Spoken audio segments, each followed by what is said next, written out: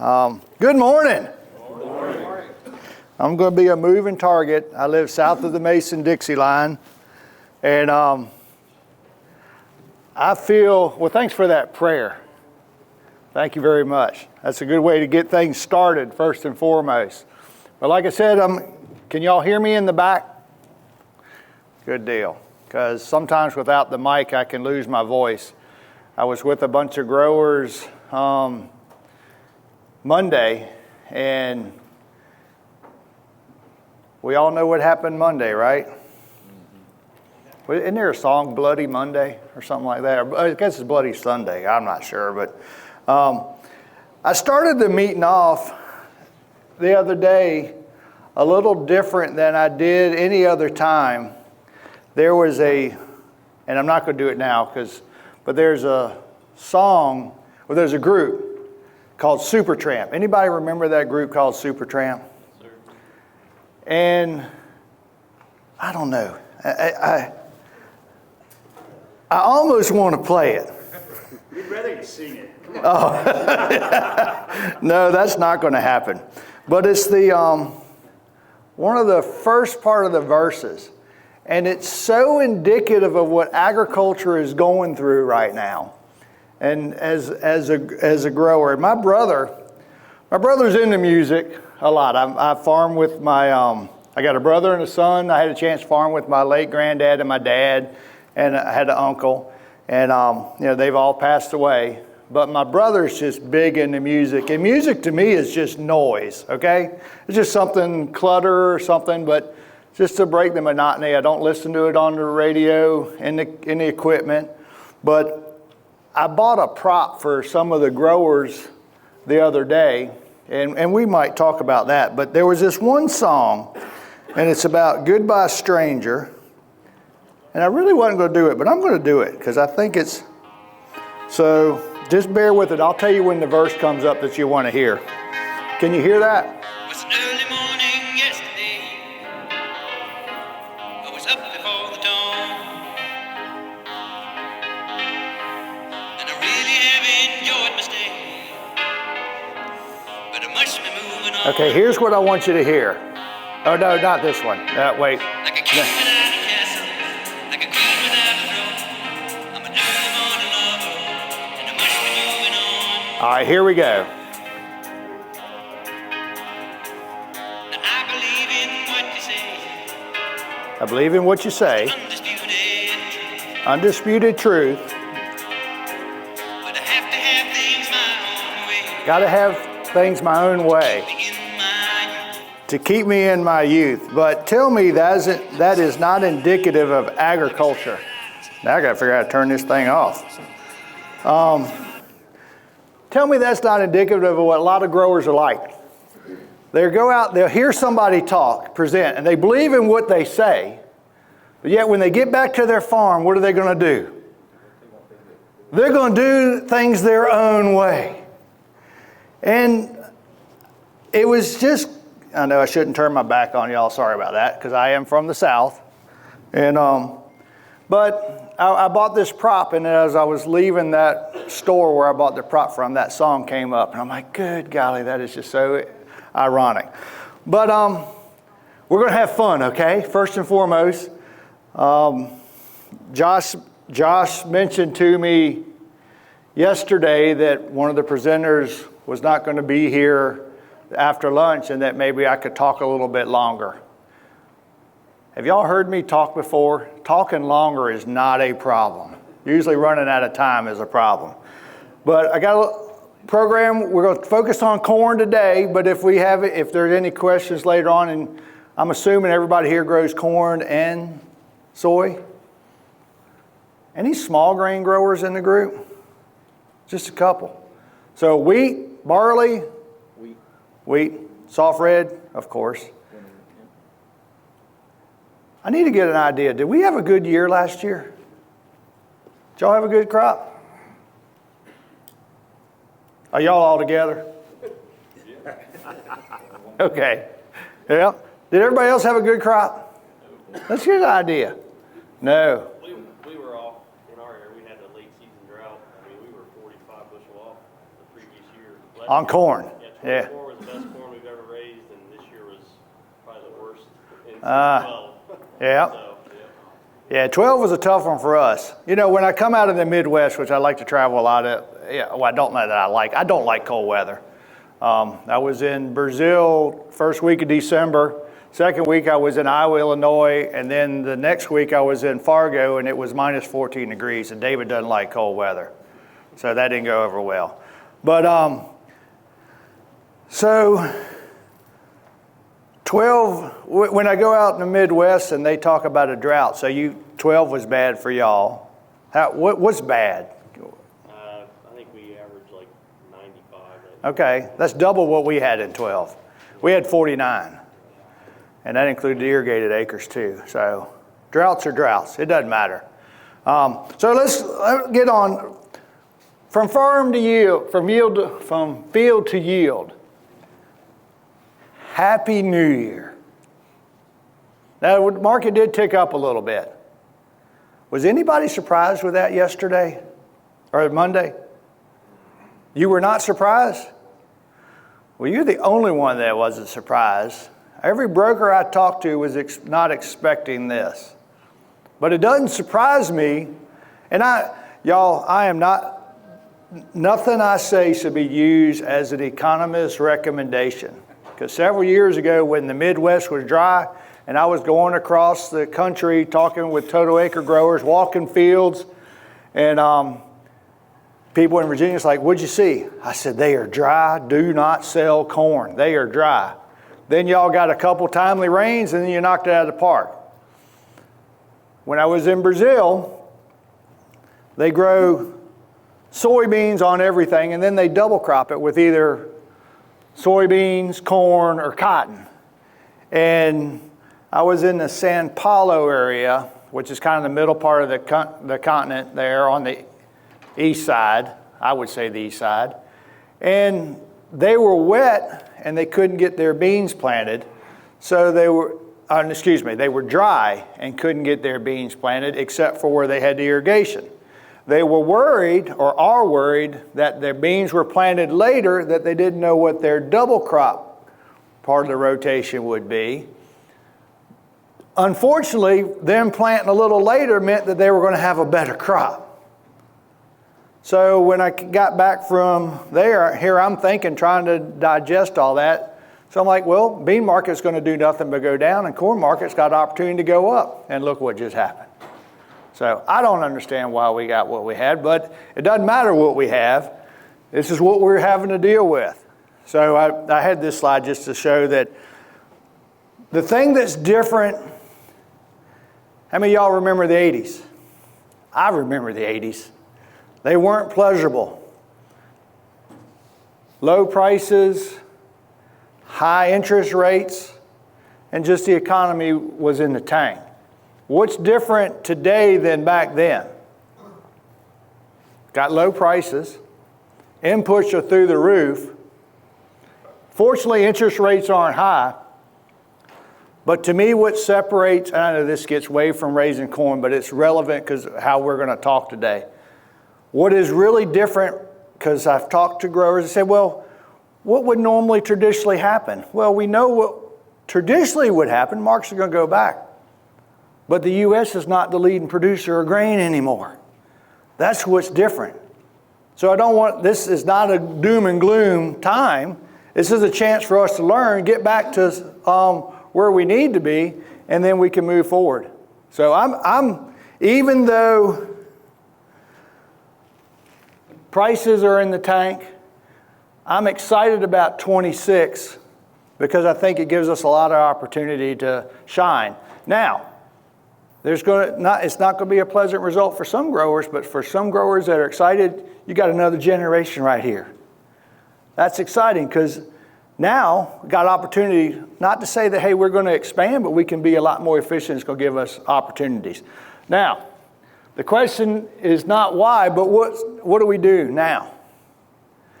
And for me, I've just got a list of these, and I guess if somebody has to add to it, if y'all got another idea, one is reduce costs. Now, you can you can't save yourself to prosperity, but you can spend yourself broke. We have to be efficient on the dollars we spend. How many of y'all do test plots? How many of y'all do strips? Do you ever leave a control out? There are a lot of guys say, hey, I buy a new product or try something, they do it on the whole field and they don't know if it worked or not. They say, hey, I'm going to compare it to the field next across the lane. The only way that you're going to have success is if you leave a control. A grower will never give up something he knows pays. Would y'all give up something you know pays? I'll spend $10 if I'm going to make $15 or $20. I'm not going to spend $10 if I'm going to make $10.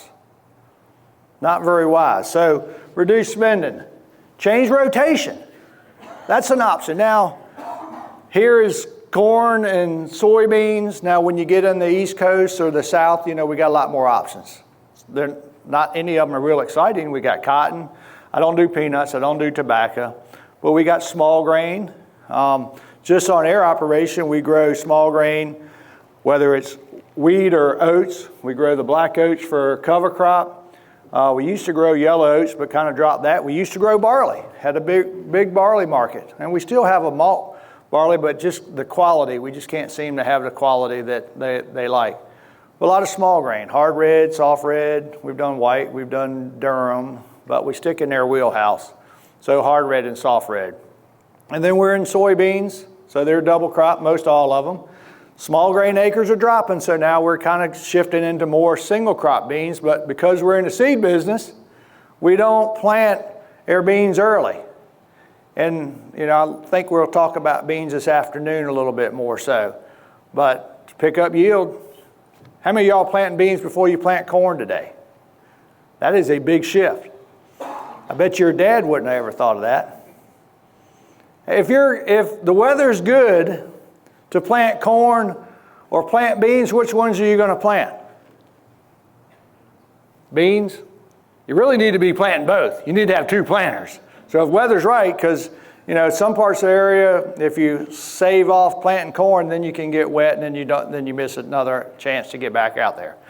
So change rotation. That's a possibility. Retire. Some of the guys and retiring, whether you retire or you get forced out because you can't get an operating loan. You get down into the deep South, I'm talking Georgia, Alabama, it's a struggle. There are guys giving up acres, and there's acres. If y'all want to expand, go to Georgia.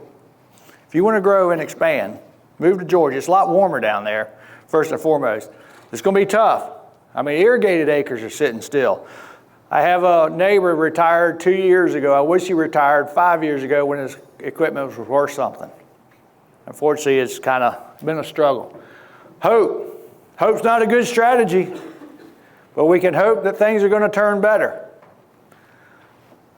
Ride the wave. Just stay steady course. Continue to do what you have been doing.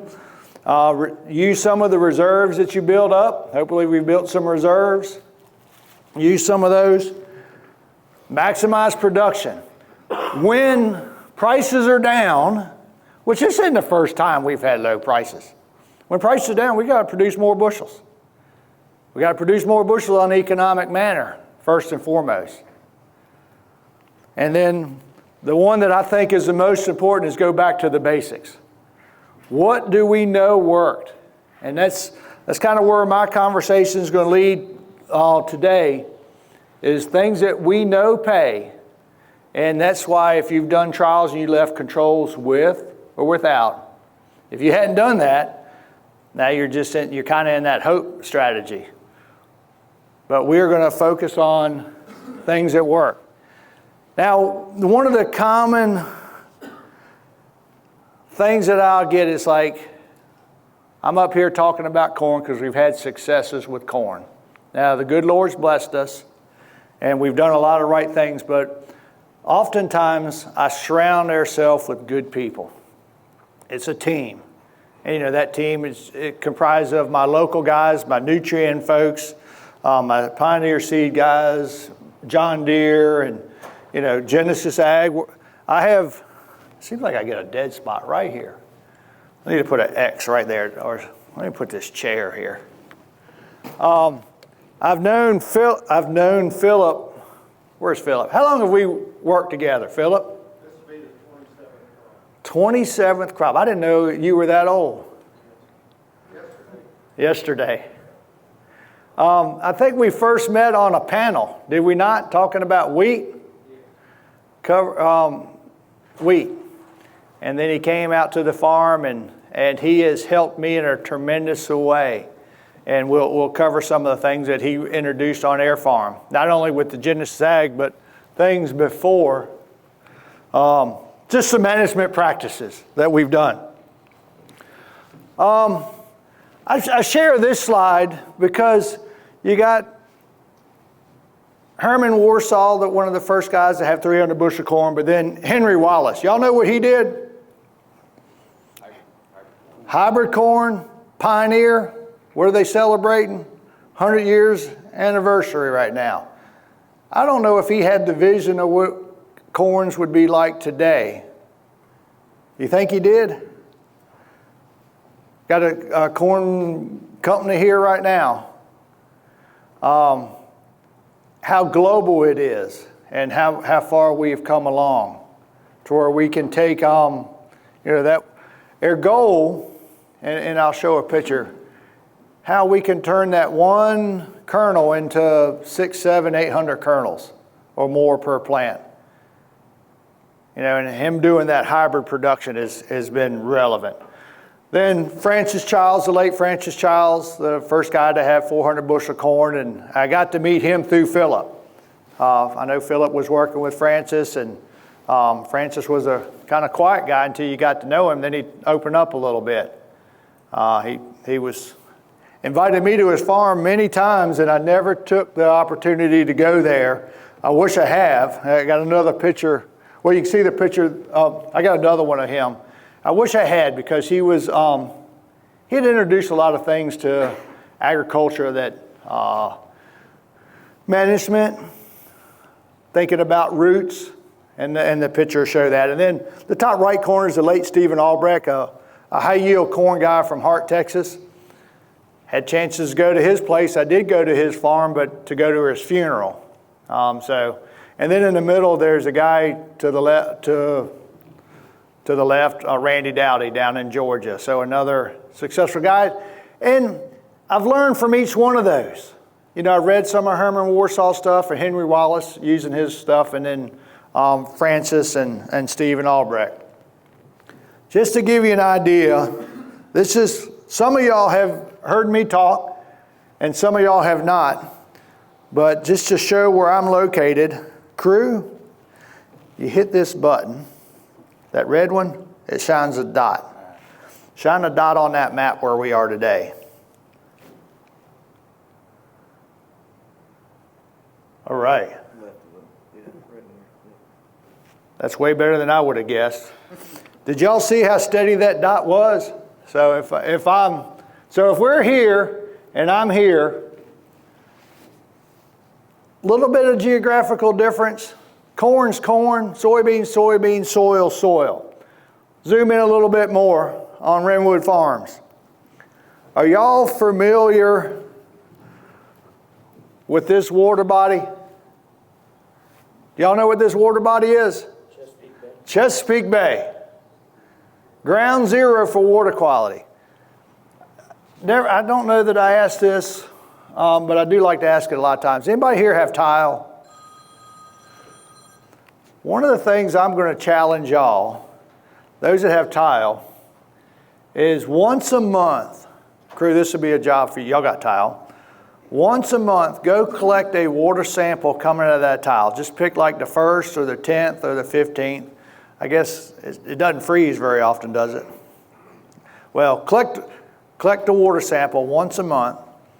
It's going to cost a little bit of money, but send it to like Waypoint or somewhere to a lab and ask for irrigation water analysis. So it's not going to cost but so much to get your NPK and just nutrients. That's all it's going to look for. Because the reason I'm saying that is at some point in time, that discharge coming out of that tile, somebody in DC is going to say that's point source pollution. So if the only way we can combat that is if you collect a water sample so you know how things have changed in that 12-month cycle. And then also you know when you put out fertilizer, and are you losing any fertilizer? It's also, I like to challenge guys, y'all pull soil samples? Y'all believe in soil samples? Has anybody here ever pulled a soil sample once a month in the same spot? Has anybody done that? I would challenge y'all to do that. I'm not going to give you an answer what it's going to look like, but it'll show you how your soils change. Even CEC changes, so that makes absolutely no sense to me. But how your soil changes from month to month. So those two things, if I gave you a homework assignment, that would be the two things I would challenge y'all to try. But are y'all familiar? This is the James River. Jamestown is right here. This is the York River, the Rappahannock River, the Potomac River. What's right here? Washington, D.C. What flows downhill? Y'all just pay attention to what's going on in Chesapeake Bay. I mean, it was ground zero. It was the first water body that they've been focusing on, and they've done a good job cleaning it up. Actually, when I graduated from North Carolina State in 1985, I was interviewing to work for Southern States Co-op. Had a couple interviews, just wanted to try something outside of farming. My uncle fell off a grain bin, passed away. Good Lord first, family second. Graduated, went back to the farm. Farming about 1,200 acres at the time. It was with my dad and granddad. We had a seed operation, had a bunch of cattle. But so did that. Just a little bit of a struggle with trying to support 3 families. Chesapeake Bay program started, left the farm and started working as a nutrient management specialist, and was probably one of the best things that I had, career choices that I had done. My dad and late uncle had left the farm and then came back over some time. But what it allowed me to do was to learn from so many growers. We created the first nutrient management plan, and then took that and then started educating growers on how to be more efficient. The 80s forced growers to be efficient. Prices were high, grain prices were low. They had to be efficient with their fertilizer. So the Chesapeake program truly helped agriculture in the East Coast from a standpoint, we just couldn't go blow all our fertilizer out before we started planting corn. Then it forced us to start splitting nitrogen applications. We got into no-till. Now we've gotten into strip-till, so conservation was huge. Being efficient with our fertilizer, soil sampling picked up to where we were doing zones and grids. I did our first grid sample in 1989. They were 5-acre grids. How many here pull grid samples? How big are grids do y'all have? 2 acres? Anybody here do 1-acre grids? Got a couple. Why? Why you do a 1-acre grid? I only did one field and he started bitching, so. He was the one pulling the sample? You got to do it by hand or you got to Wintex 1000? Yeah, I'd complain too if I was doing it by hand. If you've ever done, we started out with zones, and then we went to 2.5, and then we went to 1. If anybody here ever broke an arm or a bone, have anybody broke a bone? Had an x-ray, right? Then you go and get an MRI. Look at those 2 maps. A 2.5-acre grid compared to a 1-acre grid map, it's as if you're looking at an MRI versus an x-ray. Air protocol, well, I guess I'm jumping the gun a little bit, but I'm already on this track now. We were doing zones for a long time. And then I was noticing our micronutrients were, we were seeing in our tissue samples some imbalances. And then got to looking, we were not fixing their pHs. So then we went 2.5-acre grids, thought we checked the box. Then we went to 1 acre grids several years ago, and it's like, oh my goodness, now we got other problems. When I think about 26, things that I'm going to want to do or we have done, but when I think about 26 for a grower today, what should they be focused on? The first thing should be pulling a soil sample. Like I said, I'm jumping the gun a little bit. I thought y'all checked this out. Running into spots here. But thinking about what to do, soil sampling. 3 years or two years, and we did not put any lime out because the quarries ran out of lime. So after the first year, it's like I don't need to soil sample the next year because we didn't put any lime out. And we couldn't get lime the second year, but then I ordered enough lime before that for the third year. Say, listen, I called Elton Lime, Corey. I said, listen, I got to have lime. How much do you need? He said, we're going to create more. We're going to put it off storage bunker. I said, I want 6,000 tons. We farm 4,000 some acres. I said, I'm going to figure I need 6,000 tons. Before we did that, we pulled 1 acre grids on every entire acre. The reason I'm sharing this is to give you why you need to do that. Do soil samples. Have a current soil sample. I thought I needed 6,000 tons, 1 acre grids. I only needed 2,200 tons. If I hadn't had that information, what would I have done? I'd have bought 6,000 tons. I'd have over-limed some areas, and we use dolomitic lime, and what is the penalty of dolomitic lime? You over-apply, you're going to raise pHs too high. High-cal lime, you're not usually going to do that, and I'm not a soil chemist. You'll hear Mr. Thurman, he can talk way more about that than I can. But dolomitic lime, and we need mag. We run short on mag. But if I'd have put that extra lime on there, I'd have created a problem. So information is always good. So zoom in a little bit more on Wrenwood Farms. This was taken in that 2012 where we averaged the 49 bushel. You see the corners of the pivot? See how dry they are? Another thing that you do see, we used to do some aggritainment. Has anybody ever been doing it in a corn maze? One of the best days I ever had was I got a chance to charge my nutrient guy to walk in my cornfield. And he brought a couple of his church members there, and they're all looking at Jimmy Ward as to how do we get out of here? He's like, I know how to get out of here by just cutting across the rows, but that's not the purpose. You do see a lot of trials. Philip, you remember this? Philip Davis came and did a bunch of trials in that 9 acre field to the west. But we rent a lot of our acreage out. We do advanced line trials. We used to do them with Bayer, or I guess it was Monsanto at the time, which is now Bayer. And it was before they had the Roundup, inserted the Roundup gene in the corn. Now we just do the stuff with, I guess, Corteva or Pioneer today. The other research section of that pivot, we rent a little bit out, but not nearly as much anymore. It's cool that we get to use that information that they gather and then at a smaller plot. I'd much rather lose money on a small plot than a larger plot.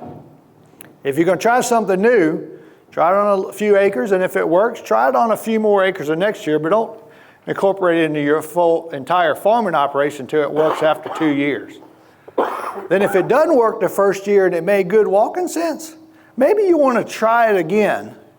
Something else was a limiting factor. You've heard of that law of the minimum, the barrel. If a new product doesn't work for you and it just makes good walking sense, try it one more time on a limited amount of acres, because it could have been a reason. Weather could have been bad, disease could have taken over, you just didn't get a good stand. I'm sharing this one picture. I feel like I've been put on this earth to do two things. Number one, bring people to Jesus Christ, and number two, to control the duck population. I'm not doing a very good job on number 2. I have not fired a gun yet this year at a duck. And I'm ready to pull the boards out of the duck impoundments to go pick the corn. This picture doesn't show it. But we flood 20 some acres of corn somewhere around here. And we got a bunch of ducks. They're smarter than me, or the government says we can't shoot but 30 minutes before shooting time and we have to stop at sunset. So the ducks have figured out when to come in and when to leave. But the reason for this picture, 1985, we put our first irrigation. I'm sorry to keep backing up. That was this pivot right here, and we have since replaced it now. And that's, how many of y'all run irrigation?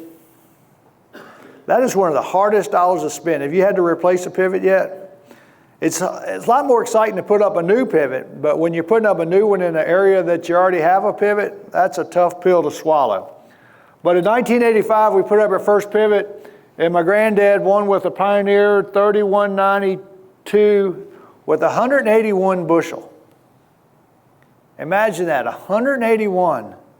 And what's the country average today, they claim? Yeah, since whenever they claim it's the national average now. But that's where we are today. So, I think we got a better one. I'm all about trying something different.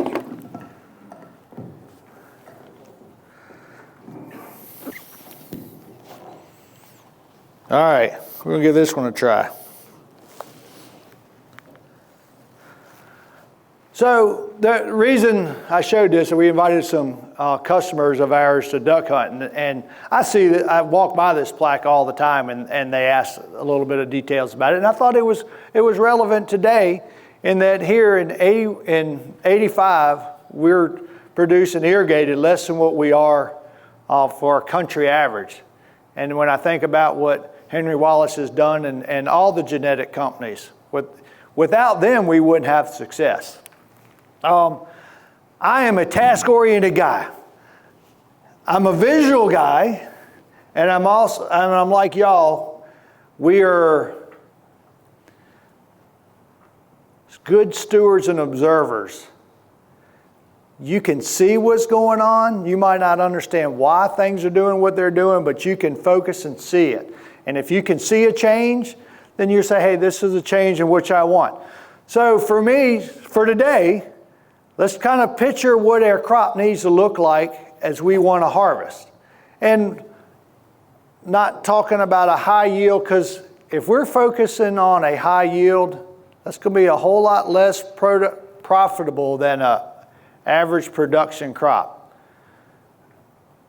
I guess anybody want to know how much it costs us to produce? This was some 600 bushel corn.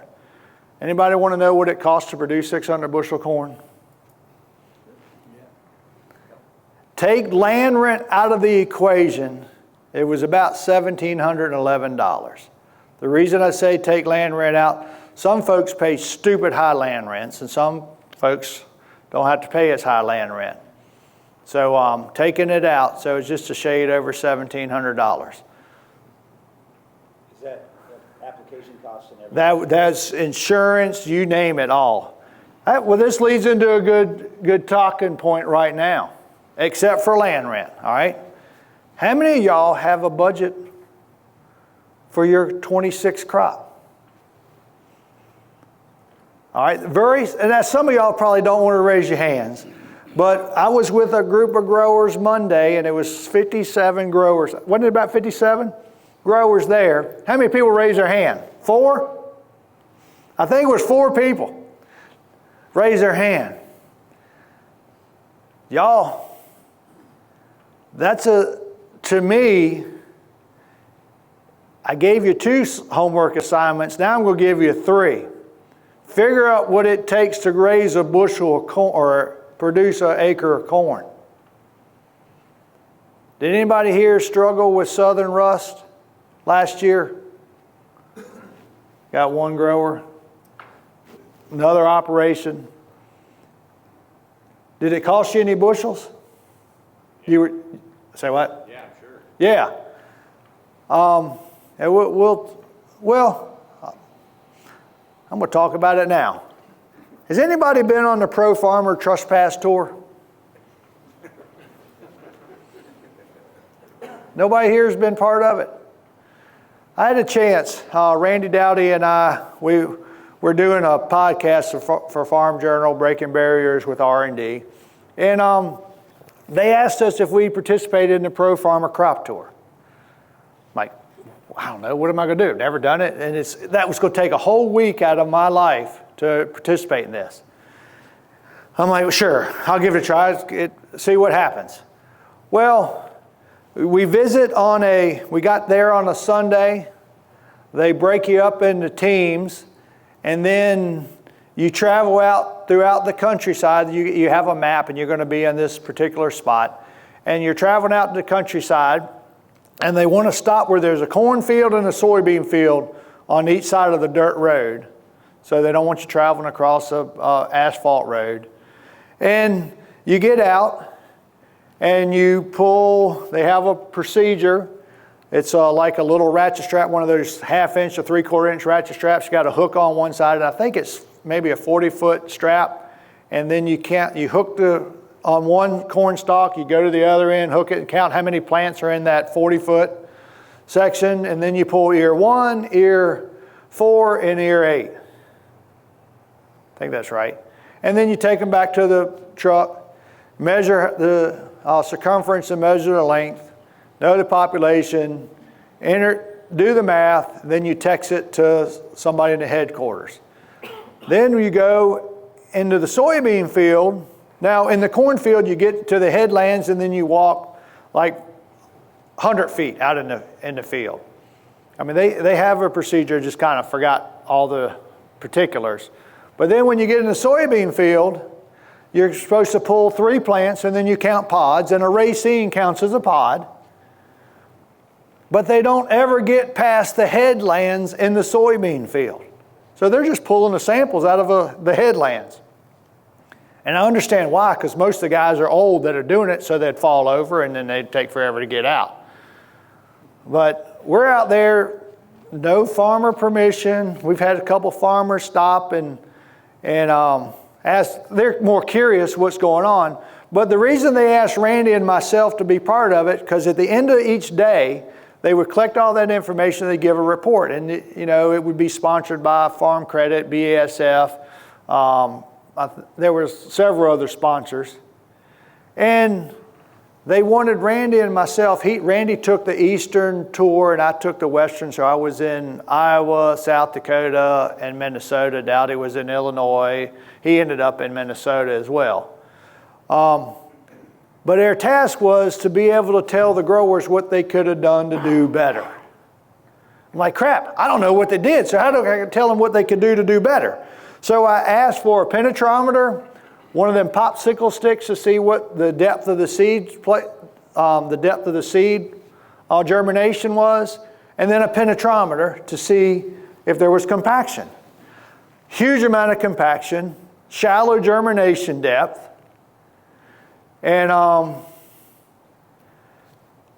those were some of the observations I saw. But when I walked out in the field, I had a white, one of them sun things that block sun off, and it was a hood, but it was white. And when I came out, what color do you think it was? Kind of orangey, rust color. Now, Dowdy didn't see as much on the Illinois side as I saw in Iowa, Dakotas, and parts of Minnesota. So at the end of the day, we would be talking and I'd say, well, there's compaction. You could tell who was spraying fungicides. You could tell that there was some shallow germination depths. They probably planted 2 inches. I like to think they did, but rain compressed the dirt and it had shallow germination depth. But the other thing was there was disease. And I'm up there, BASF spoke first. And they're saying, well, there's disease, evidence of disease, and you need to create a plan for next year. I got up there and I said, I'm getting ready to help BASF, their market share go up because I'm going to tell y'all to go spray fungicides. And I know most growers didn't because they're done spending money. I get it. And I said that. I said, I know y'all are done spending money, but Farm Credit is a sponsor here. Go out there and ask them to borrow some money because if you got to service your debt, it's easier to service your debt when you got bushels than it is when you don't have bushels. And I knew they were going to lose bushels because they still had 400 to 500 more GDUs before the crop was done. And I even shared at 2 of the locations that if y'all could get a crop duster, I will pay for your application if you give me all the money I make you. Nobody took me up on that. But one of the guys that drove me around, he went back to his farm. He said, David, he called me later. He said, David, I have the same thing that we were seeing during the crop tour. What should I do? I said, go spray. I said, you don't have to buy the elite, the premier products. I wouldn't even want Veltima at that time. Headline Amp would be all I'd be looking for. I said, but do that, do the full rate. I think it's 14.4 ounces. I think that's right. I said, do the full rate, and then just let me know how it's done. Anybody want to take a guess what the yield was? 62 bushels. 62 bushels. Y'all, that is real, and we're observers. You're an observer. You're good observers. You're a great observer because you're young and you can remember. I can observe and remember a little while. Then I'll forget. Be good observers and don't do the same mistake twice. So when you're creating a budget, which hopefully y'all will do that, create a budget, but be sure to save some money for a fungicide spray on the tail end.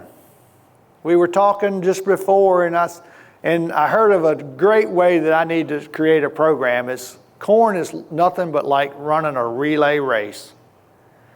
We got to have a strong finish and finishing that crop. All right, this is what, for me, when I get ready to plant corn, I'm excited about 26. Because I've learned some things in 25, and we've been learning all along. But for me, this is not what my entire crop's going to look like. Now, one thing, if you've been around me long enough, all ears should be on the same node. If that crop comes up uniformly, it's going to be on the same node. I share this picture, and there's a lot of ears that aren't on the same node. Well, that's because this ear is an ear from a tiller. How often do we see that? That is not very often. But it's just something that we were able to do. It's not duplicatable, but I can't always duplicate that. That's what I'm saying.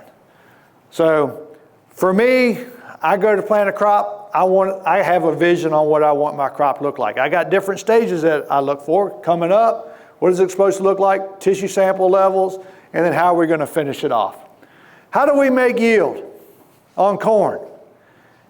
You just plant it and all of a sudden it grows, right? Good Lord tells you not to plant in uncertain environments. It takes several areas to produce corn. Population, kernel numbers per year, and this one right here, I'm going to give Philip Davis more credit for this than anybody else. He has helped me understand how we can influence the number of rows around.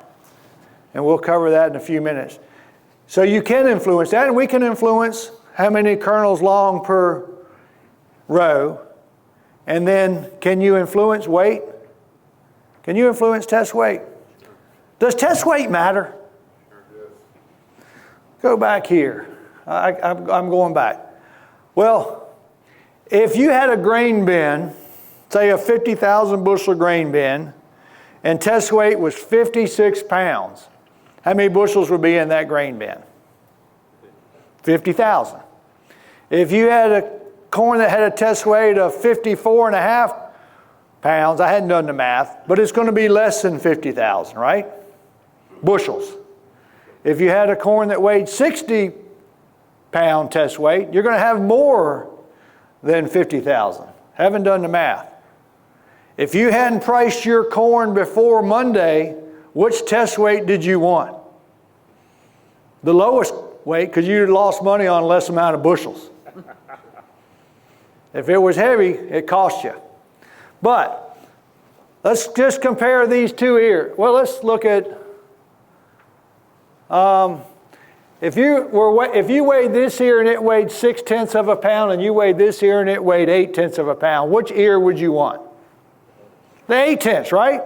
So test weight doesn't matter once the combine's harvested it, but while it's on the plant, it does matter. Now we can get into test weight, 1,000 kernel weight. We could have discussion on those, but most of our minds have been focused on test weight.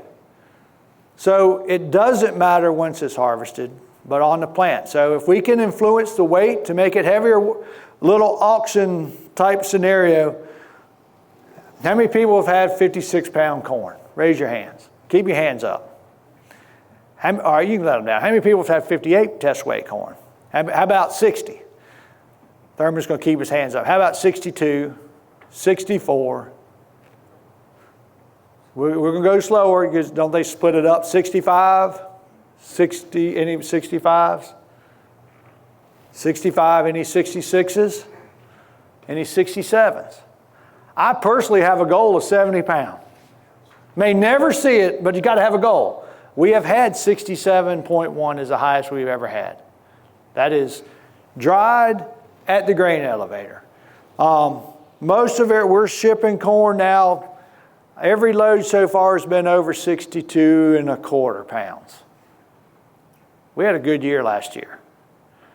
Farm gate, third best corn crop ever. But you can influence the weight.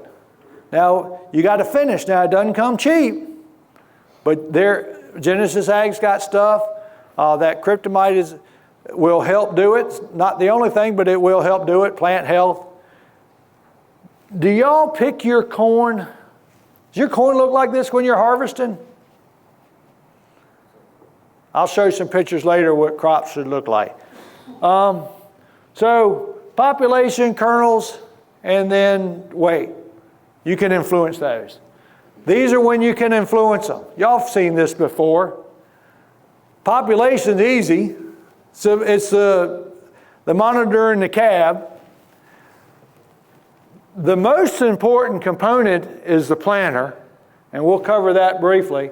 But number rows around. When does the academic tell you can influence rows around? Between V5 and V7. They're half right.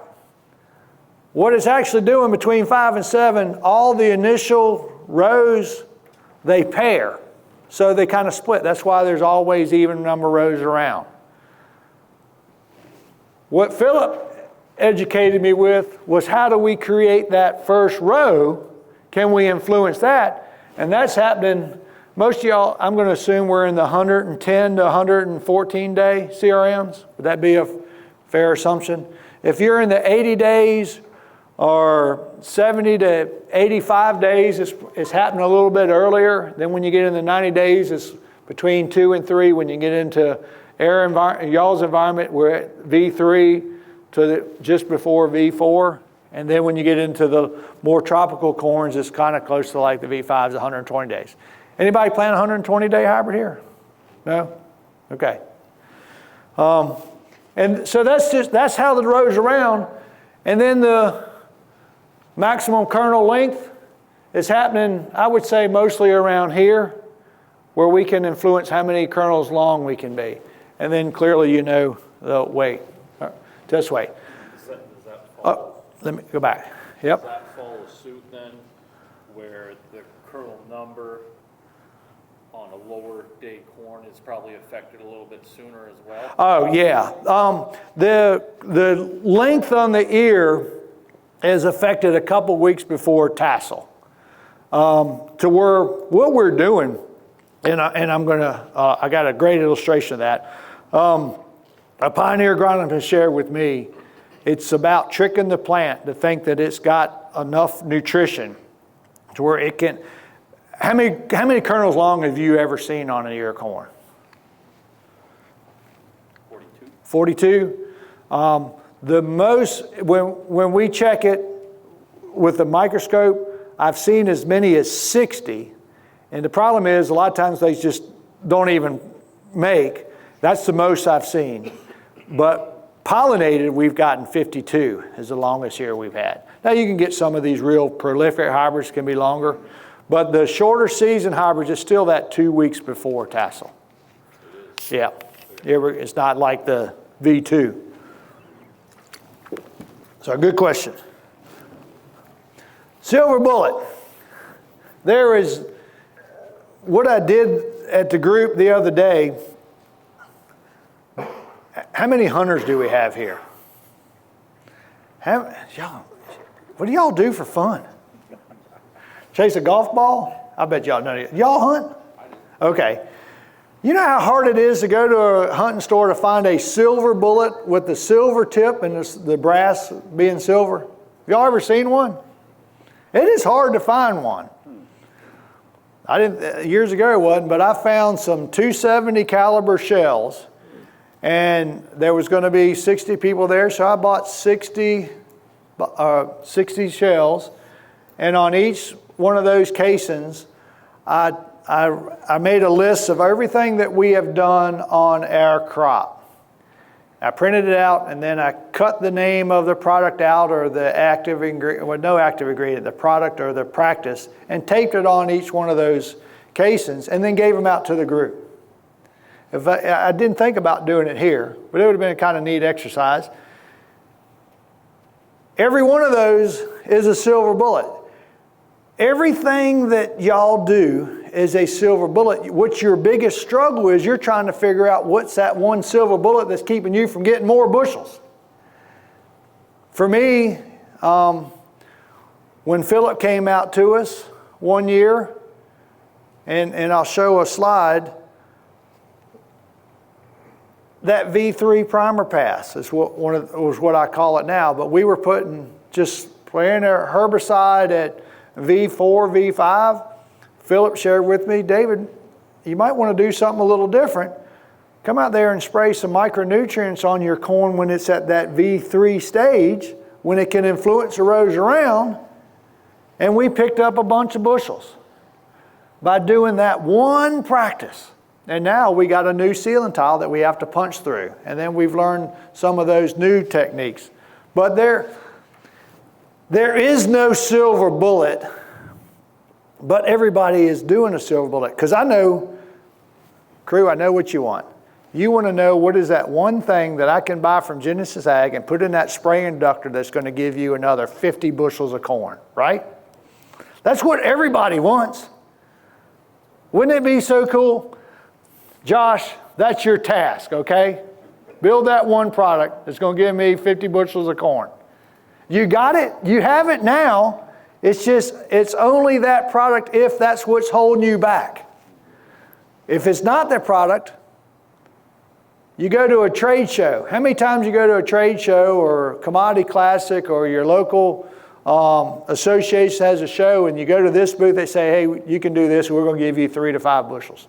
You go to that booth, they say, we're going to give you 3 to 5 bushels. I keep saying I want to go to one of these shows and count how many bushels I'm going to get.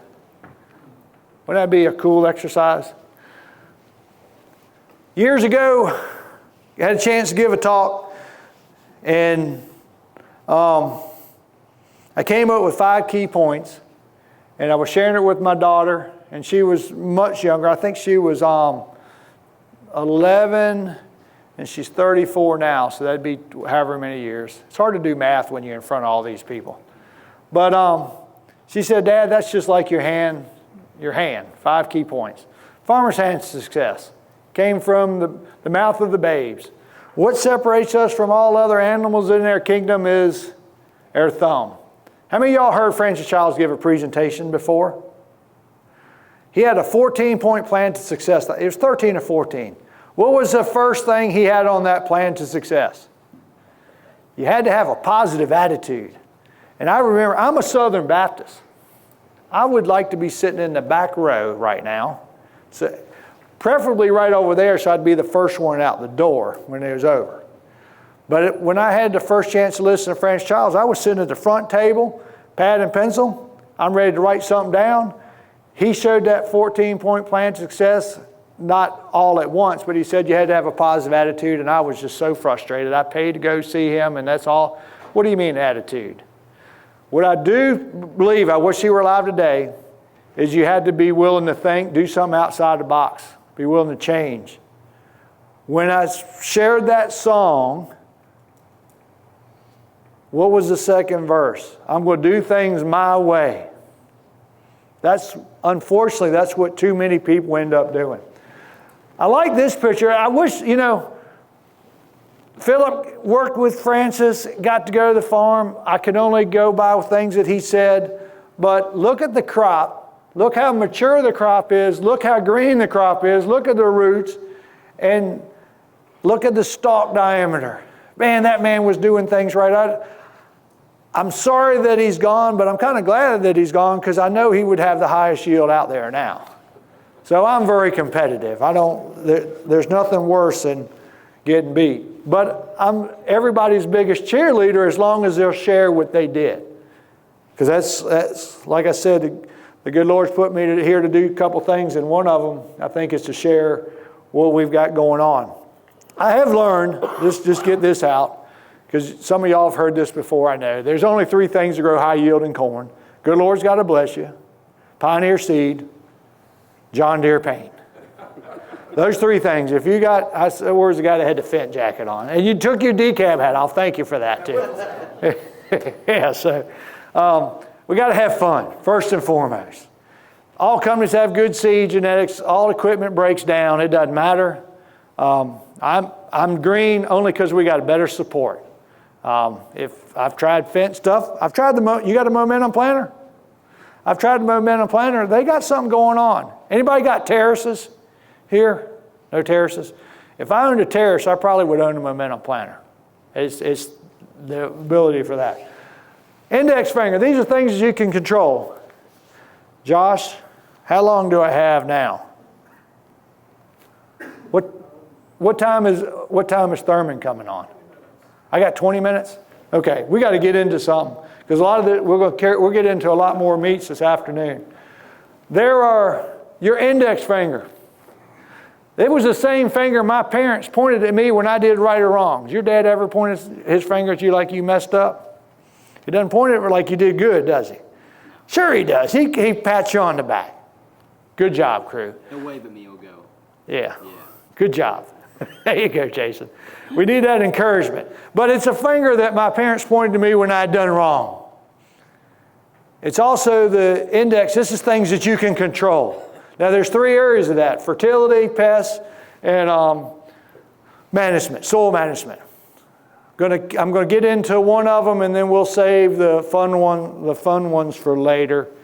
Y'all, I'm sorry, just looking. I've been gone for a while, so do things always work out well when you're gone? Y'all ever, you see that, what is it, the Farm Journal magazine where they have the really bad day somebody had, like tractor flipped over, stuck in a pond? Y'all ever have one of those days?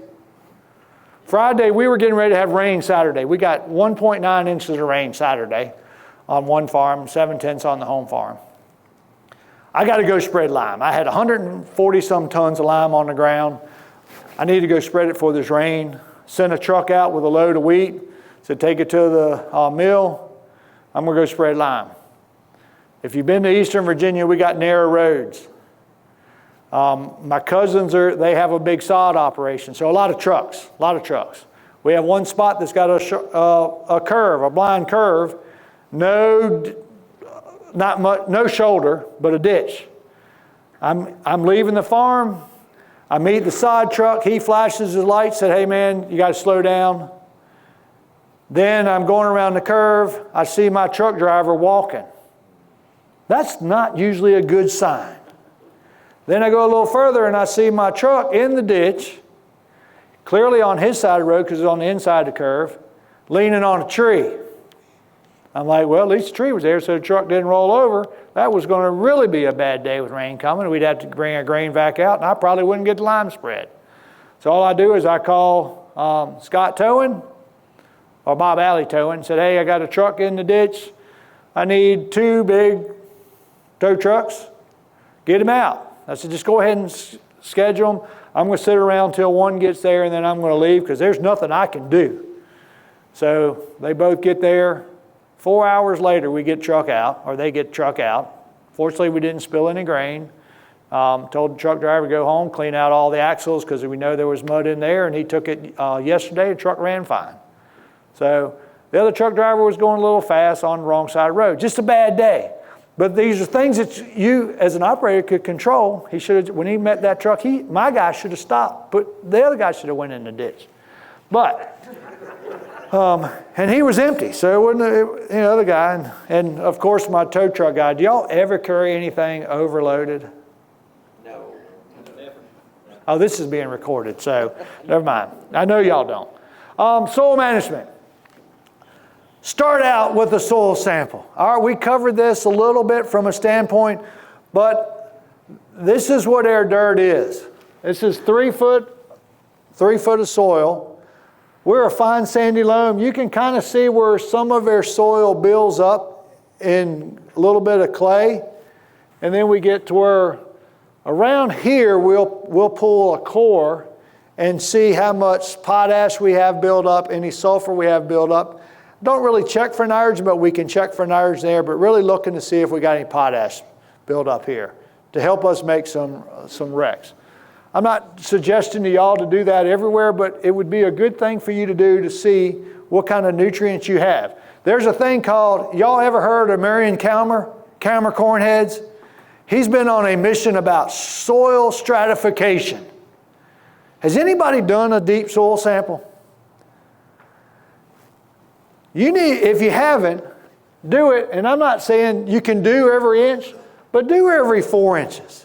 Put the probe back in the same hole, and then do 8, and then do 12, and then do 16. And you can do a foot after that, or you can keep doing every 4 inches, just to see what your nutrients are stuck at. See if they're building up, or more than likely, most of them are right here. I'm going to venture y'all are big into no-till. Is that true? Vertical tillage? How about anybody running a mobile plow anymore? Anybody running any deep tillage anymore? Got a few guys doing deep tillage. If you're not, you need to be considering this. Soil sample. This one was done in 2014. I'm focusing on this particular field, R6. If you see, in 2014, phosphorus, Malic 3 methods, 55 parts per million, potash, 135. When y'all look at a soil sample, you pull a soil sample. Who looks at the soil samples? Do y'all look at them yourself and or do you get a co-op to help you out, or you got a consultant? When I look at a soil sample, there's really only a couple things that I focus on. First and foremost, I look to see what my pH is. First. Second, if I got a pH there, then I'm going to look at my base sat of calcium and mag to see what kind of lime I need to apply. Then the third thing I look at is my base sat of potash. For me, the higher the better, but I want to keep my mag and calcium at a certain levels. I want my calcium at somewhere around that 67, and I want my mag somewhere around 16, and then I want my potash as high as I can get it, as I can afford it. Have y'all ever looked at your base sat of potash? I know some of you guys do. And then, of course, I'll look at the other nutrients to see where we are. So this is 2014. Here's 2024, same field. Let's go back. Base sat of K is 8, almost 8, a little over 8.5. 70 calcium, 19 mag. A little bit higher than I want.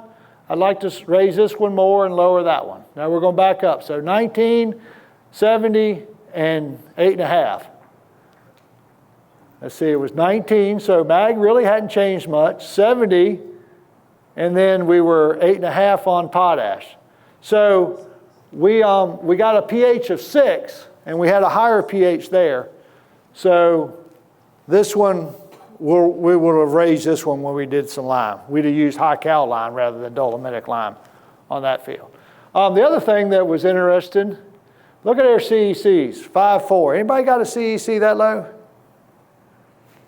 What is your CEC? Some of it's in the threes. Yeah, well, their lowest is 2.1, their highest is 6.7, 6.8, 6.9. CEC on this one, I just said 6.9, one of our highest ones. Y'all understand, if you're not familiar with how to evaluate and do a soil sample to what you need to apply, partner with somebody. That's that system. I surround myself with good folks. That is so key. Either have a consultant, you know, having the hen garden, or a fox garden, a hen house is kind of scary. So your fertilizer guy, your fertilizer salesman's probably not the guy you want to help you understand, but information is good. So get some information from him as well. To raise a crop, we talk about one of the big keys we hear is nitrogen use efficiency. You know, that's one big term. That term is focused on how many pounds of nutrient, in essence, the grower is actually spending money on. That's not actually saying how many pounds the crop is using. It's just saying what they spent their dollars on. So it takes, I got this from Nebraska, and this is an old, I don't remember when this came out, but it's relevant in that to raise 150 bushels of corn, which for y'all would consider that as a failure, but it takes 55 pounds of nitrogen in the stover, 115 pounds of nitrogen in the grain, total of 170 pounds of nitrogen. So if a guy is saying that, hey, I'm growing my crop on nitrogen use efficiency of 1, or then you hear a guy say, I'm growing my crop on 0.6 of a pound of nitrogen. What I would really want to ask him is, are you actually applying just 0.6 of a pound? That's what you're spending, because it takes X amount of pounds of nitrogen to make a bushel of corn. So if you have a lot of manure, your nitrogen use efficiency where you're spending dollars is probably going to be more efficient than a guy that's using commercial fertilizer. So the take home on this one slide is, I create a plan.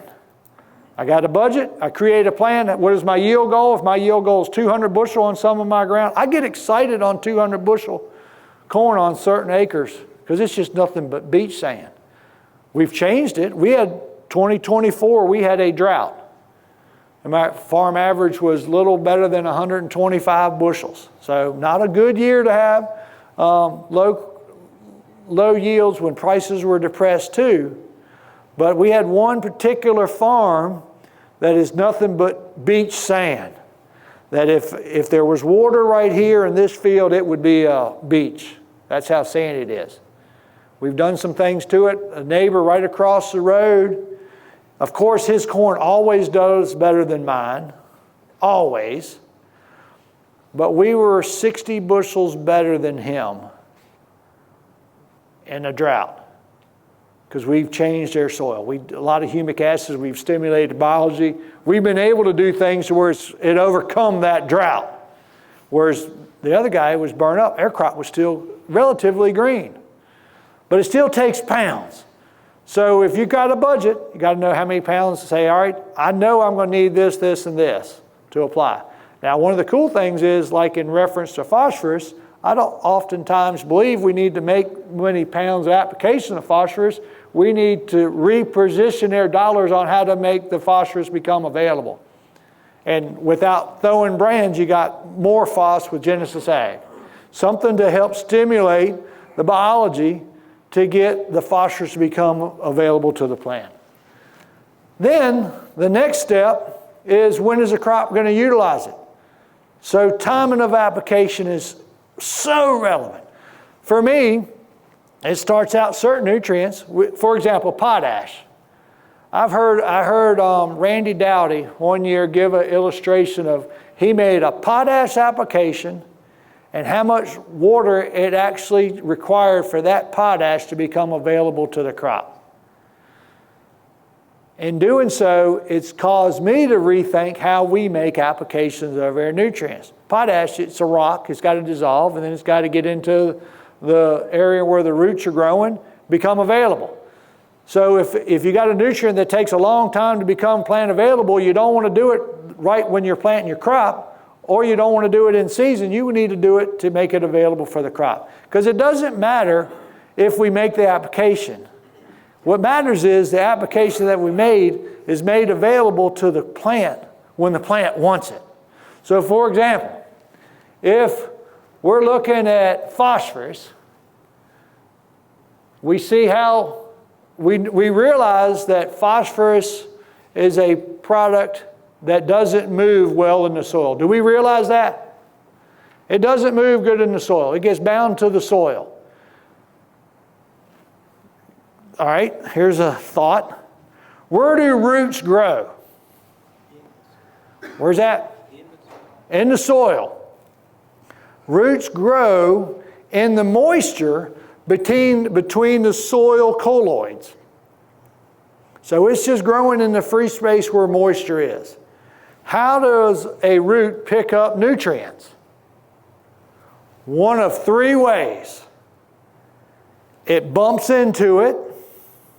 Let's say there's a grain of potash there, and it bumps into it. Or there's a granular of MAP that's got in between the soil colloids, and that root bumps into it. How else?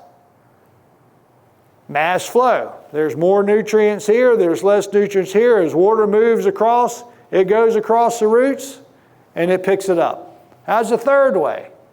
If I shared this with my late granddad, he'd think I bumped my head. As the roots are exuding an exudate, a sweat, that sweat is feeding biology, and there's biology in the dirt that wants that sweat, so it's as if there's a signal or there's communication. And then the biology is bringing that nutrient to the plant, and then there's an exchange there. So, for example, phosphorus. Phosphorus doesn't move into the soil phosphorus doesn't move if it's affixed to the soil. Some biology brings it to the plant. So one of three ways. So if, for example, we're talking about phosphorus now, and we see that, let's see, the phosphorus is this one. We see the curve, so we realize that we got an uptake going on right in here. How can we assure that we have it? Well, we clearly got warm weather, so we have the nutrients somewhere close to where the root zone is going to be, so the biology doesn't have to travel it very far. And then when the plant's into that exudate, the biology can bring to it. Or if you're doing tillage or you're doing strip tilling, you're shanking it in, the root could physically maybe bump into it. If we're just doing broadcast fertilizer on phosphorus, you're really not wanting many of those roots to capture it because they're your brace roots by then. And we've kind of missed the target. And then you see the other curves. This is a very old illustration of, but somewhat relevant of the nutrient uptakes. How are we doing on time, Josh? 5 minutes. Oh, I don't want to get into too much right now. But, all right, so y'all remember this one here. This was a slide when I first met Philip and we were doing stuff. I was wearing the wheels out of our sprayer.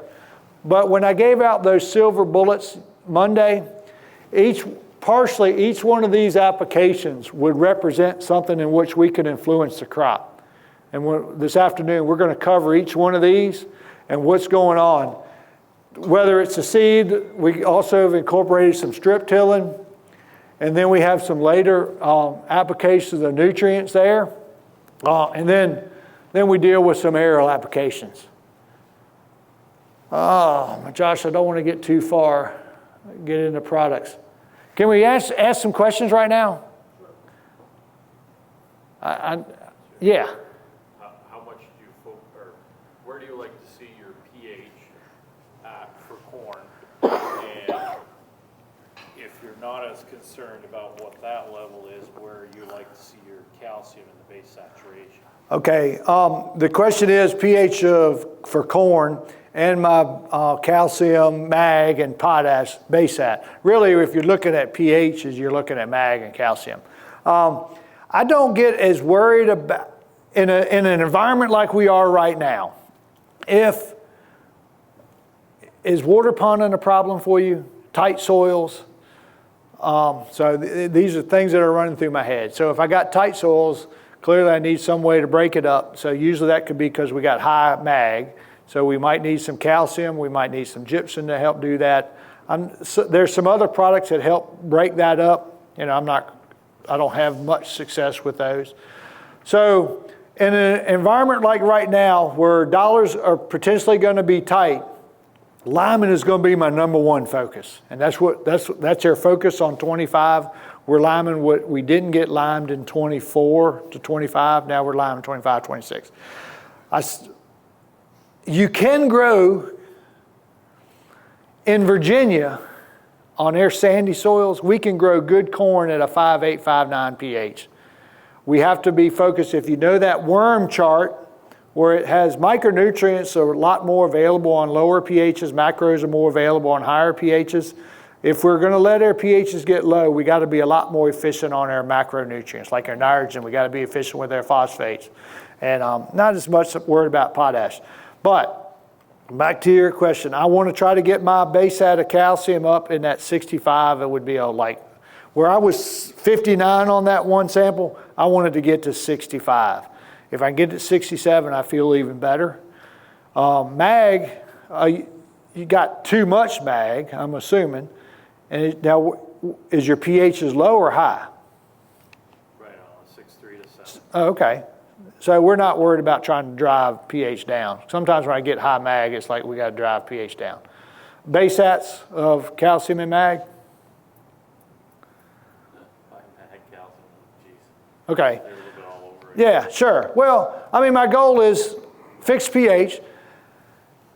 6.6 is, I don't really want to be, if I'm buying lime, I don't want to go any higher than that. And so calcium, 65, but until you know what your calcium levels are, that would be my focus. And then if you don't, the cool thing about high cal lime, it doesn't raise pH but so high. And it's a cheaper way to get calcium in your dirt. Gypsum's another option, but it's not going to adjust pH at all. Gives you some sulfur, loosens some ground. Nobody grows peanuts around here, I'm assuming. Peanut guys love gypsum. Have y'all used gypsum? Have you tried it? Like it? All right. David, I think between you and Randy, you hold pretty much the corn records, correct? I mean, over 600 and maybe somewhere over 500. Sure, yeah. Tell us about why Midwest corn isn't, Indiana, Illinois, and Iowa, why we're not raising the 500 and 600 bushel corn. Is it our fault as the farmer, or is it just environment? Soil for one. We can fix our dirt. I can screw my dirt up and fix it the same year. With higher CEC soils, it's harder to adjust things. There are some guys having great success. Now, I'm not going to be naive to think that I'm the only guy that ever grown 600 bushel corn. That's not the case. There are other guys that don't want to talk about it. They've done it. Okay. Now, I've seen some guys in the Midwest. I've seen some 500 bushel corn in fields. And it is like, it can be done. Now, there's small plots. They're not big stuff.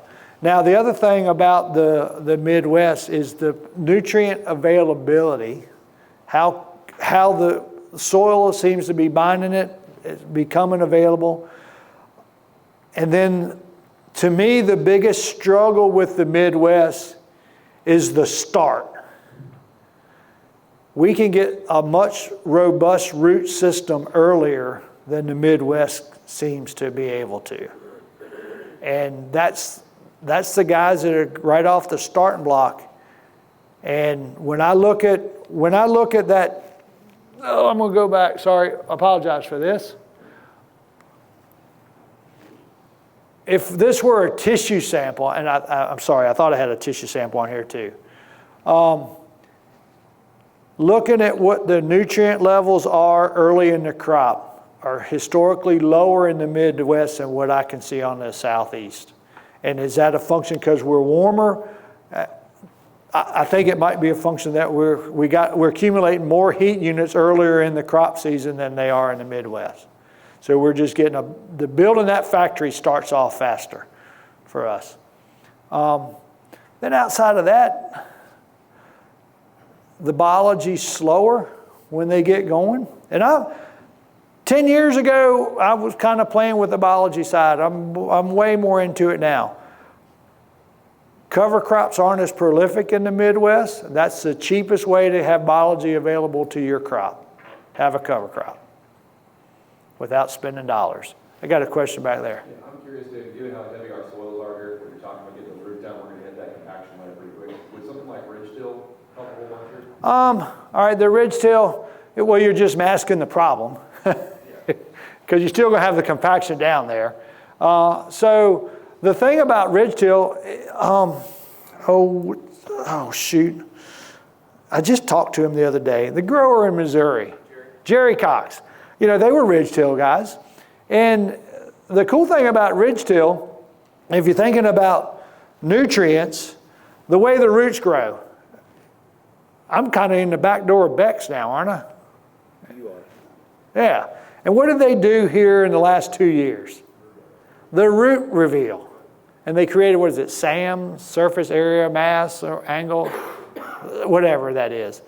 I've been preaching this for a long time. I just wasn't smart enough to do it in a tote. Been fussing at Pioneer for not telling us what the root architect's like because we've taken their corn hybrid trial. I mean, y'all plant corn hybrid trials? Anybody plant a corn hybrid trial? I know you do. Has anybody taken a mini excavator across the corn hybrid trial, dug up across all the rows, and then take your water truck and kind of power wash all the roots to see what the different roots are like? I've done it in different companies. They don't mask the same thing as the leaf architecture. I wish they would. But the ridge tilling, all your roots are right there so you can influence the crop. So maybe that would be a thing maybe that's why Jerry was so successful, because he could influence the crop much faster because his roots are so close to the surface. The mass of the roots. Because if y'all dig a root ball out, you know, there's this big mass right there, but then they just go further out and they're crossing each other and going down. So that Beck's root reveal, that is on the chain good. Glad somebody's smarter enough to do. You had a question. How about temperature swing during the early season growing, like the Midwest? Yep. Okay, a good question. We'll talk about planting, but years ago I gave some stuff with Pioneer, and there was a guy, Ahmad Ashab, who was the fella in the Pioneer books, would talk about seedling vigor. And we got talking about planting, and that's like, well, Mr. Ahmad, I would always plant their sandy ground first because it'd warm up the fastest. He's like, that's a big mistake because it's going to cool down the fastest at nighttime. I don't get so focused on temperature swings once the tip is protruded. It's about before we plant.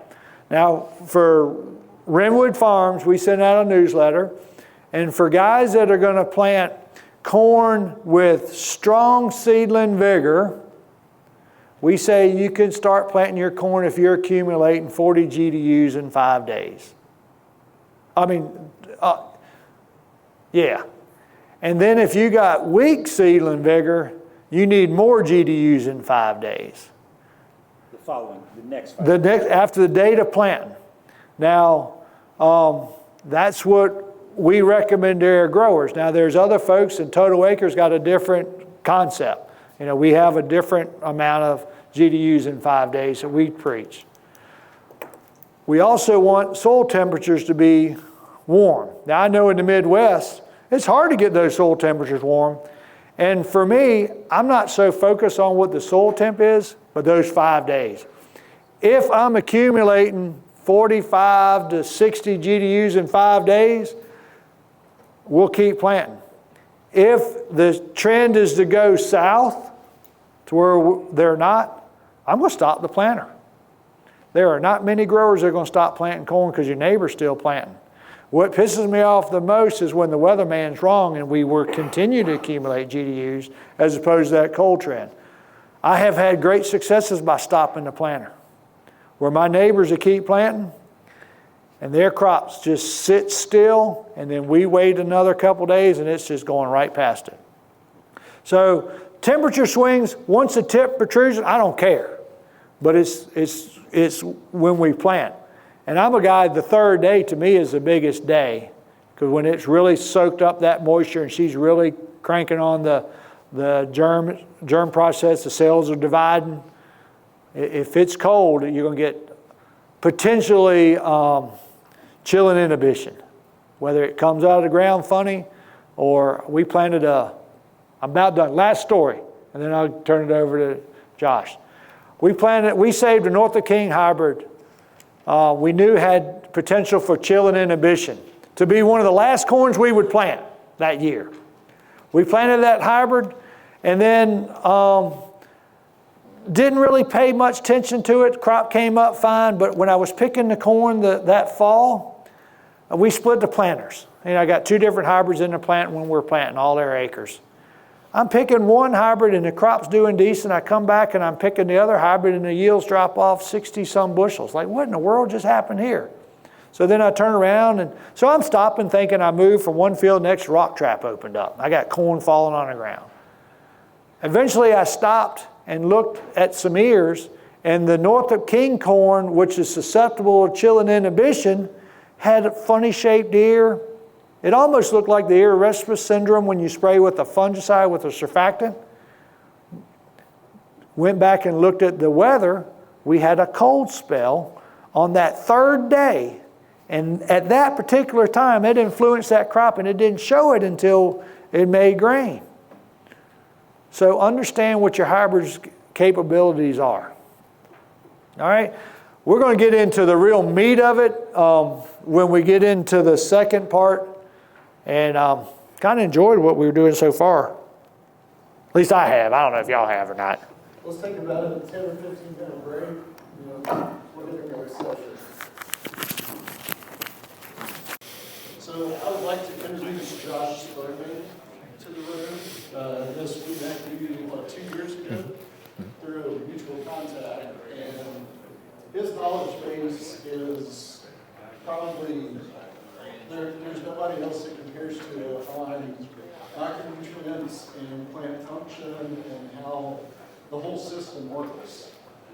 I feel like a lot of times we're focused on very fixed things, and it's a much broader spectrum than what we think it is for growing corn and beans, wheat.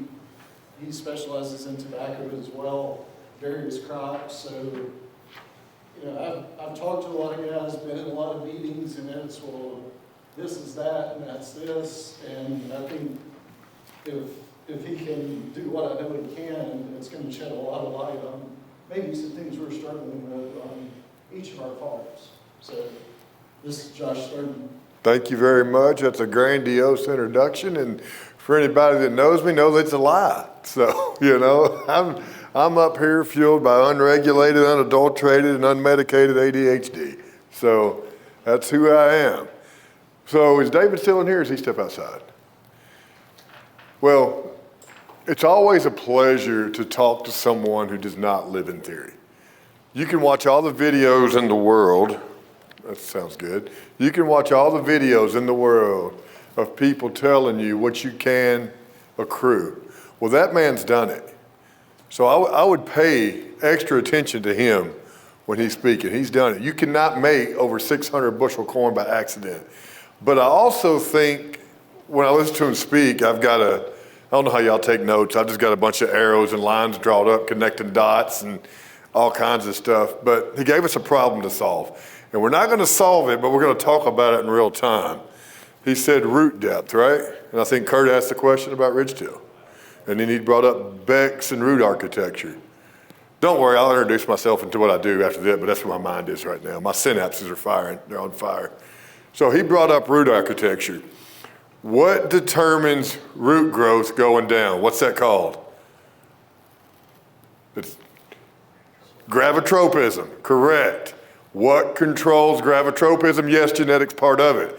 What else controls gravitropism? Petey, I know you know.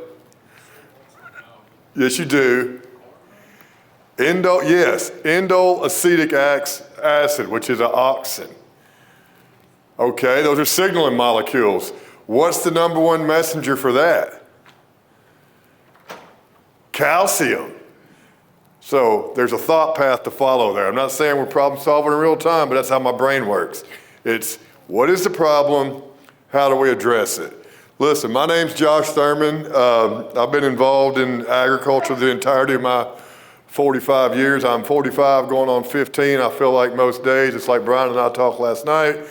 Although some of you are younger than me, I'm still younger than you because that's the way I perceive everything. I just feel like I'm a young man in an old man's body. So, a little quick journey about how I got to where I was at, man. Grew up on the family farm, live in the house. Papa moved in 1945 and bless his heart, died in the front yard plugging tobacco plants. I mean, I guess you can't escape hell like that somehow. But anyhow, we live there. Brother and I still have a 15, 20,000 bale hay operation. But, you know, my life in agriculture, I have worked, ran a guy's dairy for 4 years. Went to school at Western Kentucky University, worked on a row crop farm for 12 years, consulted with Miles Farm Supply, ran a farm supply store for Miles, started consulting with a gentleman by the name of Guy Reeder, who I've got a debt of gratitude for, him and Ronan Cummins for introducing me to the consulting business.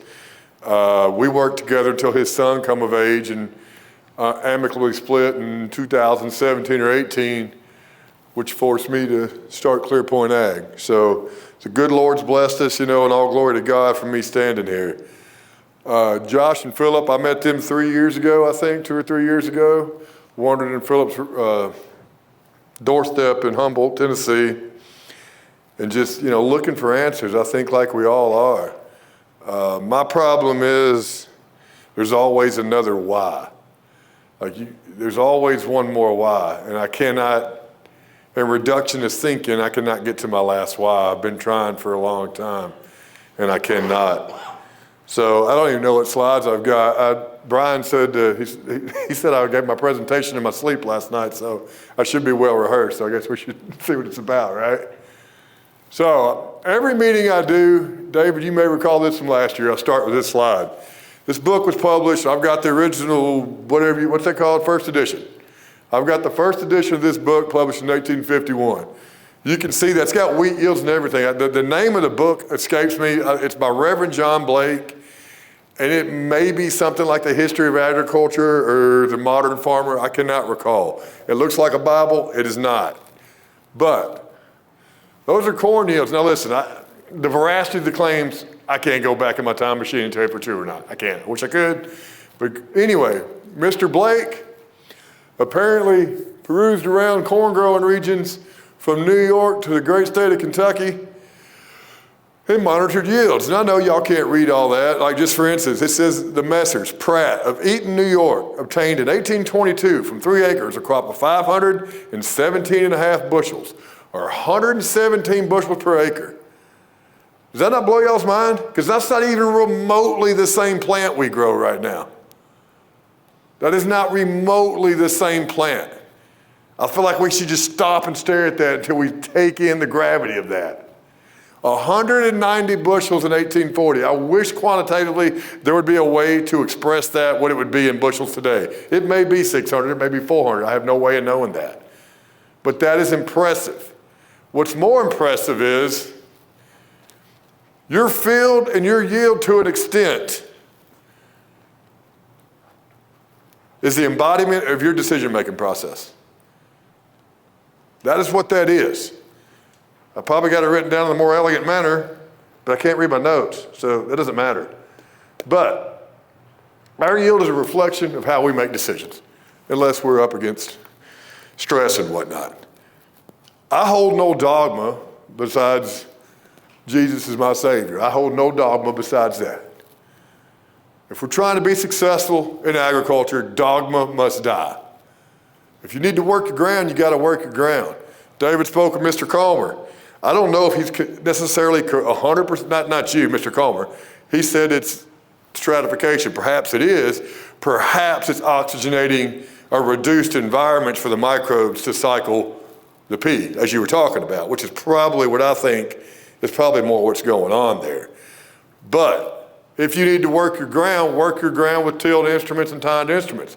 I'm not going to tell you no-till's the best. I'm not going to tell you a disc chisel's the devil. The deepest corn roots I have, he asked about an excavator, and Brian knows these people. He works with them as well. Summers Farm. They farm on, hell, y'all wouldn't farm it. Let's just call it what it is. Where I'm from, yes, it does need to go back in grass. Yes, there are some places where I'm from that's causing the prices to drop because it's overproduction. Yes, it should not be. But anyway, 76-inch roots on ground that y'all would not farm, and we'll pull a 230, 240 average out of it. It's not accidental. The dude's not dogmatic, man. He's out there doing what he needs to do. Just like these people needed to do. They made decisions to make their crops. David brought up high yield guys. Y'all familiar with, how does this work? Anybody ever read about Lamar Ratliff? Philip, you ever read about Lamar? I'm sure you did. Lamar in Mississippi, 30,000 on 28 inches, planted it with the mule. A mule named Dolly. The story's everywhere. He went about finding his yield different. They call it Vigoro fertilizer, but a little research says it's 13, 13, 13. What do y'all think the same, how was that? That's something like,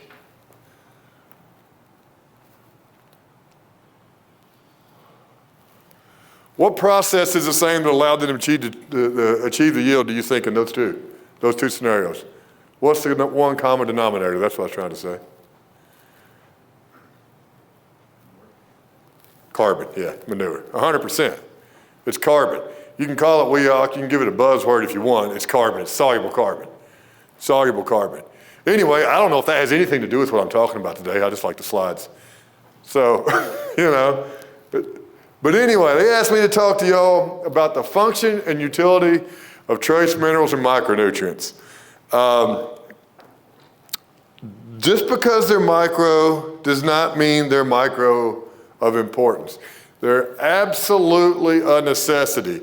They're absolutely necessity for the plant to do its metabolic and enzymatic functions that it needs to do to survive and live the life fullest. But before we get into all that, and before we get into all the examples of the things that we've worked with and what they do, we must start thinking, what are plants even doing? What are plants doing? What do plants do? What is the most important metabolic function on life? If it ain't them, we're dying. We're not in this room. What are plants doing? Photosynthesizing.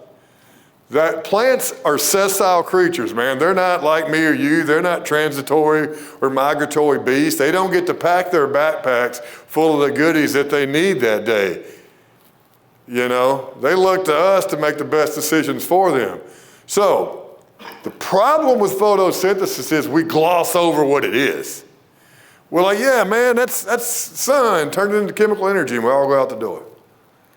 That's it, right? That's what it is. I mean, it is what it is, but it's turning light energy into chemical energy through some of these systems here. Photosystem 2 occurs first, then you get photosystem 1, then you get the Calvin cycle. We're going to go through this in this crude and rudimentary drawing that I made here in a minute. Apparently, it's not that slide. So, we got chlorophyll. Where does photosynthesis happen at? Where does that happen at in the plant? It's in this, pardon? On the leaf. Yeah, mesophyll tissue, great job. Chlorophyll in the leaf right there, chloroplast. What is chlorophyll? Uh-oh, we're starting to talk about the most basic function of a plant, and what are we already talking about? We're talking about micronutrients, and we just started talking about the basic function of a plant that it has to do to live. And we ain't even got the door even cracked open yet, and we're already staring at it. So these are not all of them. It's also boron, nitrogen, maybe phosphorus. Magnesium, that is an essential atom of a chlorophyll molecule. But don't just say that, look that up. Y'all know why that's an essential atom of a chlorophyll molecule? Listen, man, this stuff's just Legos all the ways down. It's seriously Lego. It's how things fit and how they fall apart. So, magnesium is an essential element of chlorophyll because literally it fits in that peripherin structure perfectly, an ionic balance. Then you have manganese, essential for the oxygen evolving complex. And we can't just read that a plant splits water and not be amazed. If we had to split water all day, we'd be pretty tired trying to separate two hydrogens from oxygen. I don't know how many calories that would take or how you could figure that out, but it'd be more than I'm willing to do. Then we got iron, essential for light capture, copper for some proteins and plasticinogens. What about that drawing? It's pretty good, right? That's awesome. It says probably by Pablo Picasso. But it's not, it's me. All right, down in the South, we got to name everything something other than it is. So the boss, or back when we was cutting backer in the days, we'd call it old Hannah. Old Hannah hang up there high, just beat on your back all day. Drive you tired, wired, mad, and weary. So what old Hannah's doing, it's sending out its photonic energy, its light beams. We're over here clocking in at the factory over here. Photosystem 2 occurs first because it was discovered second, but it occurs first. I know it's backwards, but just bear with me. I think we're going to get somewhere. If not, you can take a nap. But old Hannah's hanging down here. Photonic energy is going down. First stage, photoexcitation. Light particles getting happy. It's got to go through some pigments right here. But you got chlorophyll sitting right here on this, right here. Chlorophyll gets excited. Well, you've got old manganese and calcium. Oh my gosh, we're talking about secondary and micronutrients again.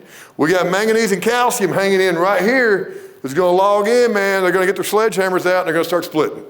They're going to start splitting that hydrogen from oxygen. And thank goodness they do because we can breathe. So the oxygen's the waste product here. We're using hydrogen for protonation, for energy.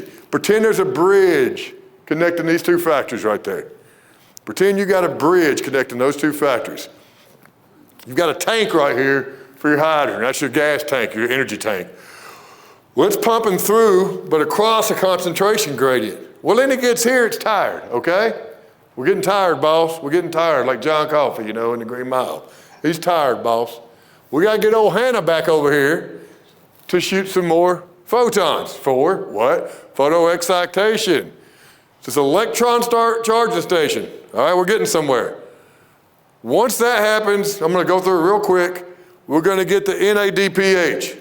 Here's the thing. The truck mixed with Robusco and CO2, they combine. But wait a minute. That forms an unstable 6-carbon compound. It takes this ATP, forms two, three carbon molecules, and we're going to Sugartown. That's where we're headed, 8 to 6, Sugartown. Our plant is taking these compounds, creating sugar. I know that's a terrible explanation probably. Did y'all follow it a little bit? Nobody? 2 people followed it? Sweet, that's better than I thought. So we're making sugars, but this is the energy that's sustaining life on Earth right there. So we can't gloss over that it's just photosynthesis because we go back and we look what's going on. Micronutrients, secondaries, carrying the way. Respiration. So you've got to build all this energy up so we can do what? So we can do what with it? So we can use it, the same reason you eat food. We have to use the energy we build up for the enzymatic and metabolic processes to sustain this plant. All right, there you go. Y'all see something common to what we had a while ago, some commonalities?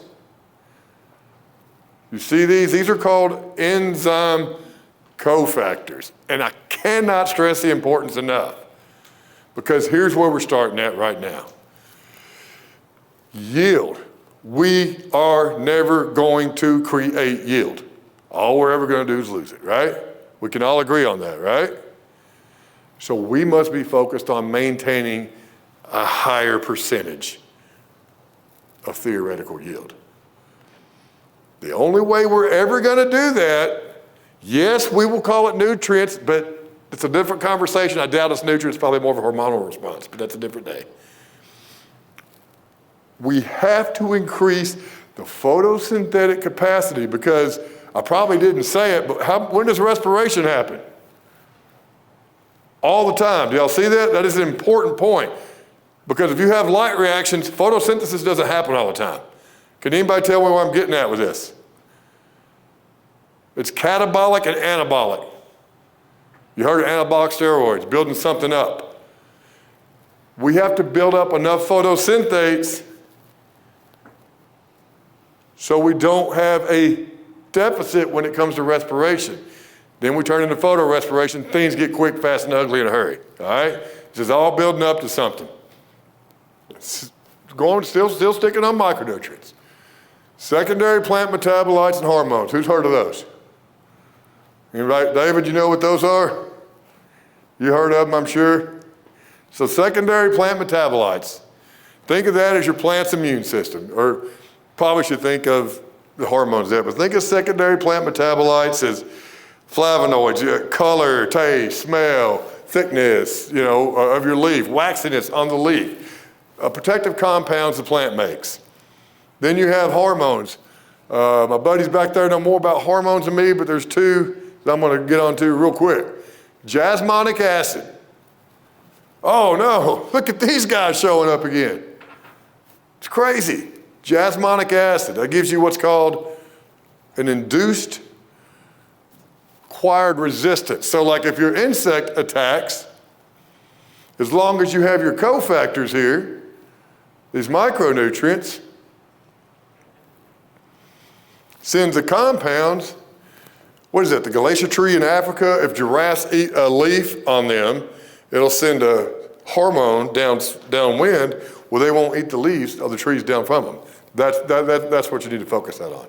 It'll make a plant bitter or taste bad or shoot proteins into a bug that they cannot digest. This is super important. And salicylic acid, that's a systemic acquired resistance. So what that does, if you get disease or a bug bite on it, it'll be a programmed cell death right where that's happening to keep, to create a buffer.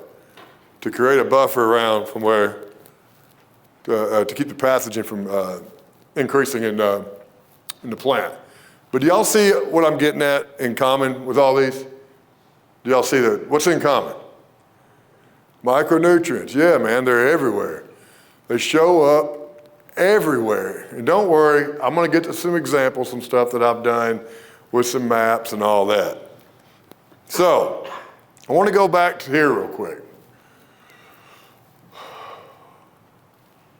There's a lot of wisdom to be extracted from that. Wisdom is nothing more than decayed suffering. That's all it is. If you really want to drive that home, read Crime and Punishment by Fyodor Dostoevsky, it'll do it for you. But wisdom is only decayed suffering. And what am I saying with that? I'm saying this guy lost until he won, because you've got to understand your losses aren't losses, they're teachable moments. They're teachable moments. It's improving the quality of your suffering is what farming is. If you learn from your losses, you know what not to do and what to do different next time. That's why wisdom is decayed suffering. After it gets unhurting, we can learn from it, okay? We're gonna get to that. So we'll go through some real quick and then we'll get to some examples. But first, anybody familiar with that? You've got that? Everybody needs this book on their shelf. Everybody needs that book on their shelf. I cannot stress that enough. There's a direct correlation. I'm not going to say you can heal the world. Let's take an example for tobacco. Anybody here raised tobacco, ever been around tobacco? You get an angular leaf spot? That's one of the reasons I don't raise tobacco no more. I got tired of having $5 wrapper turn into $2.80 snuff. It did not feel good on my billfold. I'm also too old to cut, spike, and house all of it myself anymore. All right, angular leaf spot. Angular leaf spot is a folded protein, but more accurately, a misfolded protein. So it no longer has the shape to do with the long things of amino acids that it needs to do. It's confused. It turns into a disease. You know how you do that? We go out there, when it first come out, we sprayed oh shucks, what was it they had? Bareheaded. Anyway, can't remember. It was a bacterial side. Well, in this book, I got to diving deep. Got a customer, Jacob Fuqua, still raising tobacco. We started running Molly B with his side dress of nitrogen. Philip, you got a product called Molly B, don't you? Yes, sir. Thought you might have. We started running Molly B with the side dress of his tobacco. Our incidences of angular leaf spot, down, down, down. Why? Okay, why? Remember me saying it's always the next why? Molybdenum denatures, unfolds that misfolded protein where it's no longer a detriment to that plant. Zinc, same thing. Who raises wheat in here? Zinc forms compounds. I'm not telling you don't spray Miravis. Hear me out. I'm not saying it. I'm saying add zinc to your Miravis for head scab. Same rationale, a little different mode of action. All right, my friend back there, Brian, he made this. It's a lot of stuff on there. This is our SAP test from last year. And what the data suggests is I have no clue. That's what it suggests to me. We all talk about perfect and magic ratios. I'll no longer die on that hill. Remember, wisdom's decayed suffering. I can't tell you that there's a magic a ratio that directly correlates to yield any longer, because if I can go through some of those with the best analysis doesn't have the best yield. We don't farm for test. We need tests to drive decisions, but we don't farm for tests. But what I can tell you, I don't want to speak in absolutes, but I guess I could say unilaterally, maybe directionally correct. Petey, did you think we were really deficient anywhere in the season in NP or K much, where we're at? There's mostly, don't let me leave them out, it was boron, zinc, magnesium. Am I leaving one out? I don't know what that letter is. Sulfur, yes, yes, every test. So we appropriate X amount of dollars to our macros, right? I understand we're farming on a limited budget. I get all that, man. I farm too. You know, I farm with my brother, and that makes it even harder most times. But you know what? It'll all work out. I understand the budget. But when we look at these things, I think we tend to look at them as an added expense. I think that's how we look at it. I'm not saying you're putting on too much NP or K. I don't know your operations. That's not for me to decide. What I can say is, on mine, I quit putting on so much NP and K in the peoples I deal with, and we have X amount of dollars for micros at specific times. That's what we have to do. That is what we have to do to succeed. Because we have found, as we increase our P or K, I'm not talking about what we're going for on how you apply it or anything. I'm talking about average run-of-the-mill land. You'll see some of these tests here later on in this presentation. You know, we're increasing our P and K dollars isn't increasing our yield, but increasing our budget on our micronutrients at the right time, that's seeming to have a positive ROI. There goes that word, ROI, right? Everything we need to be driven has to be done by ROI. I could be wrong, but where I'm at, dry fertilizer may be the only thing that's not held to that standard. I'm not telling you not to use it. I'm not saying that, but it may be the only product that I know that is not held to a positive ROI standard.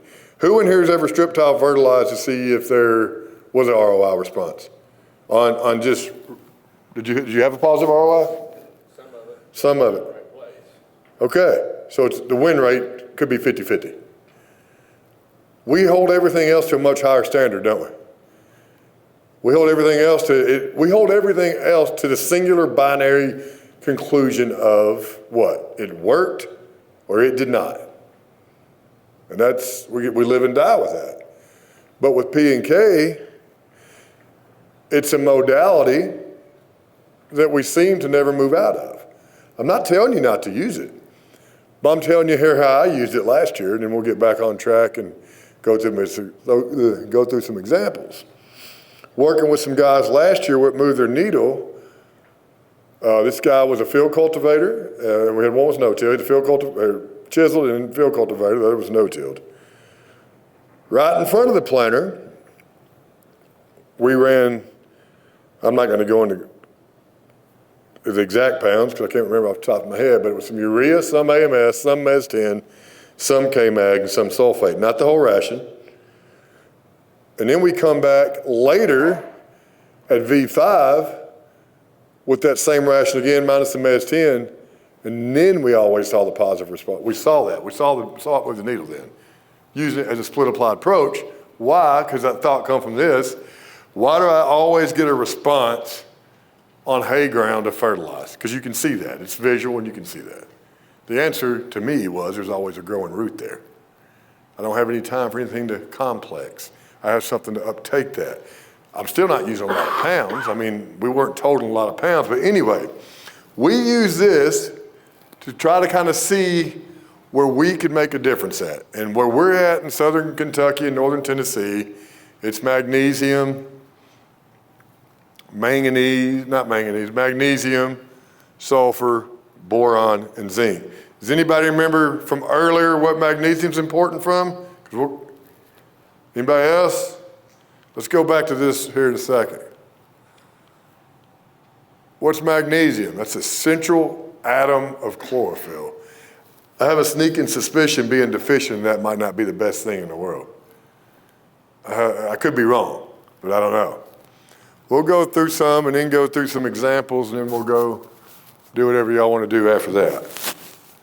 The hidden components of success. Right there. How many people manage boron here? How many people manage it? All right, how many people manage zinc, manganese, or iron? All right, how many people manage cobalt or nickel? Okay, what about silica? I know one guy does. All those play to the proclivities of a function of the plant or the enzymatic processes, whether it be to facilitate the nitrogen cycle, hormonal influxes, hormonal balances, whether it's the central atom of a chlorophyll molecule, whether it's to harden the outside of a cell so it's not near as permeable to protect against disease. So we'll get into some of these, and we won't spend too much time on them. Boron, the calcium transporter, reproductive success, and sugar superhighway.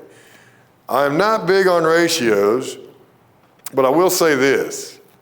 Maybe I'm not big. I'll tell you what, if you'd have asked me a year ago or 2 years ago, I was probably a lot smarter than I am now. It's like what George Harrison said, the more you travel, the less you know. The more you read, the less you know, the more confused you get, Turtles all the way down. Anyway, boron. Boron's an anion. We should probably look at boron like we look at nitrate or nitrogen. It's hard to stick around. I think I've heard you, Mr. Hula, say, though, that you had some pretty impressive boron levels before. Mind me asking what those were? Corn, 20 to 60 parts per million. Wow. Yeah, and that wasn't luck. A lot of application. Okay. A lot of applications to move that needle. Right. And then I've got some uptake charts we'll see here in a moment, but I think we like to look at these things. Well, I put boron on, it worked or it didn't. It doesn't work like that. You got to keep putting it on. You're not going to stick around. I mean, I don't know the function utility. I don't know if that's quantitative data, if you can come up with that, but if you really wanted to push something, you're probably out there every 2 weeks, if not every week, to have levels like that. Like I said, it's an anion. So if I'm not mistaken, John put out a podcast years ago, back in there, started a lot of information on that. Somebody's gonna have to correct me here, but I do believe it's 1 pound of boron for every 10 inches of rain is what you need. 1 pound of boron for every 10 inches of rain. So where I'm at, we had 15 inches of rain by June. And none of us prepared for that. So I can tell you off the get-go, we're cutting our own throats. Now, I don't know if you can prepare for 15 inches of rain in 30 days, but we farm, so we have to be resilient creatures and we have to work around the environment. We're used to that. We're also used to making excuses if we're going to call a spade. You know, you can't have it both ways, right? So you can see some function there if y'all want to take a picture of that. Where I'm at, we use quite a bit of Phillips Moly B. We use that with our nitrogen for molybdenum and boron, both being synergistic with N and helping that cycle, helping that plant uptake that and trying to control some nitrogen loss. So that's kind of where we use that. We use that in our wheat.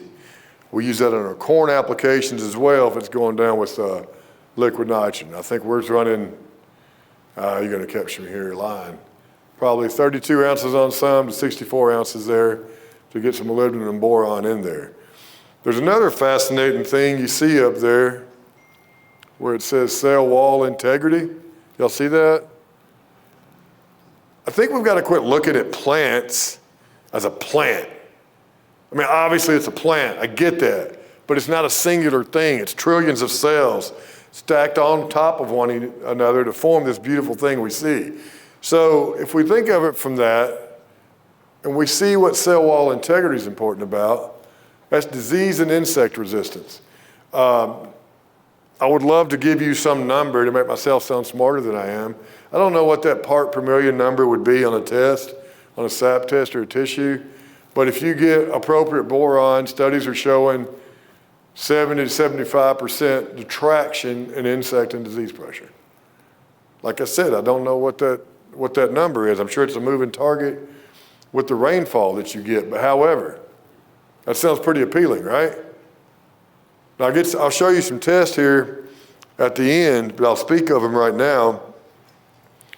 Last year we were spraying wheat fungicide. We ran boron at our heading pass. Can y'all still hear me if the thing cuts in and out? Y'all good? So when we did that, where we ran the boron, we ran 9.5 ounces of the fungicide.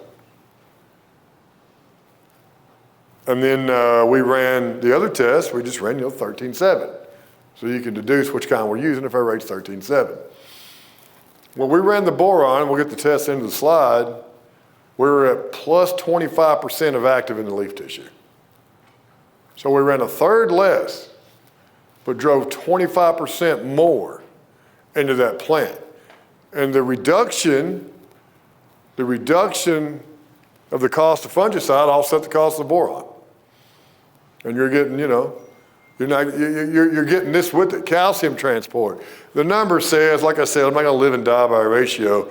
For every 100 pounds of calcium in your soil, you want a pound of boron. Good luck. Good luck, that's what the books will say. Good luck with that. We got 2,300, 2,700, 3,000, 3,500 pounds of calcium in the soil. We're not gonna get that much boron. It's not gonna, not for me. Boron's also important for flower and fruit and sugar transport. As we talked earlier, hormone regulator, disease resistance and root development, driving root growth. This one, that one. We're trying to drive root growth. That works through an ox imbalance. I'm not the best in the world on hormones, probably enough to getting dangerous and get me in trouble. There's your dependent relationships, If you're low in calcium, your boron's not gonna move. And you see that again, nitrogen metabolism, forms complexes with sugars, that's also important. We talked about the whole function of a plant is to create glucose. It's the first thing, and fructose, cellulose, all those other loses it creates. Moving boron right through there. It's gonna help facilitate that function of feeding that plant entirely. Who's seen that in a field of corn? Have y'all seen that before? Yeah? That's boron deficiency. At least they say it is, so I just went with it. Anyway, I read that it was. I can't tell you I know that it is. I read it was. I see it in fields and we can make it go away. So, boron also doesn't translocate well throughout the plant. So foliar applications obviously help. So the interesting thing is, if you see that mid-rib there in the middle, that's boron. Interestingly enough, remember we said it moved with calcium, y'all recall? If you see it out here, that's probably mainly calcium deficiency. When you see it stopped in the middle there, remember it said it moved sugars, it moved to boron? There you go. Zinc. We all seen zinc deficiency. I can't tell you how many enzymes in a plant. There's probably people in here that can, but it ain't me. There's a bunch. But I know that zinc is the most important micro for enzyme activation. I shouldn't say most. It is one of the most important for enzyme activation. Also, funny thing about zinc you don't hear about, we know its relationship with phosphorus. But if you want to gain, there's a study out there, and I can't remember it, and I will get it to you when I find it, Kurt, that running zinc at, let me get this straight, V4 to V5, 16% increase on kernel count. You can have an up to. Now, I'm saying that was probably a deficient field. They added that, then got that 16%.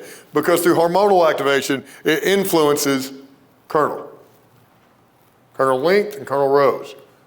So, something to think about. All right, remember, we're setting up the stage for success. David talks about this all the time. If we're deficient in zinc, and we don't want to put it on because we've already been out in our fields, we can't complain about our total number of kernels when we go to harvest. Because you might also have the old dude with the mud on his boots who'll give you the old, what's the answer? We get a lot of that when we see that. You spray a herbicide, what do they say you? They say, it'll grow out of it. It'll grow out of it. I mean, hell yeah, it'll grow out of anything. I grew out of my stupidity when I was a teenager, you know. I grew out of most of that, maybe not all of it, but you'll grow out of anything you give it enough time, I think, or you'll die, right? I don't know. So anyway, that's super important. I can't stress that enough. Zinc and furrow, you hear that a lot. Yes, and it's important for disease protection too. Like we talked about fusarium head blight in wheat. Zinc, super important for that. But I think what we're missing on zinc, obviously its relationship with P, but the hormonal influence it gives us to be able to influence that ear, what we're trying to get on that ear. That is what we need to think about. Again, I don't know if there's a magic number or levels. They're going to tell you 10 to 1 on a P to Z. I can give you 1,000 tests that I've took. Well, we've made super good corn yields. Nothing lines up like that. Now, I've never even remotely come close to 600 bushel corn, so he can definitely correct me, and I would stand corrected if he said that. I would. There's your zinc dependent relationships. Obviously, we know the antagonist is phosphorus. With copper, iron, and manganese, you're competing with transport channels. Remember you saying earlier things are like Legos, these things are stacked? Well, some of them's alike.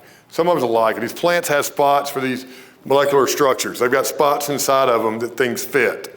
Well, you can get out competed if things look alike, and that's what you have here. You can see the synergists, potassium, boron, nitrogen. Boron works well with it because it also moves it. There's some stuff that we used last year. Now here's a point to make as we go forth. Now that we talked about boron and zinc. There's also a conversation to be said that success isn't always rate dependent. Because I think we like to think, well, what is it? If some's good, what's better? More. This is not my talk, and I'm going to abstain from going off the rails here.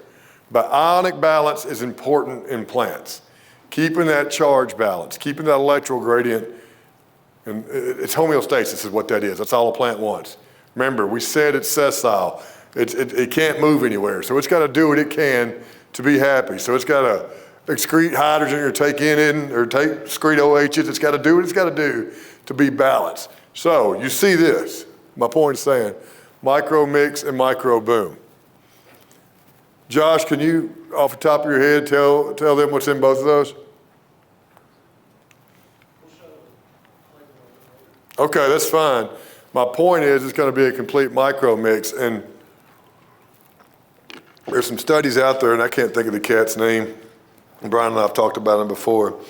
That on some, and I want to say all, but on some, if you use a mix, all right, so you're using a mix, you can drive up, you can move the needle more.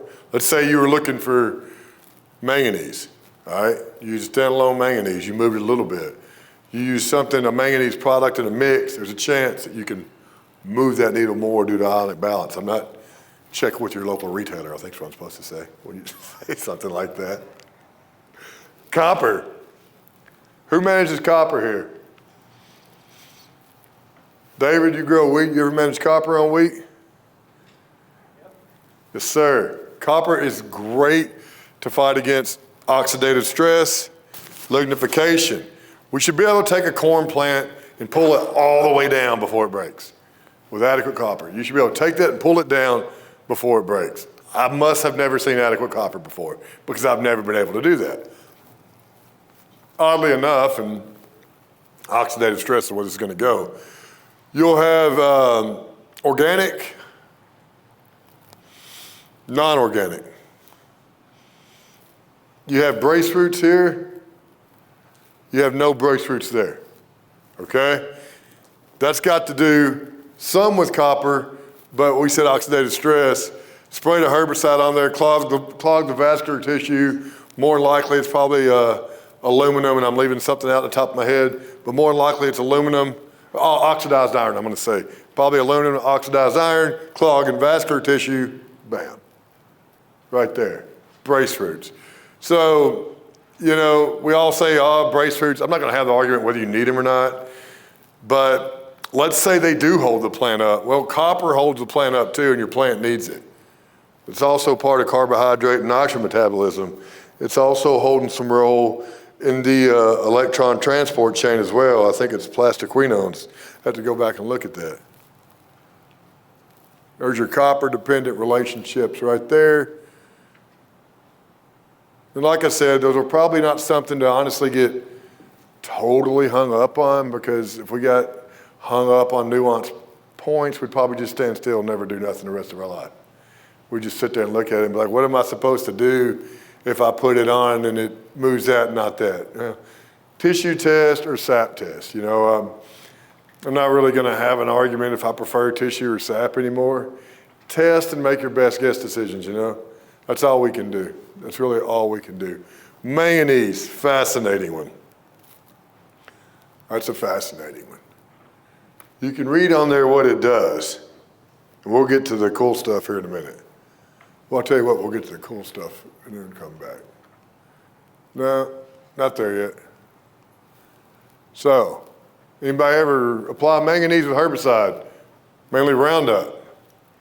Why do we apply manganese with Roundup? Because it binds it, yes, because it chelates it. It actually chelates all divalent cations, so that's the thing we don't want to talk about. Now, I do stand firm with Mr. Peterson on the account. He can't tie up all of them or everything would die. You know, you'd either die of acute divalent cation deficiency or toxicity because it build up and can't move. It'd be one way or the other. But yes, manganese. Manganese is so important. Remember who clocked in the factory first on Photosystem 2 to start this whole thing? Y'all remember who that was? That was manganese. So let's pause with this thought for a minute and think. I'm not telling you it's the devil, but if we're binding up something that reduces the capacity to photosynthesize, should we not address that when we use it? Because if it's not binding up all, but it's binding up some, then we probably need to add 2. Does that make sense? I'm not going to get into that. We can. That's a Poor-Bay diagram. It's when you have, pretty much says when the metal rust, when you have these really elements prone to redox chemistry, people look at it through this. You got pH that way, EV that way, but anyway, there's your antagonisms and there's your synergies, but we're going to get to the other ones. And that's what we ran. We ran their soybean applications. Soybeans and legumes seem to have a higher fixation for manganese than corn, so you will see that response more on soybeans. You will see that response more on soybeans. It'll be a legume. Alfalfa guys, you'll see a response there on alfalfa. If you got Roundup Ready alfalfa, be sure that's what we run on ours. We run manganese on our alfalfa as well. Iron, again, you see the redox or the Porbay diagram. Cool thing about iron is what allows the photon, I know y'all probably bored, but I'm not. Iron is what allows light to be captured. If you have sufficient iron, nobody in the world that I've talked to yet can define what sufficient actually is. I need to stand on this side for a minute. Then you can capture up to 9 times the amount of the functional wavelengths of that sun. That sounds like a big deal to me. More light energy. We visited Jason Mock's farm yesterday. That dude's all about farming sunlight. He's all about farming sunlight. Fellas, our plants are stitching carbon, hydrogen, and oxygen together. That is what we're doing. We're stitching these things together, and we have micronutrients to facilitate that function. If I'm driving any point home besides being confusing, I hope it's that they're important. Because if we're talking just about photosynthesis and respiration, it's probably not, the hang-up's not transpiration, that's more of a potassium influence, and magnesium as well, but potassium influence. Molybdenum, and there's a 77% chance I spelled that right. I didn't use spell check, but we'll see if it's spelled right or not. Nitrogen metabolism, sulfur, hormone. When it goes to nitrogen metabolism, when people say things like that, when it comes to molybdenum, that has to do with the nitrogenase enzyme living inside the belly of the bacteria. Then you have nitrate reductase there on the soil. It's working in unison in concert with them to fire things up to allow it to do its job properly. It's the cup of coffee. It's the cup of coffee you're giving them to give them the energy to get going. Does any of that make sense? No? I ain't got booed off stage yet. All right. We all see these, right? We all see these. Y'all see how we both got that hill to climb about the same time on beans and corn? Y'all remember that we talked about photosynthesis? Y'all remember that too? Y'all remember that we spray like plant all Roundup Ready crops too? If we're impeding progress right when we need things the most, mainly photosynthase, I'm not talking about nutrients. I'm showing you where the climb starts. If we're impeding progress, and we start to spend more money than we make, what do we think is going to happen? Do we think we're going to succeed? Do we think it's going to grow out of it? Do we think we can make up for it on the backside? Maybe you can. Maybe you can. I don't like to play catch up. I don't like to get behind on my bills. But some people call me a liar for saying that, I think, but I don't know. But I don't want to play catch up. It's not what we need to be in the business of doing. We need to give the plant what it needs as we go. Are we talking extra passes? Okay, maybe not. And we'll get to some functions. I promise y'all I'm getting to examples because y'all probably think I'm just talking straight theory. We're going to get to some fields that I've worked on for many years, over a decade of experience. That's an inside joke. With a decade of experience with this. So here we go. Enough talk. Here we go. Here we got micronutrient disease trial. That is the same farm. Just 2 different names on it, but it's always been farmed exactly the same. This is in Beaver Dam, Kentucky. They come out there, dig it all up, till it up. You can't save it, boys. She's too far gone. Red root rot's entered the chat, and there ain't nothing you're going to do about it. Right? So I've learned in life crazy people trust crazy people. I've learned that. You know, I think that holds true, or true enough for me. So we was talking to Chad Porter on this case.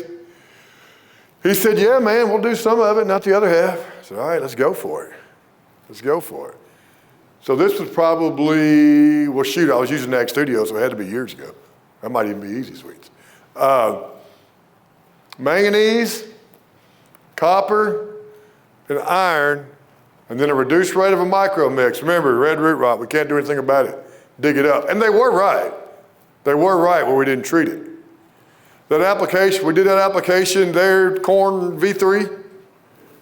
V3 came back when he side dressed, added a few more things.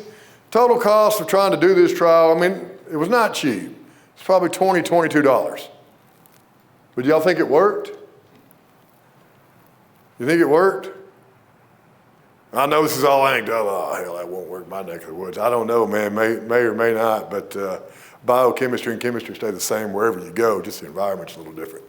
So, going on. Or maybe we won't. Maybe we'll just stay on this one. Click or don't click no more. Any help here? Might just live and die on this one example. This is a hill I'm willing to die on right here. That's a wet farm, by the way, saturated soils. Super wet farm, super saturated. Take the batteries out and see what happens.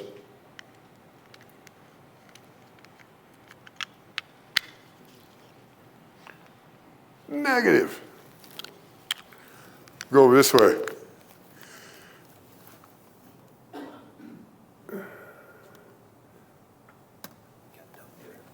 There you go. All right.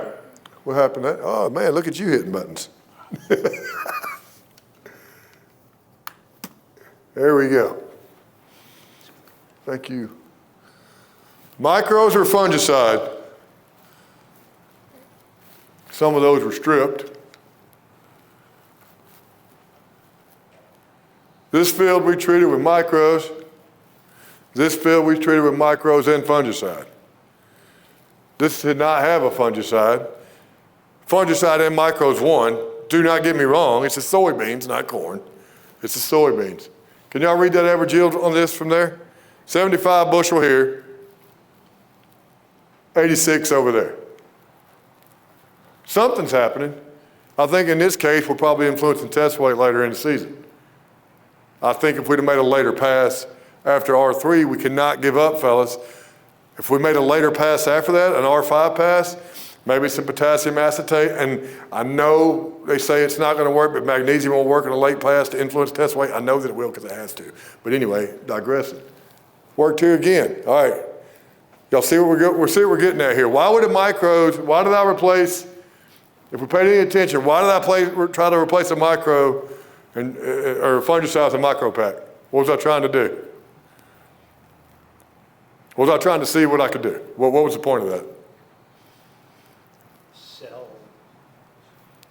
Was trying to remember the book I want us to all buy, Mineral Disease and yeah. I was trying to see the validity of fighting disease in organisms, insects, with micros. It does work. So does modern ag. Remember I also said I'm not dogmatic? I'm not dogmatic. I believe a blended system worked best there. And that's the path I choose to go forward now. All right, Brian and I had the distinct pleasure of working this field together this year, and it was a blast. This is in Smith's Grove. This field was planted probably, I don't know, man, 3 weeks later than it should have been. That's everything. What you see there is everything. There was no dry, none of that. We're going to get to some comparisons with that. There's no dry in that at all. There's a heck of a return there. And we're going to get to the split. Can anybody identify a split there in that field, though?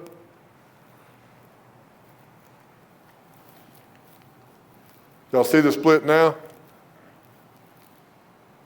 Can y'all see that now?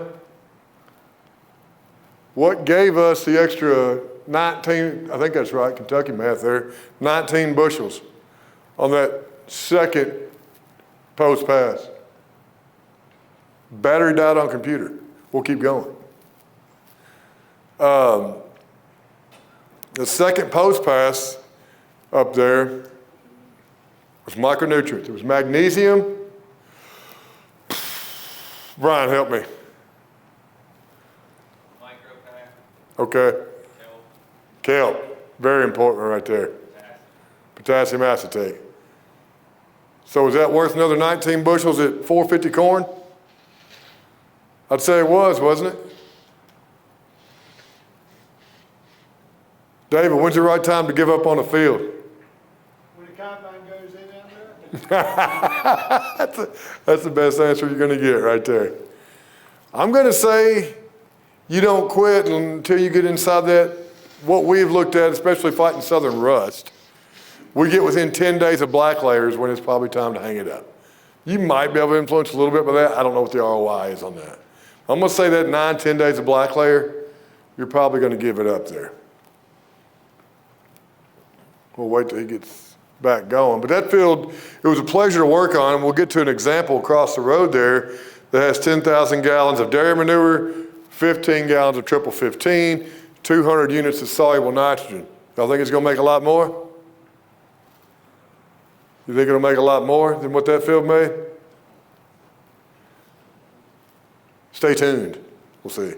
When was the application made Of, for the 228 versus the 247? okay, we made the tassel on all of it.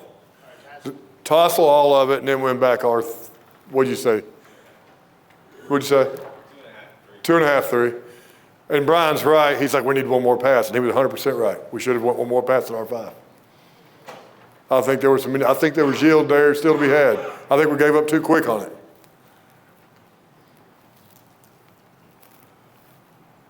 Really? It's the micropass. Well, no, I'm sorry. Fungicides with micros. No, okay, no. The R3 pass had no fungicide in it. R3 pass had no fungicide. I'm about done with that.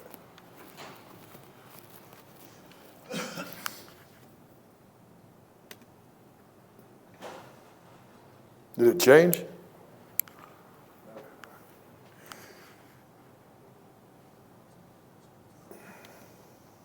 Don't know. Nothing? I was getting to a good slide too.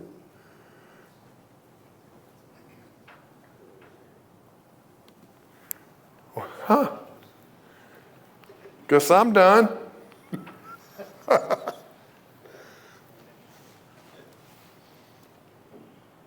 Sorry to keep bothering you.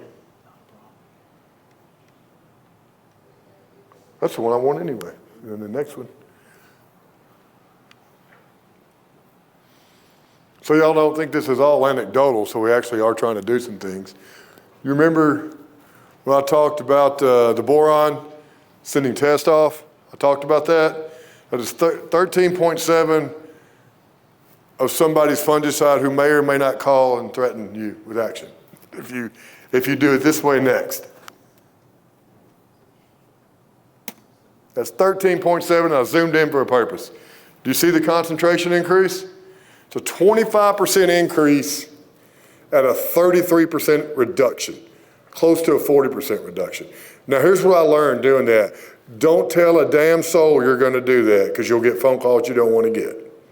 Don't tell anybody because they're gonna call you and you're like, what? Like, I'm a small company and I don't have people on my team that has these conversations. So I'm telling you, if there's a takeaway, if there's anything you glean from today, it's don't be afraid to try new things. Put boron in with your fungicides and use whatever rate somebody tells you to. But think about how a plant is trying to exist. You know? Think about what that plant is trying to do. Think about what it's trying to make. Are we helping it or are we hurting it? I mean, we know when we're not comfortable, and I'm not telling you that discomfort on a plant's the worst thing because you're probably going to elicit a metabolic response that allows it to defend itself, which is not always the worst thing. But I don't think, and I know we're well past that, the concept of more, maybe is not it, you know. Maybe we need to take some of that budget that we're at the N, P, and K and trying to address some micro pains and seeing what we find out of that. Like I said, you know, unilaterally where we're at, magnesium, boron, zinc, and sulfur, unilaterally. And we all understand sulfur.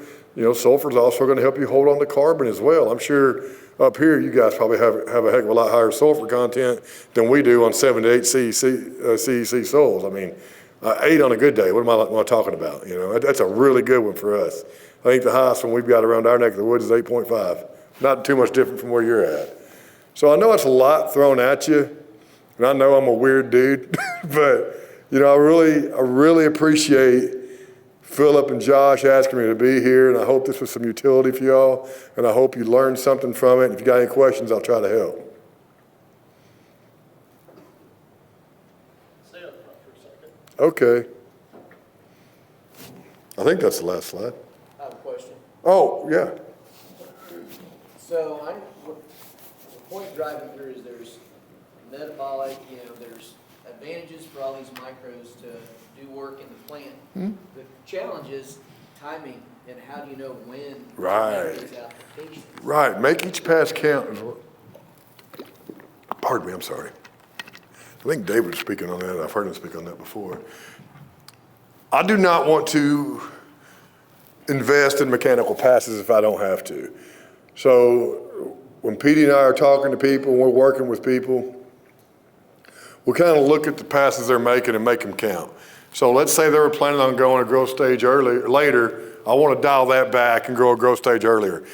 In the planter, I might add a few things, take a few things out, add a few things. Do you have liquid on your planter or no? Okay, that's number one, setting the foundation for that. Are you anhydrous or are you liquid? Both, mostly liquid.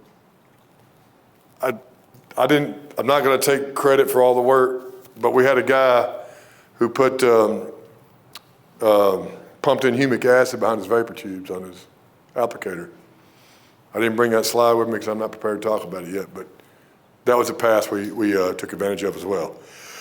Putting dry humates where Shank was on anhydrous. Then, if we're coming back with nitrate, I'm going to be molybdenum, boron, humic and fulvic compound in that, maybe moly and nickel. I mean, we could go on, and we should. Maybe moly and nickel there. All right, then we're doing herbicide pass, right? We're working in the where we're already at. I'm going to meet you where you're standing. So, all right, now we got to spray a herbicide. Okay, well, that herbicide, a plant's got to break that down. We'd agree on that, right? It has to detoxify that somehow. Well, maybe we need to add some things to that. Maybe it's some carbos to give it a little energy. Maybe we're running Roundup, we're running some manganese. Maybe we want to run a micro mix because it's going to run all divalent cations in there and choke that up. So we'll run that in with that mix.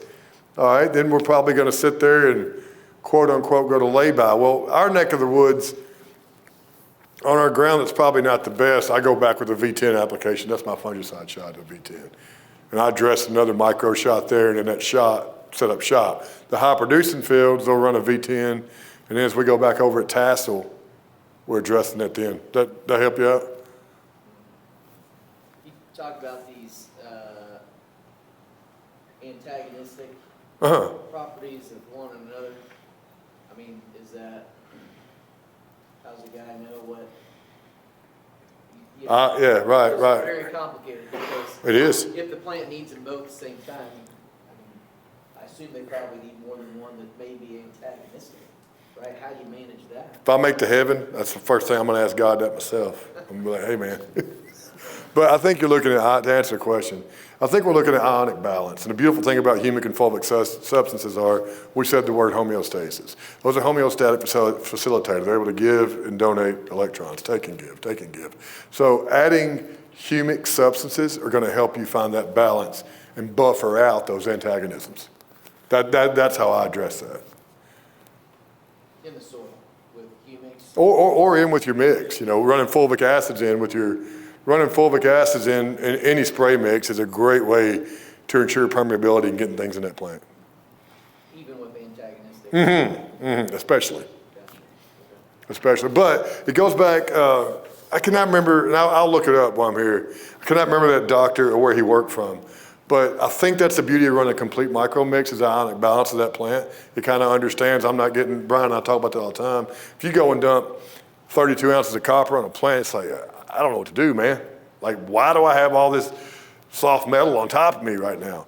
I think the answer to that is it's not always the high rate that you run, but if you run that lower rate, you're probably gonna stave away from some of that. And then if you run that micro mix, you're gonna keep that plant in ionic and electrical balance where it kind of understands its functions at that point, where it doesn't feel overwhelmed. Well, that's why I say a lot of times we want to stimulate function rather than just dumping a gallon into it. Right. It's not feeding, and that's one of the first things I learned from him when we met, man, is we're stimulating, not feeding. Yeah. So I've got a couple questions. We're going to do a Q&A after the 2 sessions after lunch. Lunch is going to be ready, could be ready now. But a couple things that I would like to reiterate that he mentioned in his talk is a lot of times in ag, what are the 3 elements we're focused on? NPK. What were the 3 that Josh mentioned that were the catalysts for all the other nutrients to work? We don't think about those. Does anybody remember what he said? Hydrogen, oxygen, carbon. We just skip those and we don't know what our capacity is to produce. We skip our first box we need to check. Mm-hmm. I think Don Huber did a great job of that, of introducing the thought back in the maybe late 60s or 70s that our number 1 limiting factor, believe it or not, fellas, is probably carbon dioxide. That's probably our most limiting factor. Well, a lot of these guys that are in this region, we have a lot of smectic clay, magnesium dominant. Oxygen in their soil is probably as big a factor 100%. as anything. 100%. There's some people that I know who's got some really smart thoughts on getting that going. And the other thing, not beating anybody up, just things that I thought about to provoke thought for everyone. Let's say our fertility budget is X. In your opinion, if someone, and maybe we're using sulfur or we're using boron, we have a fertility budget, what would be its starting percentage of the total budget to start delegating for micronutrients? Oh, percentage-wise, good. I thought you were going to say cost, because I'm going to say who you buying it from. Well, I mean, everybody's fertility. Percentage-wise, I mean, just because of what I've done, I know I've stepped into this space years ago, but I'm upwards, shoot, I was making my spreadsheets last week. I'll tell you exactly what it is. I got to take away the fixed costs. 300. 18%. 18% is what that is. Because if you're able to keep up with this, all the points you made were correct, but we can't go spend $30 or $40 extra because it's not a guarantee that you're going to get it. Right. Typically, your bushel would be profitable, but if we can make all of our other factors more efficient for us, we can start integrating what you just talked about and get a healthier crop, which should make us more efficient, potentially spend less money at the end of the day. So those are just the things that I picked up on, and I've talked to Josh a lot, heard it present a lot, but we don't have the ability right now to go spend extra money, but we can reallocate dollars and be more efficient. Yeah, it's been, like we said, we're going to die with dogma if we're not careful. If we go back to the first slide, those people making corn. How many neighbors you think I'm telling they couldn't make that kind of corn in the 1800s? I'm sure everybody, right? How many people told you couldn't do it? I mean, right? So you succeeded outside of dogma. We've got to do the same thing. You got, I got a question about that. Was that ground in 1800 farmed before that? oh, it's a great point. I'd say it had been cultivated. It didn't say. Now, most meetings, that's how I preface my conversations. You take out a fence row or Yeah, no, you got tremendous yield. carbon. Right. Carbon, that's it. The soils that we have been working for hundreds of years. Right. That's the key. Introduction to carbon, and I think it's the only thing that I know works every time is carbon. Next thing on that, how did those yields trend? Did they go down for 100 years? Oh, no, actually on that guy that showed a 3 years on one of them, he kind of flatlined. But I'm sure they're probably still making 190, though, it's a problem. They're probably still making 190. All right, well, as soon as our food is ready, I think we've eaten enough knowledge this morning, so I'm going to ask Ms. Smith for some things for us to lunch, and then we'll go out this door, there's a buffet set up, and we'll outside. Pray with me. Father, thank you for this day. Thank you for this event, for Genesis Ag, for the men and women here today. Lord, just thank you for all that you're doing. We pray for a great 2026. Bless this food to our bodies. In your son's name, amen. Amen. Well, first of all, thanks for lunch, Josh and Philip. The hardest thing to do is to be in front of a group when you're ready for a fat boy nap. So I'm going to try to keep you all entertained at least for a little bit, and then also, this is when we get into the meat of it.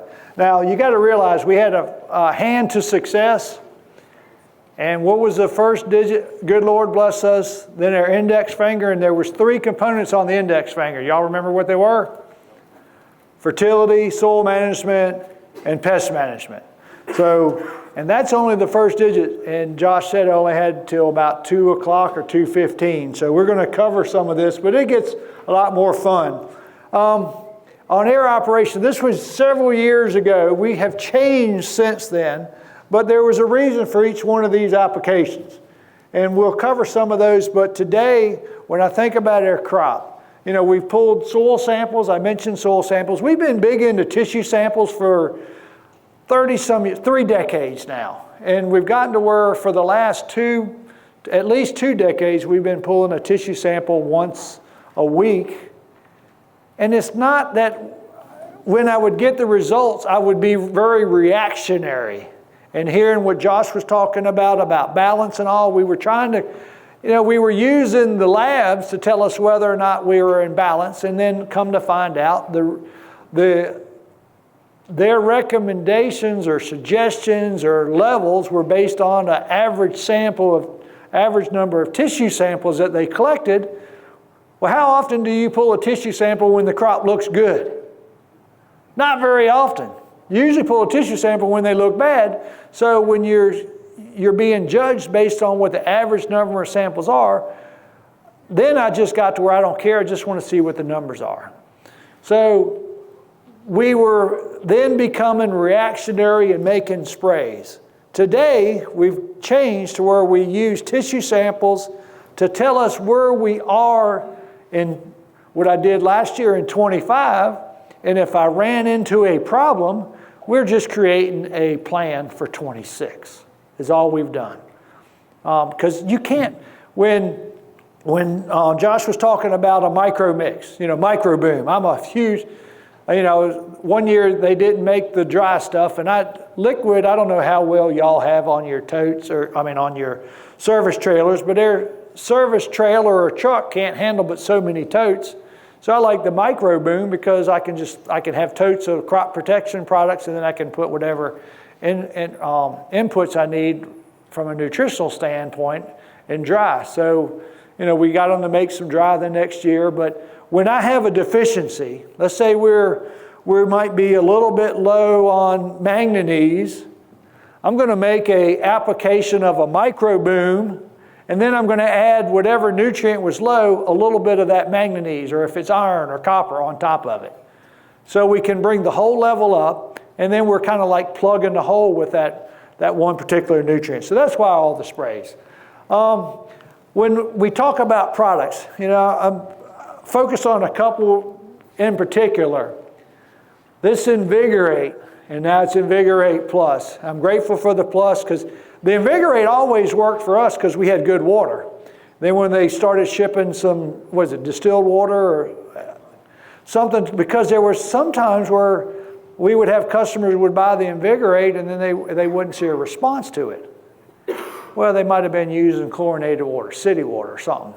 But now that they have this, we continue to see it. But this is just an example. Paul Bodenstein, our agronomist, we treated a bunch of Invigorate for customers, and it's kind of like standard for ourselves.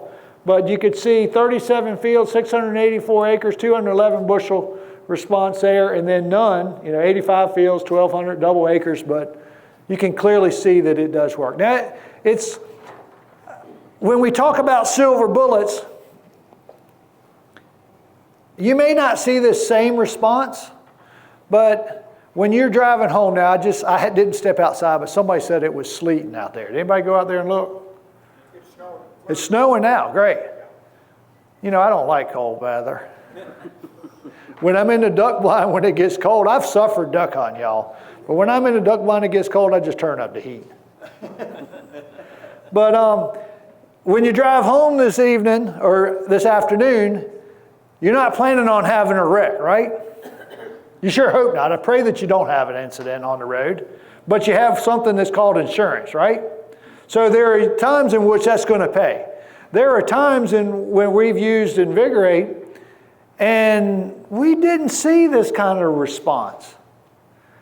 Those years are few and far between. It's kind of like for me when the weather is just perfect, the corn's coming out of the ground in 5.5 days. If anybody tells me their corn comes out of the ground in 3.5, 4 days, they didn't plant it deep enough. So the corn coming up in 5.5 days, but let's say if corn takes 2 weeks, some of y'all probably see corn not coming up in the ground in 2.5 weeks. Those are scenarios, the longer it takes to come up, we're going to see a much bigger response to that kind of chemistry. But even when the corn does come up quickly, we'll see a much bigger root system, and you can see where it started here on this. This one is just one example. I could show you pictures after pictures, but that's not what our goal is. You know, I oftentimes like to use this one just as an illustration where the roots grow, and we kind of talked about it earlier. They do not grow in dirt. They grow in the moisture in between the soil colloids. So they're literally just growing, and then you can see, you know, kind of like biology growing. Anybody here in livestock? Anybody have cattle? Yes? Do you have a feeding trough? Do you ever have more cows than that feed trough could handle? To where, let's say you got an 8-foot feeding trough, and then you got 20 cows. They all can't get in there, right? You just take one bucket of feed. What happens? You get tail feeders. Now you got cows that can't get in there, but they want some feed. Think about a root as a feeding trough. When that root is, cell division's going on, and that root's expanding, elongating, there's more opportunities for a feeding trough. What do we want on that feeding trough? We want good biology. You know, what's in the soil? We got protozoa, we got bacteria, we got, you know, there are nematodes. We think of nematodes as bad. There are good nematodes as well. But if that root's growing and we don't have the right biology surrounding that root, now we have an opportunity for infection, disease, and infection from an insect, and then all of a sudden we can get disease in there. So I would just like to share that picture. Planting corn with the planter. I was sitting, you know, talking a little while ago with the grower. You know, we use a lot of fertility on their planter. Now, the further in the Midwest I get, I appreciate growers not wanting to stop other than to fill up seed, because they feel like they got to cover a lot of acres. You only get one chance to do it right, and that's one time. So let's capture, when we're making that plant and pass, let's be as efficient as we can. And when Josh was talking about working with his customers and whatever, when they're making applications and plotting out, you know, what are they going to try to tank mix with that? Or maybe if we're going to do a spray this particular time, maybe we want to do it a day or a week earlier, because then we can do more things. So for example, for us with their corn planter, you know, we're putting out fertilizer with side placement, not in furrow, but starter to the side. Every acre of corn that I plant, outside of hybrid changes, and maybe we're trying something new, is treated the same. And then populations might vary, but nutritionally, every acre I have has this starter mixed in it.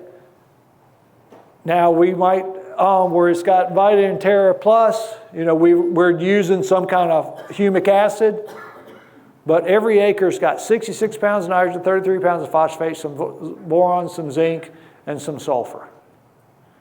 Then, and like I said, we've played with some other things. Now we also add Xyway in our starter now, just because that gives us a little bit of fungicidal protection. It allows me not to have to spray a fungicide so early. Got tired, our sandy soils. When we were running a 12-row planter, that's when we did this plot, but when we were running a 12-row planter, our blades, after 1,000 to 1,100 acres, had to be replaced. And let's say you're growing 2,000 acres of corn. So halfway through the growing season, we'd have to stop and rebuild a planter. Double disc openers and all. That's not something you want to do when you're planting corn. You want to keep on hammering it out. So we thought we'd try the totally or tubular dribbling on the back. I don't know if anybody's doing that, but when you're using phosphorus as a fertility and you're trying to influence the crop and the root has to either bump into it or biology's got to bring it to it, biology doesn't like to move up. It kind of likes to move lateral or down. It doesn't really move up in the soil. It's been my experience trying to move phosphorus. But we thought we'd try it, and we did it for 3 years. And I talked to you earlier this morning. I said, hey, if you try a product and it works, great. Try it on a few more acres next year, but don't do it on the whole entire farm. If it doesn't work and it makes good walking sense, maybe try it again on smaller acres, limited acres. Well, so we tried this practice 3 different years. And you can kind of see the difference. You see the line there, and it's a little bit lighter on these 12 rows, and then it picks up darker, and then it gets lighter. 8 rows.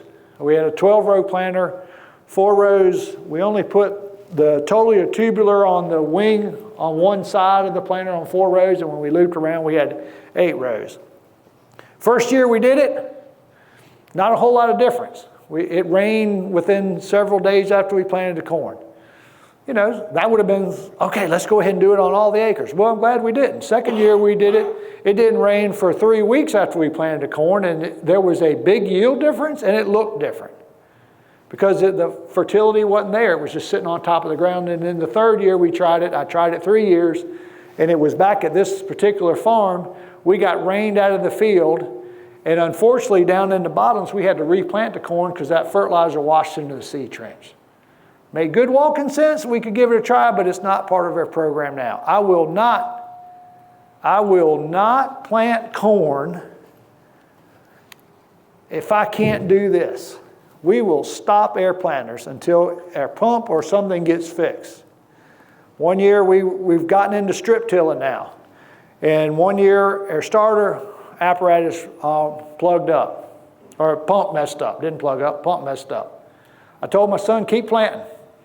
We got all this fertilizer in a strip, let's see if it works out. I'm going to go get the pump fixed. And he finished 2 fields. We had some of it where we had starter in both fields, and it cost us 26 bushels and 42 bushels, if I remember the difference. So I will stop air planter if we cannot put out starter fertilizer. If you have never dug your plant, this is at V6. If you have never dug your plant, you need to see what your root system's got. That is a barometer of how much success you have. Now we got a tiller going on there, and you can see that mass of roots. Now part of that is because of their strip tilling, but you can still get something very similar to that as a no-till. We mentioned oxygen. If you're tight dirt and you're not getting oxygen into your soil, we got problems. You got to figure out how to fix that. I'm not going to be the one to tell you how to do it, but it might be on some of our ground we run a paratill, if y'all are familiar with that. And then we'll run some vertical tillage over it just to try to smooth it back out. Or we like to run the paratill and strip till behind that. When Philip introduced me to the what I like to call V3 primer now, we came out and stuck at a yield barrier. I think we were like at 330 bushel corn, somewhere in that range. A good place to be stuck at, y'all. Not a bad place to be stuck at, but I'm too competitive, I want to get past it. And Philip introduced me and said, why don't you put some micronutrients out there? Now we've gone from just micronutrients, we're micronutrients, and we're Vitamin Terra. Is it Vitamin Terra Plus, or is it Vitamin Terra? I'm asking Genesis Ag, is it Vitamin Terra or Vitamin Terra Plus? Plus, okay. Just want to make sure I'm saying the right thing. But if y'all haven't tried that one product, that is, they got certain flagship products, and we go through a lot of that product. But so that's part of the cocktail. And then we'd like to pull tissue samples at that time too to see where we are and whether we make an additional application then or we wait later. But that one time we picked up 28.7 bushels. What did we do? You know, I wasn't quite smart enough to really count the rows, but I do know that where we've had success, we've averaged 1.9 more rows around. I know but almost 2 rows around. Now I found the only time that we're going to really influence rows around is not by just making this application, it's by making the application when the plant wants to do more. You're not going to make a plant that's not feeling really good do more. But if it's got good sunlight, we're not stressed, we're not wet, we're not cold, and the plant feels like it can do more, that gives us a chance to do it. Now, in an economy today where it's like, hey, we got to manage our dollars, this would be one I'd say, hey, give it a try and see. But it's also one that I'm going to pull back at this time if weather's not right. But does that mean I'm not going to add those micronutrients? No, it doesn't mean I'm not going to not add them. I'm going to change when we apply them. We're going to apply them then with their herbicide. I'm not a big weed and feed guy, but I am a big guy that knows that I need to keep my plant balanced. I like to do this pass before we do the herbicide on the irrigated acres, the good dry land acres in areas where the corn came up well, because then now I have a well-fed, balanced crop that can metabolize the chemistry when we make the application.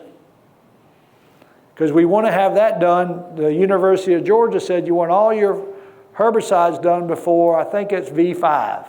Because if we wait after that, then we influence that pairing too much. Outside of what Georgia said, if you use, the only one chemical that you could use after V5 and be safe would be Lotus. Lotus doesn't give me the same efficacy on weed control as Callisto and some of the other chemistry.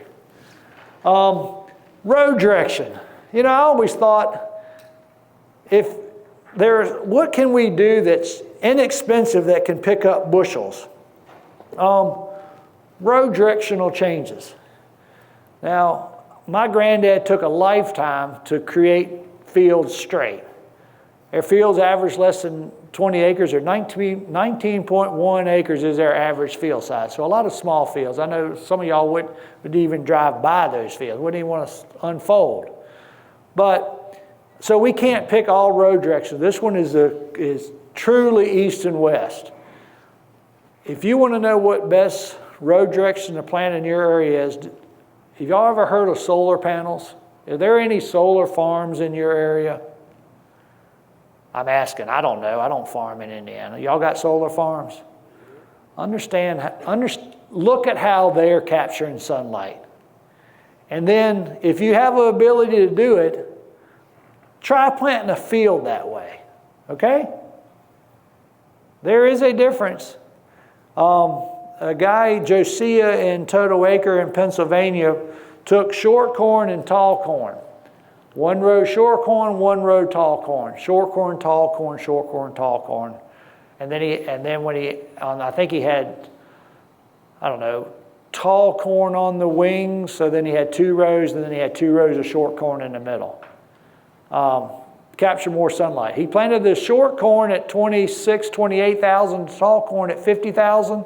He was picking 400, hand shoveling it, 400 and some bushels of the tall corn, and then just under 300, like 240, 50 bushel of the short corn average, and his goal was to see if he could average over 300 bushel.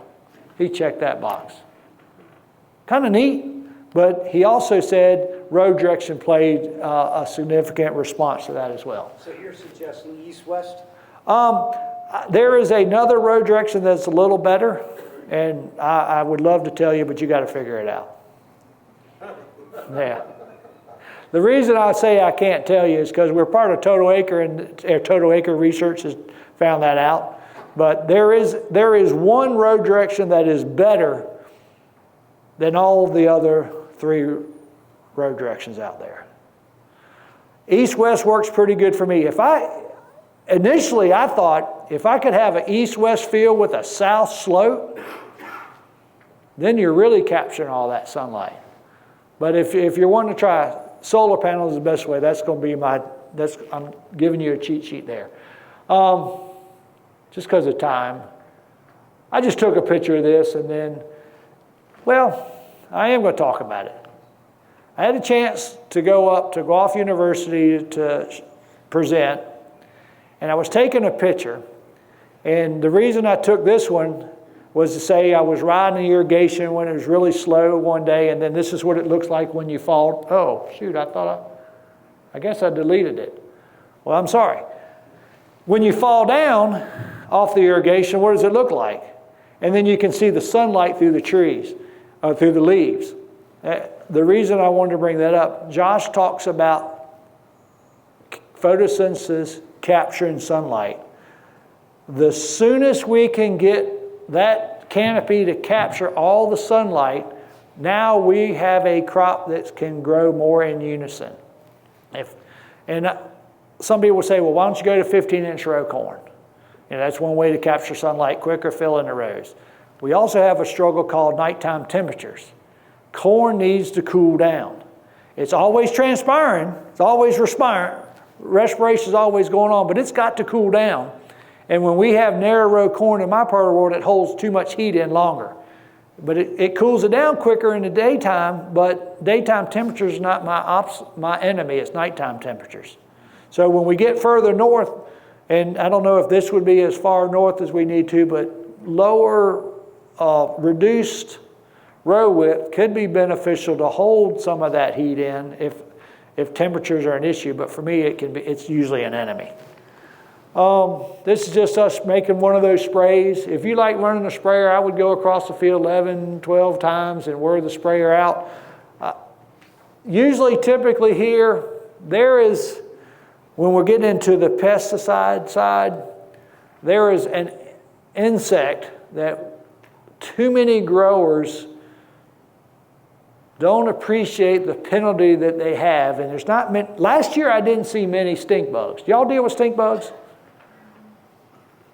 That one critter, and I know, Thurman got me more engaged in brick numbers and all. And the higher you can get your corn, it can fight off, or sugars or brick numbers can fight off certain pests. I wish I could say I had 100% confidence in that, Thurman, but I still buy insecticide because I know what that penalty of that critter can be. Even at this stage, them stink bugs can find where that ear is and they can create a problem earlier and later. So that's usually, this is a picture when you fall off the irrigation, this is what you see. I put it in the wrong spot. We can't influence rows around. Now, I wish I had a much better picture when we're running wide drops, but it's harder to see. We've now run easy drops. I don't promote many products other than John Deere. Y'all didn't laugh at that, I'm sorry. But anybody use wide drops or easy drops here? That is one of the coolest inventions that came about. A guy named,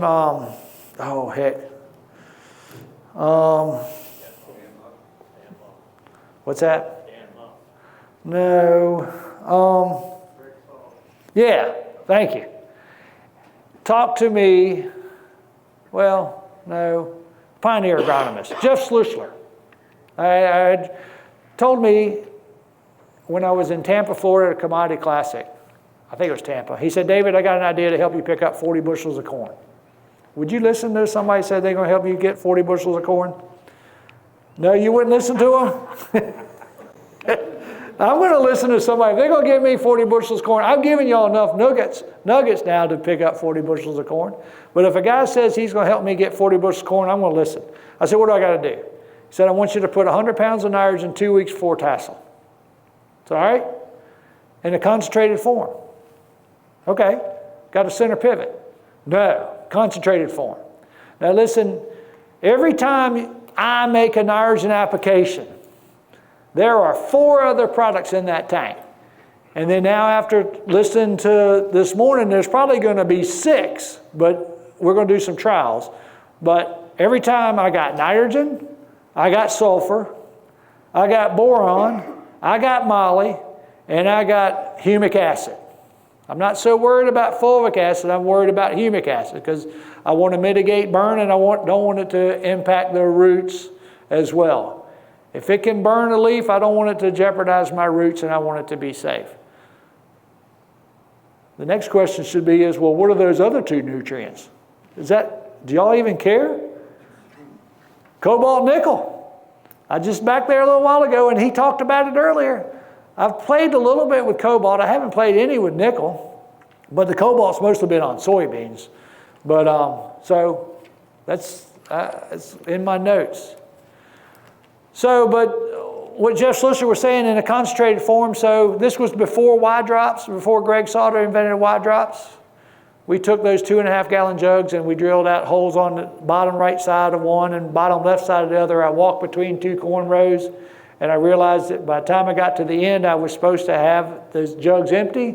They still had some fertilizer in them. I drilled a 4th hole in each one and then I scientifically calibrated my speed to where I'd have the jugs empty. We purposely left 100 pounds of nitrogen out. I'm not saying you need to put 100 pounds more because I've heard Mr. Josh talk about splitting the nitrogen, splitting some of these macros up. So this is not costing you more other than you having to drive the sprayer and then pick the right time. 2 weeks before tassel.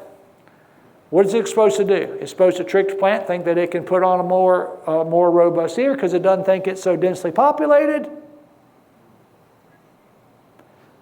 My son, Lee Woot, and myself did 8 acres with 2.5 gallon jugs. 8 acres, y'all. But I was committed. I wanted to try some.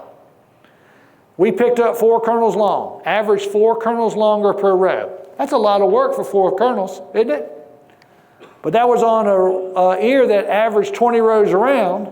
Okay, that's 80 kernels. Population of 44,000. That turned into 47 bushels. That is real. Didn't cost me any more money. It just fed, like, Mr. Josh talked about photosynthesizing, but there's an uptick in the use of nutrients. That's real. We can do that and not spend any more money, and it doesn't matter if it's cloudy or not. That's something you can do. All right, aerial applications, that's just us. I said my average field size is less than 20 acres. This is a bike trail. We farmed the land right there at Jamestown. The island, then they started farming what's called mainland farms. This field was first farmed in 1609. Been farmed every year since. It was a 122 acre field, and now it's a 52 acre field and a 70 acre field, and there's a bike trail that goes around it and right through the middle of the field. If you want something exciting to happen, have a mother pushing a stroller with 2 kids and a helicopter fly over it, blowing some of the kryptonite out that Genesis Ag sells. Is like radioactive green in color. Something exciting is going to happen, y'all. So, just a funny story. We talked about, well, we didn't cover soil as much as I'd like to. We do strip till now. We have been 100% no-till. I don't care what you do on cultural tillage practices. I do care that you need to keep your soil in your field, because that's your, without your soil, y'all are the true environmentalists out there. Without it blowing away or washing off, keep it in-house. Whether you got to put terraces, waterways, I don't care, and if it's no-till, minimum till. But my dad started a continuous no-till in the fall of 1985. And all our ground has been continuous no-till since 91. It took a while to get it all done. If we pick up ground, we smooth it out, we get a cover crop on it, and then it becomes, quote, never till. Now, for the last 7 years, we're doing a little bit of strip tilling. Still keeping the ground intact. We still qualify for the no-till programs because over 60-some% of the ground's still in cover. I'm a big cover crop guy on certain acres. If we got small grain in the rotation, we don't do cover crops. Just because that could become a other crop in the small grain scenario. If you're struggling with some nutrients, the best thing to do is get some cover crop out there. All right? Pests, I don't care. I'm not here to stand and tell you what herbicide or pesticide or fungicide to use. Figure out which ones, and Genesis Ag's got the Instago, which I've seen it when Instago first came out. Or I don't know, I think it was still being tested, or didn't have, I don't know if he had a full name at the time. I don't think he had it named yet at the time. But Philip asked, what's the best fungicide program? I said, bar none down, it would be Veltima today. That's a pretty big task to put up a biological fungicide competitively against a Cadillac treatment.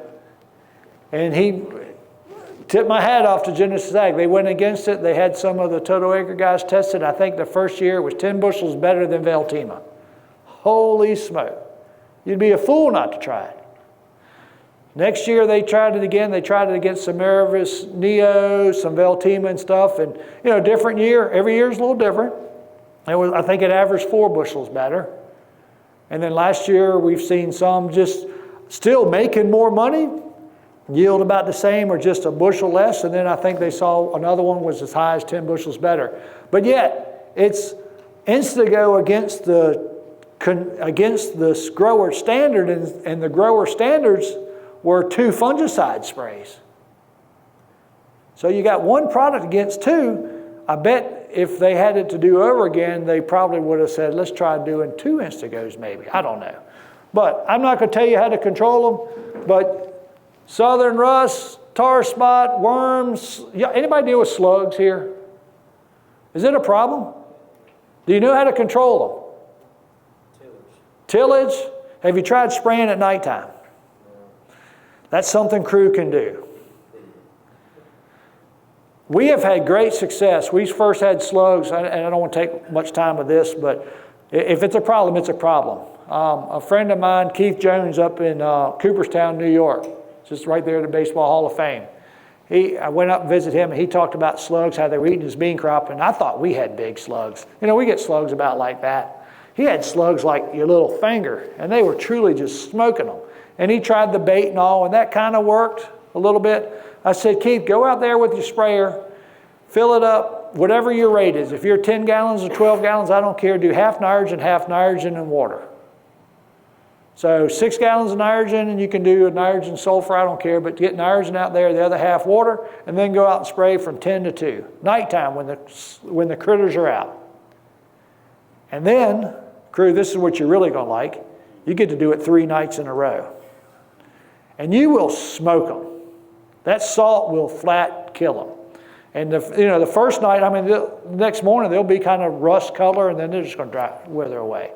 The problem is you got to do it 3 nights in a row because they're not all out, and you don't get a contact. It's got to be contact. Or some people just go with bait or tillage. I just don't want tillage. Slugs, and then y'all know the rootworm beetles and stuff. I don't have a picture of a stink bug. Wish I did up there. Thought about it, just ran out of room. Stink bugs are venomous. This biology, I'm not a guy to talk about it. What I am a guy to talk about, I'm a data guy. I can read a tissue sample. I haven't done the SAP testing very long, or I've played with it, but I'm a data guy. I wish there was a consistent lab method to where it could tell us if we have good biology or grade air biology. We want bacteria, we want protozoa, we want fungi, and we nematodes and whatever else. I do know a farming group in Missouri. They buy night crawlers, and then when it's a dewy day or drizzly day, they'll get in there side by side and just throw out some night crawlers. Anybody ever thought about doing such a thing? I have seen the difference where they have them and where they don't have them, and I imagine residue is a problem for y'all, right? Managing residue, not a problem? If it is a problem, there's digesters like Genesis Ag has, or pick your corn while it's still got green leaves on it and moisture, and then your residue will start breaking down faster. All right. Mechanical finger, we're moving along a hand pretty fast now. Miss Sandy does not like this slide, but I thought it's kind of appropriate. You see him, see what color paint wore off on him? I'm just playing. All equipment breaks down. This is their corn planter. We've changed it since this was a 2013 model. We're still running it, but we've changed it a little bit. We still have the starter tank in furrow. In furrow for me, on soybeans we're running inoculant like rhizinate. Well, inoculant for soybeans is rhizinate for us. We double inoculate our soybeans. On corn, we've had Instago in furrow. I used to be a guy that would put 3 gallons of 318-18 on every acre of corn and 5 gallons on the irrigated acres, and today we put 0. It was a hard one to ROI. We're in an economy, we can't afford to do something we don't know is going to guarantee pay. We would break even for the most part, but it was a cost that I could do, and the struggle that I was having was their phosphorus number and their first tissue sample was never getting high enough with it. And the reason I bring that up is, you remember when I talked about that cattle trough? If you put phosphorus in the seed trench, the plant thinks that it's got phosphorus, and it's got enough to go it because it doesn't take much at that time. And then when it starts to run out, the plant's capturing these sugars and sending out this sweat, this exudate. Well, it's not asking for phosphorus at one point in time, but then all of a sudden when it says, hey, I need phosphorus, now the biology's got to get re-energized, and there's a disconnect there. So the best thing to do is not put it in the trench, and then feed the biology so we can get the phosphorus there to the crop as it's growing. So we add zinc in there, we add some other stuff, and we got some Instago in there now. We've been trying to see if Instago would replace their fungicides in the trench because the Pythium are damping off. We haven't had a year where we've had that, so I can't sit here and say, yes, it does. But I can say that where we've done Instago versus not Instago, we're not seeing a reduction. We're seeing similar yields. So that's what's in there. In furrow, in their starter, you saw what I had starter, and then we add Xyway on one side. Then their planter again, we're running the ExactEmerge. This is our corn planter hadn't been stripped down yet, but we'll bring it into the warehouse and we'll just strip it down. We're working on the bean planter today because I don't care who puts a bean planter back together, but I'm going to put the corn planter back together. To the point, let's see, I'm sorry I don't remember what the next couple slides are. I want to show one. I'm going to be like Mr. Josh. This is what our goal is. What would be your goal when you plant your corn is to drop the seed evenly spaced. That's probably what most people's goal is. My goal is to drop the seed evenly spaced, but then have it emerge the same time. Have y'all ever heard of a flag emergence trial? Has anybody here done it? Is it fun? No. But is it rewarding and educational? Yes. For those that don't know what it is, you just, without explaining it, you'll go out twice a day in 12-hour increments and see when your spikelets come up, and then you will flag the spikelets when they come up, and then later on you'll have different color flags for when they come out of the ground. And when I'm talking just spiking out of the ground. And then before you harvest it, you go out there and all the similar color flags, you would hand harvest them, you would either weigh them and see what the yield difference. And I like to call it a emergence tax, but those that come up first are your bigger yield gainers, and those that come up later are like weeds, and they don't add as much yield to it. If you can get them all to come up at the same time, that's when the crop's growing in unison. There are ways in which one could assure that, and it's working on the planter. To the point, we'll go back to the planter. We take our planter apart, and I put new double disc openers on every year. I will go to my John Deere, I got a jig. We check for wobble. Has anybody ever checked the wobble of an OEM John Deere blade? You remember what ranges you had? Thousandths of an inch? were up to 40. Yeah. Bad ones are up to 40. Well, you had a good set, because I've gone from as low as 5 thousandths of an inch of wobble to as much as 111 thousandths of an inch of wobble. That's a warped blade. That's bad.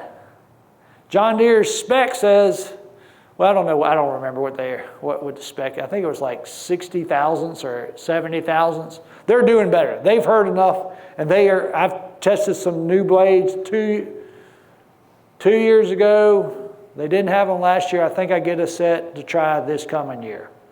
For it to go on my planter, the wobble, the warp has to be less than 20 to 25 thousandths of an inch per row. So that takes a 5 with a 15 to 20 or 2 10s or 2 15s won't make my corn planter. That's 30 thousandths of an inch. Why is that a big deal? What is the planter designed to do? Open a trench, drop a seed, close a trench. We're trying to open a trench, drop a seed at uniform spacing, and then close it. But we want to make sure if it's got a warp in the blade, we can get dry dirt fall around that seed. If dry dirt falls around a seed, if dry dirt falls around this seed and this seed does not have any dry dirt fall around it, are they going to come up at the same time? No, they're not, because it absorbs water differently. So my goal is to make sure we minimize that. And by having good blades, that creates the lack of warp. So the gauge wheel, as it's turning, is not picking up dry dirt and dropping it into the trench. The next thing is, and we hadn't even covered this, is the gauge wheel round? Or is it true? That's the next step for improvement. So kind of things that we do to make sure that we get consistent, uniform emergence. And then the one thing that several years ago, Paul Bodestein, our agronomist, was working with growers, germination depth. We are extremely good at planting seed at 2 inches. We can read a tape measure. You guys that are doing tillage, y'all, to control residue, you're doing tillage. Do you plant your seed at 2 inches? I'm asking. How deep do you plant your seed if you're doing tillage? You want 2-inch germination depth. When it rains, rain is a great compactor. Does their soil settle down? Sure it does. Even in no-till, soil settles down. So what I like to do when I'm checking for seed depth, that is getting a little bit off the Genesis nutrient topics, but what I like to do when I'm checking seed depth, I bend down, and we'll simulate I'm bent down. The first thing I do before I start scratching it, I hit the dirt to simulate a rain event. Then I scratch and see what the seed depth would be to give me an idea what germination depth is. When I did that Pro Farmer Trespass tour, most of the seed was 1 3/4 to 1.5 inches. I saw some that was actually 1 inch and like 1/4 deep. That is a problem. We're not good root architect. Josh talked about brace roots. Are they good or bad?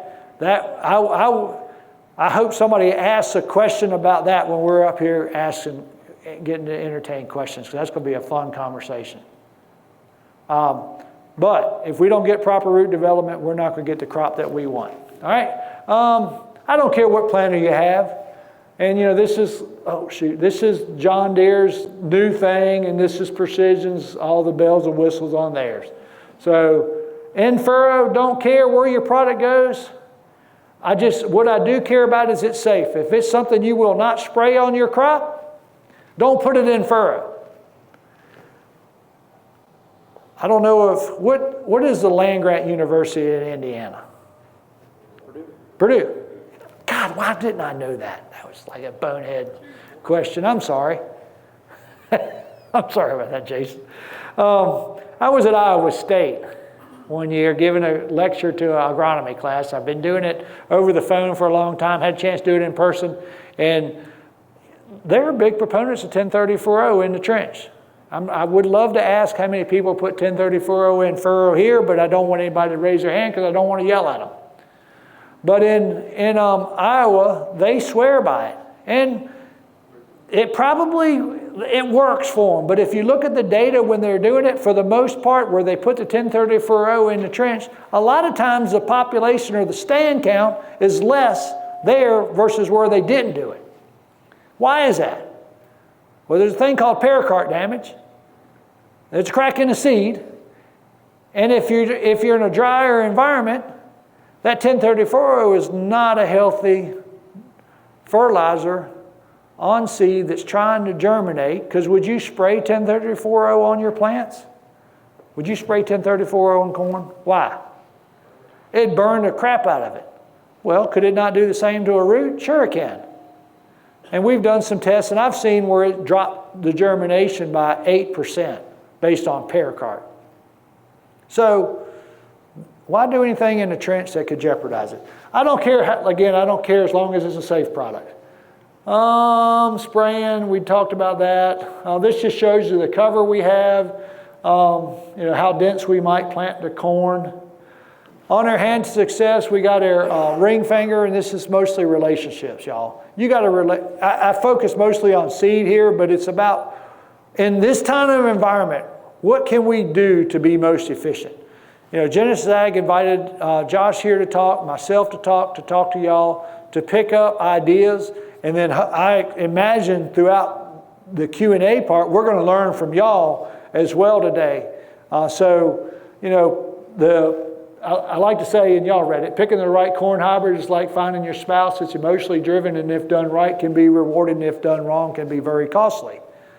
I've been married to my second wife for 39 years. First and only wife, but my second wife, Miss Sandy. I've only been married one time, and she tells me that it could be very costly if I went for my second one. All right? So that relationship, that team building is so important. We'll get past that. Little finger on your hand is my management finger. It's not a whole lot. I told you I'm task-oriented. Develop a plan, execute it, change it. What is the saying Mike Tyson says or said? Everybody's got a great plan until they get punched in the face. And I think we just got punched in the face yesterday. All right, a couple little neat things to show.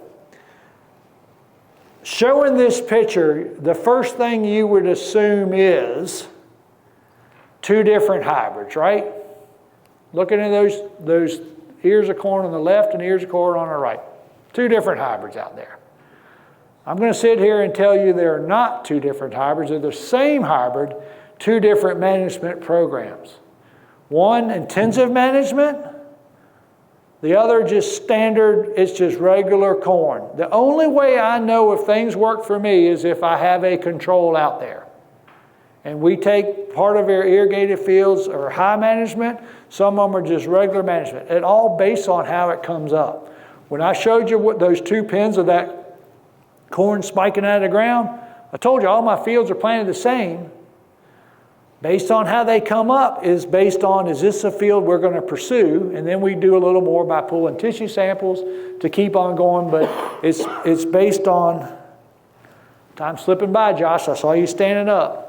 But it's based on how the crop emerges is know whether or not we manage it. So we had one side, the right side came up good, the left side came up not so good. So we're going to treat it. We're going to do just like I say. What do you think the yield difference between those two are? Same hybrid now. 454 and 586. The other thing is, where do those bushels come from? We finished the crop, 56, a little over 56.5 pound corn, and then 59.5 pound corn. The difference was following a system approach, not letting the crop have a bad day. Now, I'm not going to say we tried to fix problems in season. I am proactive. Now, you can make money on this. You can make money this way, but neither one of these are kind of what I would say we're as a group are striving for. I want to have probably one of my best APHs this coming year. And what are the things that I'm not going to give up? These are just a couple pictures. In 2007, saw a little bit of green. 2011, Before a hurricane, after a hurricane. Hurricanes are a bad deal.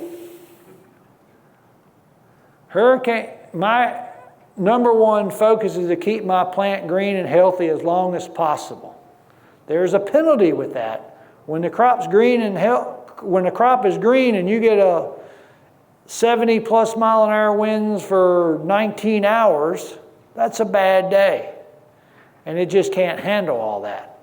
So if we didn't have the hurricane, you know, this is where the yield map came from. This was harvested before the hurricane and after. Regular corn, kind of managed a little more. Dry land, 2011. So just learning stuff. I want to be done. I want to tell you things, when I'm thinking about 2026, I like to end with this one because this is what builds all yields right there. We're not going to do it without that. Well, we're not going to do it without the good Lord blessing us, but without that ball right there, we're working behind the 8 ball. But 2026, thinking about a management scheme, have y'all thought about things you're not going to do? Typically, coming to an event like this is talking about things that you're going to do new, right? I mean, you got a company here that sponsored you to come out here. They got products they want to talk about, and they want you to try them. If you hadn't tried them, you know, like Carbos, Instago, Vita Terra, Revita N, Microboom. You know, they want y'all to try something, but then there's got to be, if there's only so much water here, and you're going to do this, something's got to come out. You're going to dip the bucket and take the money from here to put over here. I'm a guy that if I'm looking at 2026, I'm going to soil sample. I'm going to really focus on my phosphate. What is that level? Do I even think that I need to have an application of phosphate? And when Josh started it off earlier, he said, do you ever really get an ROI on your macronutrients? We know we do on nitrogen. I'm a believer, I get it on potash. If I pull my potash out, it's costing me bushels. Because we have sand, we're going to lose it. Phosphate, Paul Butterstein, their agronomist, oftentimes has said, you know, there's probably enough phosphate in your dirt, you don't need to be adding more phosphate now. We need to take our dollars from that phosphate and then put them into how we can liberate that phosphate and make it more available to what we have. So I would challenge you, that would be something that I would be considering.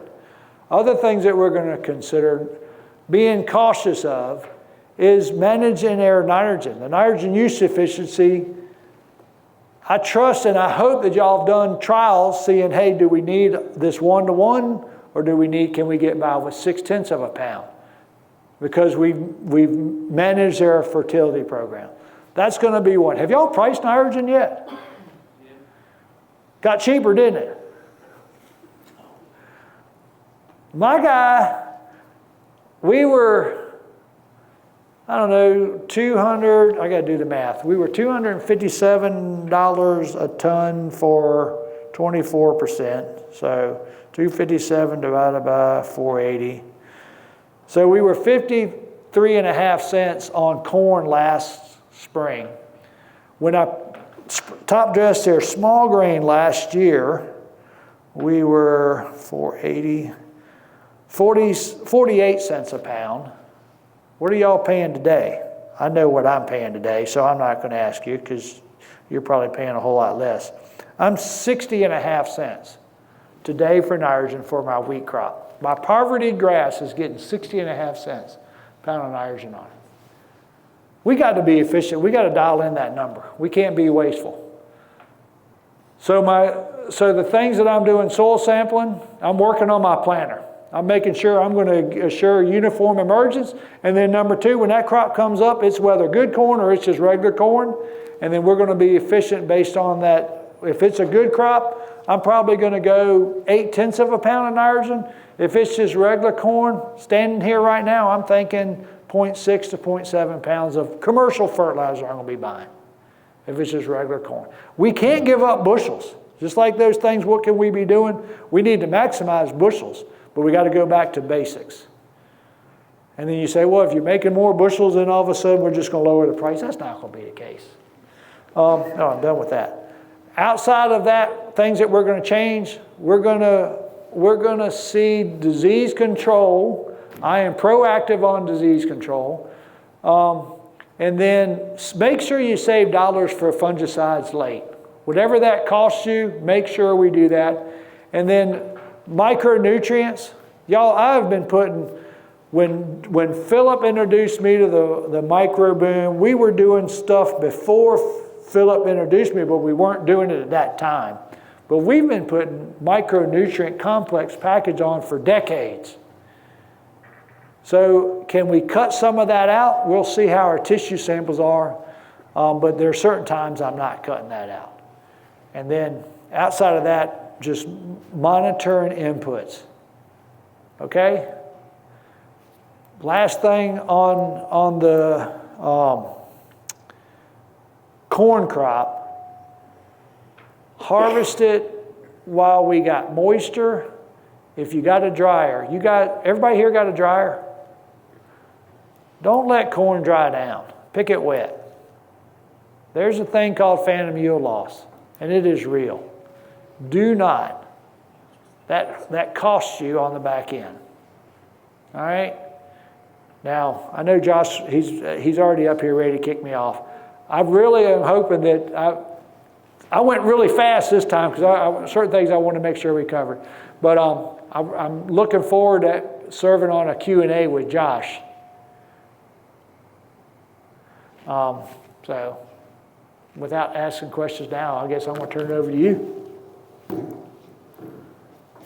Do you need this? You need all this? So since we had lunch an hour ago, we can take a break, 10 or 15 minutes, come back in. We'll go over some things that we have and offer that most of you guys have tried, kind of how those could be a placeholder for everybody. Maybe take 20 or so minutes, 20, 30 minutes to do that. Then we'll have our panel come up for Q&A. So you guys take 10 or 15 and we'll be ready to go. All right, everybody ready? So I'm going to do this a little bit different than what you guys have seen it in the past. And I've only got our basic stuff up here because, like everybody said so far, at $4 corn and $10 beans, we don't have luxury. We've got to do things that work. So instead of having our 12 Genesis products and maybe some of our fertilizer company products up here, I think I've limited it to maybe 10 products that everybody should have an opportunity to plug and play with what they're doing. So as I go through these, I'm going to pick on people in the crowd that has experience with this. I'm going to say what the product does from our standpoint. Then I'm going to hand this mic to someone in the crowd who I feel has got some experience, and I already see some smiles, with a product, just to give your experience about it. Because I can tell you all day what it does, but you've got to trust me. As farmers, we trust each other most of the time. So if you hear it coming from another farmer, for me, that's going to give me a better sense of security if you've never used a product. So I'm going to kind of start out what I feel, and this is in no particular order, but how I feel things can impact a farm from an economic standpoint and a yield standpoint and flow through that. So the first product I would like to talk about would be carbos. We all know that we have soil biology naturally, correct? Does anyone think they do not have soil biology? All right, Greg. We want to feed your soil biology. Yeah, there are forms of sugar out there. We've got dextrose, we've got molasses, we've got whatever it be, but how do you know what you're feeding when you apply that? Does anyone know what they're feeding? The thing we like about carbos, so that being a biological product, and I kind of coin it as smart biology, is the biology in this recognizes beneficial bacteria and fungi and delivers the sugar in the product as a food source to your native biology in the soil or the plant. We're just not out there pouring gas on a fire. Because whether you know it or not, we've got negative biology in our soil as well. We've got to have a somewhat of a balance. Yeah, we want the beneficials to outweigh the non-beneficials from a disease standpoint or maybe a nutrient availability standpoint, but we need good and bad bacteria. But what we like about this is we're trying to specifically feed beneficial bacteria. So let me find somebody that kind of loves using this, and I may pick on somebody more times than not. You want to do it? Why do I have to? You're the closest to me. There's somebody in the back row that ought to be doing this besides me. What? Here, I'll take it to him. Go make him. All right. I'll get the next one. Trading spaces. I was going to leave a different product for him.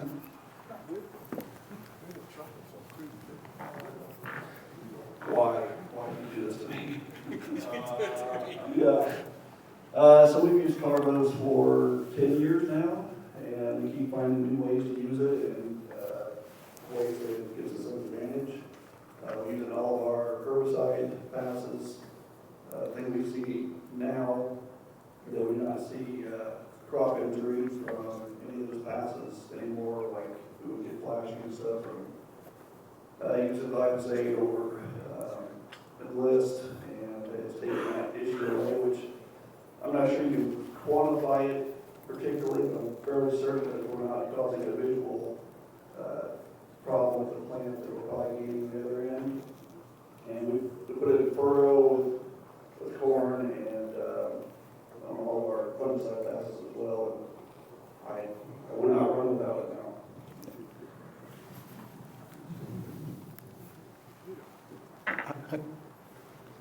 So use rate on this, and most of you guys know this, 5 years ago we were at a 4-ounce rate because of the concentration and the biology in it. We've since moved this up at least to a 6.4, if not an 8-ounce rate, every application we're doing. And like Doug said, we're running in furrow, we're running with our post-chemistry pass, and we're running with our disease management pass.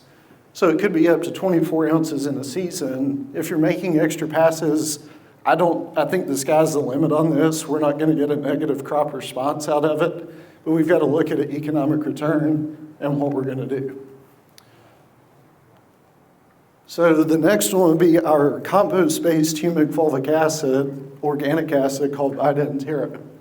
There's a lot of Leonardite shell products on the market, and those are processed by mining Leonardite out of the ground, running it through a chemical process, typically with potassium hydroxide or sometimes a form of caustic acid.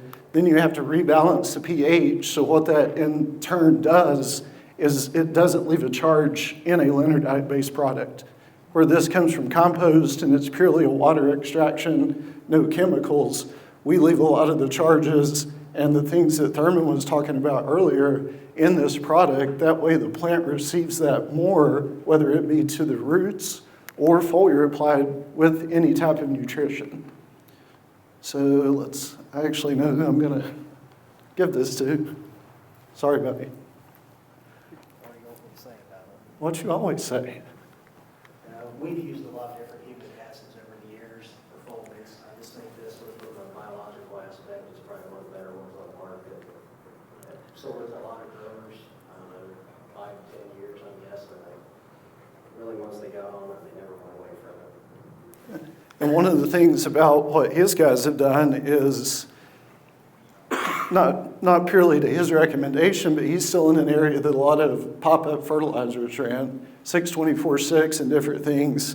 And by putting this with salt fertilizer, it really knocks down the salt injury that we see out of those, especially if we put it in the row, but also putting it with nitrogen from a side dress perspective or even top dress on wheat.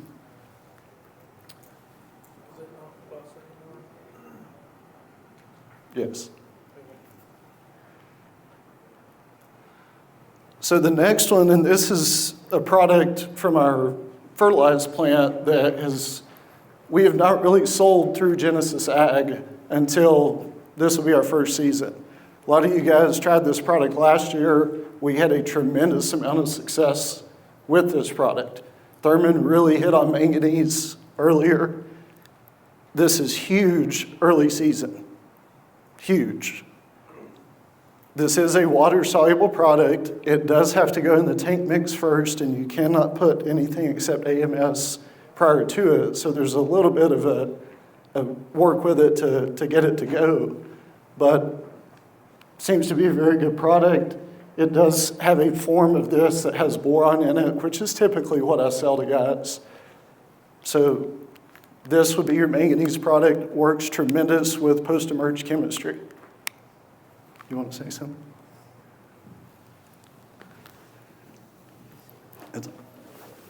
We come from an area where there's a lot of manganese deficiency that shows up even in corn, a lot of muck soils. I mean, it was not uncommon for us to spray 20 pounds of manganese sulfate per acre on muck beans. And with the Ready Man, I mean, we've really cut back, 1 to 2 pounds. You know, I mean, every trip on the muck farms especially gets Ready Man. A lot of the guys are using it to better their, you know, at a smaller rate, maybe late season, whereas, you know, we're using it all the way through. And Garrett's probably used this the longest of anybody in the room because we really didn't introduce this to Genesis customers until last year. David, you might have used some 2 years ago, maybe, can't remember. So Instago is our biological approach to disease management. We've tested this for 4 years through David's group and had extremely positive results. I've got a video that we'll send with the other water treatment video. I couldn't get it to play for this, but it has been extremely valuable for guys looking to be proactive for disease management. Now, when I say proactive, I'm talking from a V10, V12 application to a VT application, because we know once the plant starts transitioning from vegetative to reproduction, you don't really grow anymore. You just hold on like riding a roller coaster till the end, and this is done very well in setting the plant up, getting it as healthy as it can be, going into that transition and managing disease on the back. Working with David's group, we specifically went into heavy tar spot areas. And yeah, there's not been a lot of tar spot for most of us the last 2 or 3 years, but we've still been very comparable against a synthetic fungicide like a Veltima or a Miervis product, and we really like doing that. I will tell you that trying to be reactive with this product is not going to work as good as a synthetic fungicide. So if you're going to look at a one-pass system, you have to be proactive with it. Do not wait till you already see disease and then call me and say, hey, it didn't work. Because how many of us, if we wait till we get sick and start taking probiotics, it still takes your body that much time to get over it. But if we're taking probiotics before, we can have a better resilience against disease. Now, on the back end of the season, once the crop starts cannibalizing itself, we know that things come in. My highest yielding guys this year went Instago first application, synthetic fungicide at brown silk or after. And those were the highest yielding plots that I had last year. Now the one-pass system, you do have to be proactive. I ran into a lot of situations last year, like all the other speakers have said, we were spent by the time we got here. Guys tried to do a one-pass system too late. This is not a synthetic fungicide. It's not going to be a Clorox wipe on the table in front of you. It's going to keep your table from getting dirty longer. Let's see, I'm trying to think who I could pick on for this. You want to say it?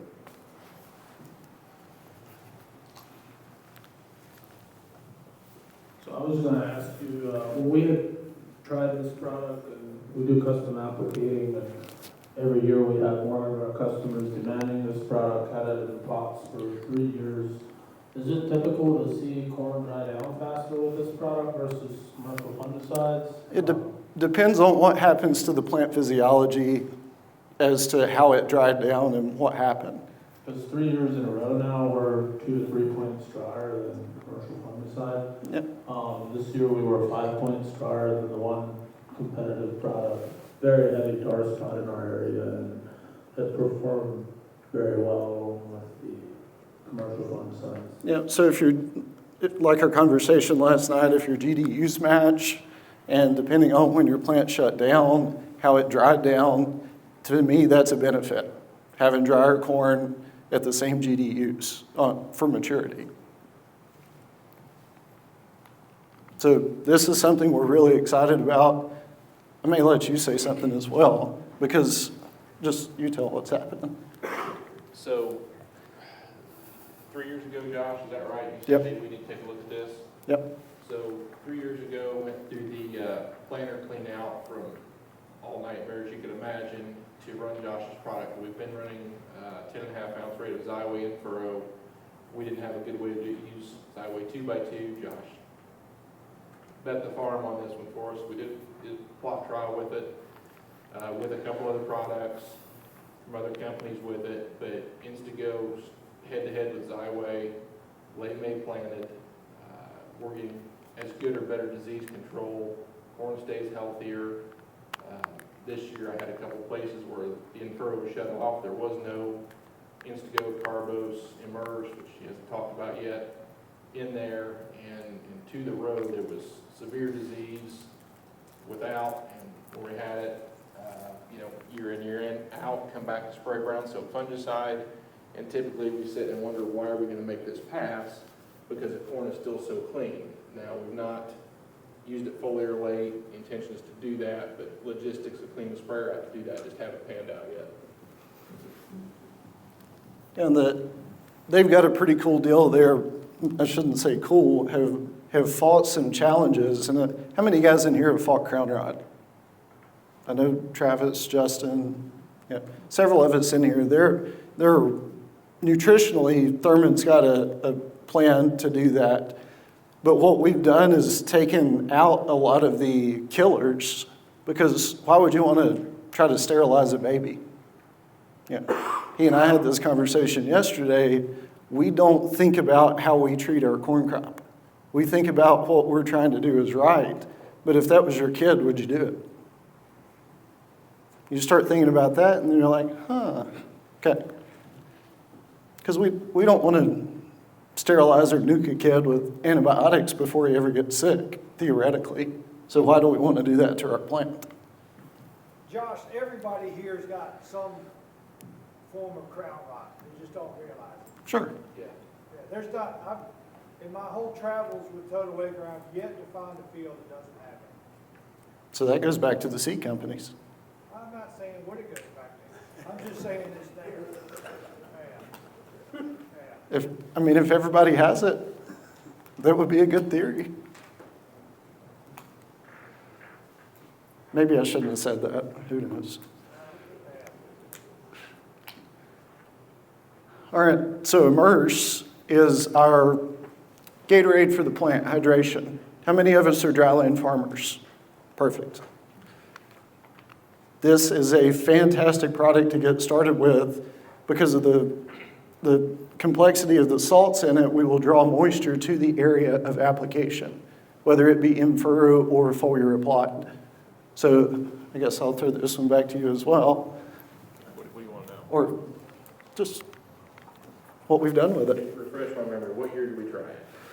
Oh, that would have been 2019. Okay, so 2019, Josh had been beating his head on the wall at the farm for a couple of years. I mean, I kept telling him, I said, this is where your ideas come to die. Because we just kept trying different things and we kept failing at it. And he said, hey, I think we've got a product that's for your soil that's going to change it. And we said, did the toad that year, Doug? Yeah, we got a toad of it, and I ran it basically in different trials across the whole corn crop, some in, some out. And by midsummer, it was game changing, especially on the drier, drouthier gravel dirt. It was good on the good dirt, but it really showed on the gravel. And the whole physiology of the plant changed. With Immerse in there, it was 50 mile an hour, 50 feet, 50 mile an hour. You could tell that you had done something to the crop. Bigger, wider leaves, healthier plant, and it carried. That was a big aha moment. Is we now could carry, instead of making things look better, we were carrying to yield.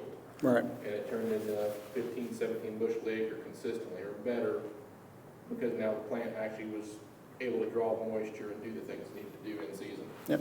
And one thing for you guys being in the high mag soils, we retain a lot of nitrate nitrogen, and that's what's mostly available to the plant quickly, especially V2. Once it starts photosynthesizing, until it hits our probably side dress, maybe plantar or side dress nitrogen, and we get a nitrate lush plant. That's what we saw at their farm, and a couple other guys in the room have done this too. The salts in this help the plant convert the nitrate and begin the nitrogen cycle sooner because we provide the mechanisms for that to happen. And Thurman talked about that as well with the micronutrients. This has got a diverse mix of micronutrients in it, but they're trace elements. So it's just like your electrolytes in your Gatorade. We start that mechanism whenever the plant is this tall. So I think that's what he calls it an aha moment happened on their farm to get the ball rolling. So this is something that may not fit at $4 corn and $10 beans, but if you want to change your farm, this is where you go. This is your fix your soil over a period of years. And I know people don't want, how many of us want to wait 2, 3, 4 years for something? Nobody? I didn't think so. You want it tomorrow. And that's tough. But this has everything that you need in a jug. You can call it a cover crop in a jug. You can call it soil remediation in a jug. Whatever you want to do to get your soil structure, get your biology balanced, going back in the right direction. It does have nitrogen fixing capabilities. We've seen typically 30 to 40 pounds of fixation in the first year of use. Now, you can compound that effect if you apply 2 or 3 times in a season, but that's kind of where we're at. So, you want to do it? Yeah, we'll let Greg do it.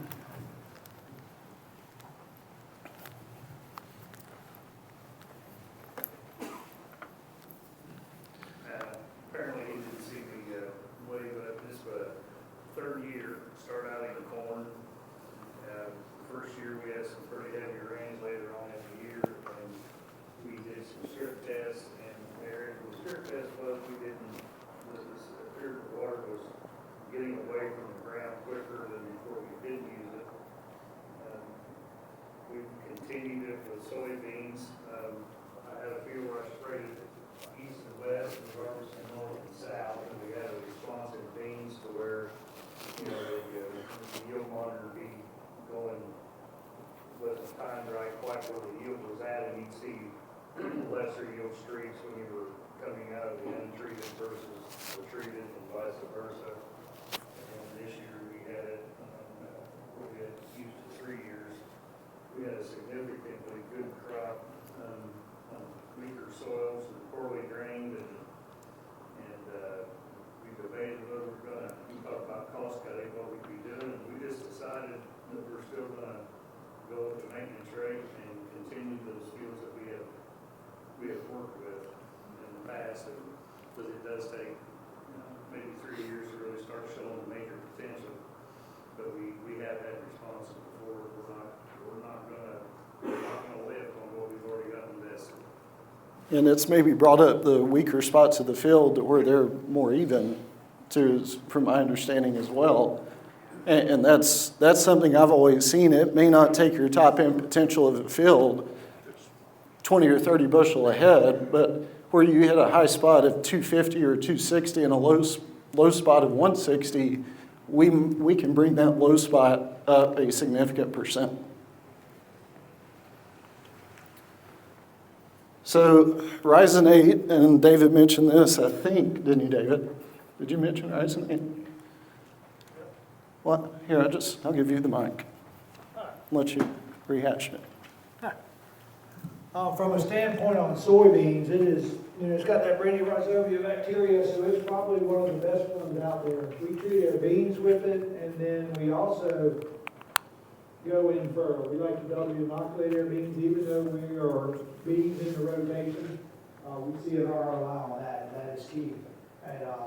And then also, they share it that it's encapsulated, so we also like, Josh talks about moly, we like to put molybdenum on our beans.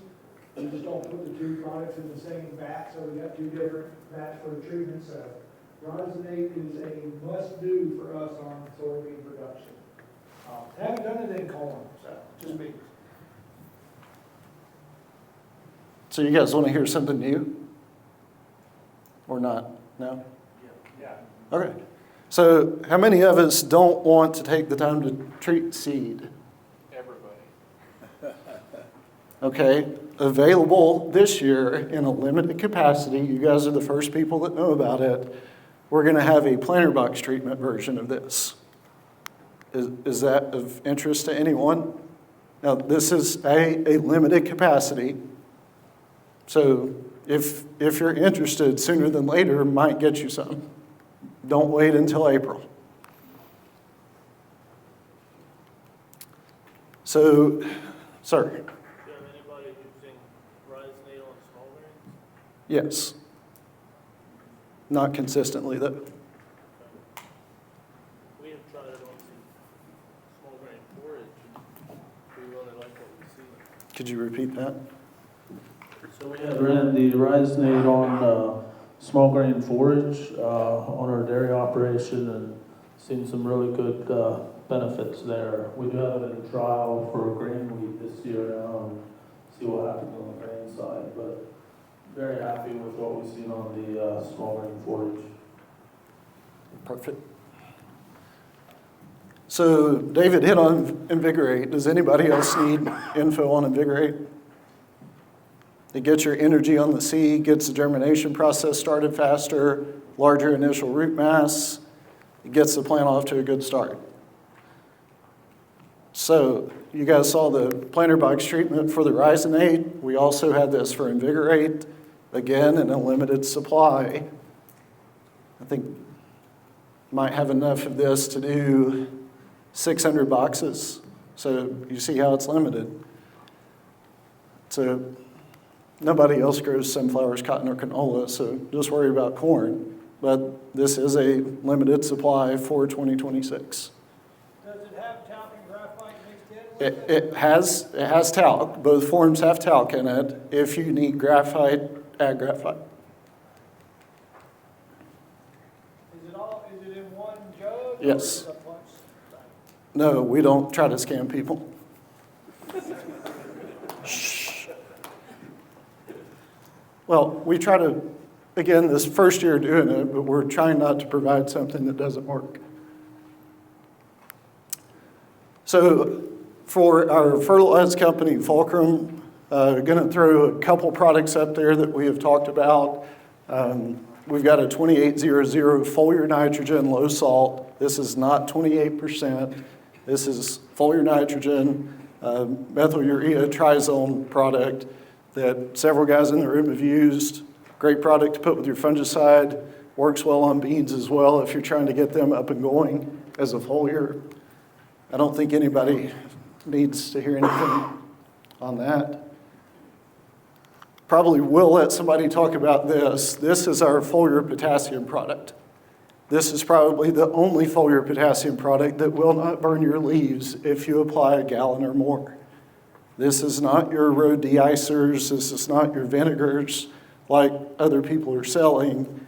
This is actually a pretty quality product. I'm kind of happy we make it. So it is a 2,518. So yeah, you can say, well, 24% is acetate. Well, you can apply a gallon of this and you can't apply a gallon of acetate without burning the snot out of your crop. So I could pick on somebody about this. You know what I'm saying? How about you, Dan? You haven't said anything yet. We really struggle to get K in on our farm on just low soil K levels and high mag, and so we're trying to attack our crop from every angle we can to try and get some K in there, and this has become pretty common now for us to use on beans late season to try and increase bean size, and I believe in that late season, we're capturing a lot of those beans on the top end of the plant where usually you might have some blanks in the pods there if you can't finish out, and that seems to be where the bonus bushels are coming from. If we can finish out those top end beans. Yeah. Very happy with that, Josh. Sure. So 24 fungicide season, I could kind of see what I felt like we were going to, where we're at now, as far as we're going to have to know what to cut, where to cut, and without hurting or helping. And spent a bunch of time doing a fungicide trial with different fungicides, sprayed them with our normal program, which is Carbos, Vita, Terra, Immerse, Fulcrum N, Fulcrum K. Came back and repeated strips without the K in the end because there was a cost to that. You know, is that part making money? And I don't remember what the number exactly was, but it was, I think it was 100% ROI with those two packaged together, the brown soap fungicide versus RO water with the other products as a carrier. 12 bushel. 12 bushel. There you go. So this is a product that I sell. You guys know what this is. Our Stable B product. It is an 8%. Yeah, you can go to the co-op and buy a 10%, and it might be 50 cents cheaper. Sorry. But we put our humic in this and add a couple additives in it, and we actually get a better response at this being an 8% boron because of the humic properties, the fulvic properties, and the reception by the plant versus just having your straight sodium borate that we've liquefied in a jug. If you want me to sell you that, I can sell you that. We could put 50 other products on this that we manufacture, but I'm trying to tell you guys things that can be a benefit to you. So nobody needs an explanation on boron, but this is a very good product that I sell a lot of in this area. So, any questions on any products? Yes, there are products I did not put on this list. If anybody has questions about them, we can answer those now or answer those during the Q&A.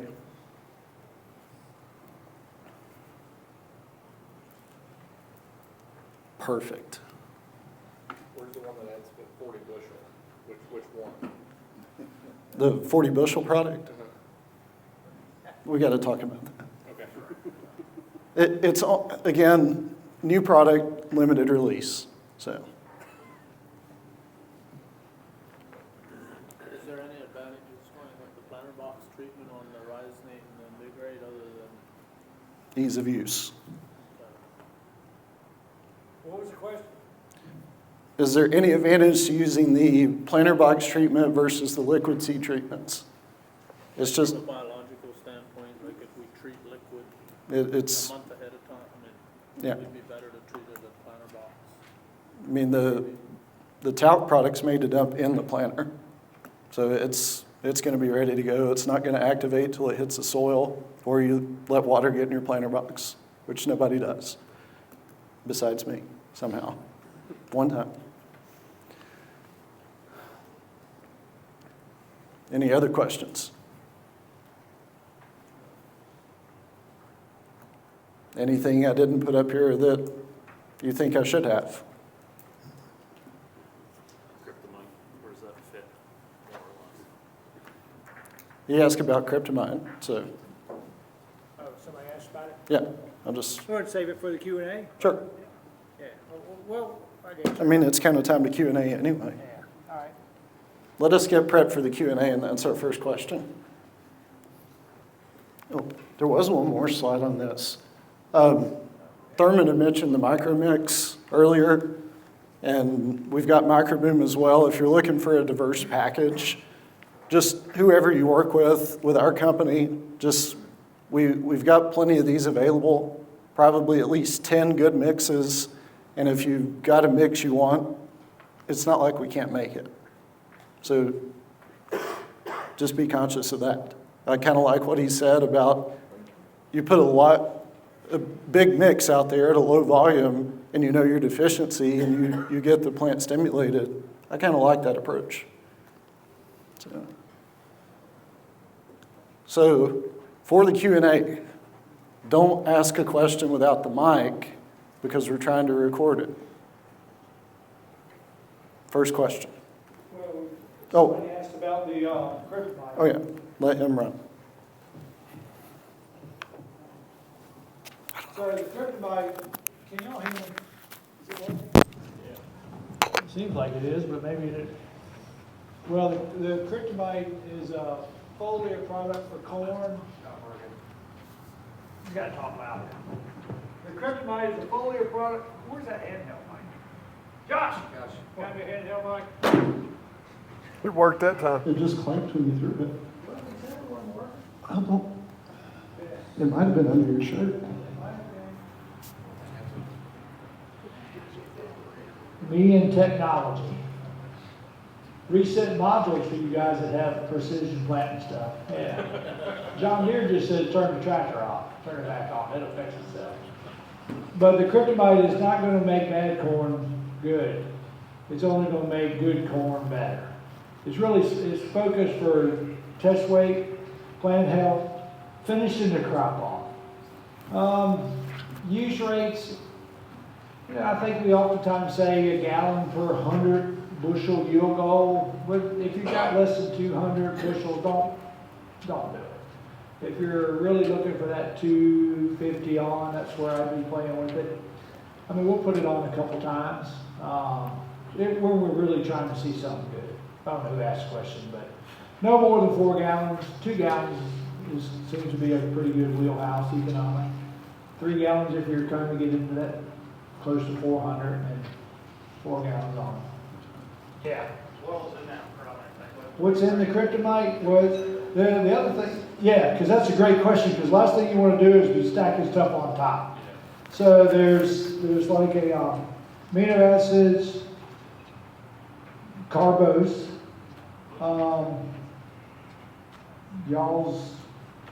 you make it. Yeah. I don't know how he wants me to say it. I know what I think is in it. Yeah, so it's fertilized, has an analysis, put the carbos, phytontera, some goodies that are proprietary to us, and that's that. Beyond that, I'm not going to tell you the formula. Yeah, now be careful when we start talking about PGRs late in the season. Y'all, the difference between me and everybody in here, I've screwed up way more times than anybody else has, okay? And one year I said, I called the crop duster and said, hey, I want to spray one day for 2 weeks. I want you to spray the same acre every day for 2 weeks. And we just went really low rates because I was trying to mimic something that was happening down south on some sweet corn. And you can go too crazy. PGRs, a lot of times they want to kind of stimulate and get the crop growing back. Focus on, like Josh likes to talk about, focus on what the plant's really trying to do. Let's not make it do something that's unnatural for it.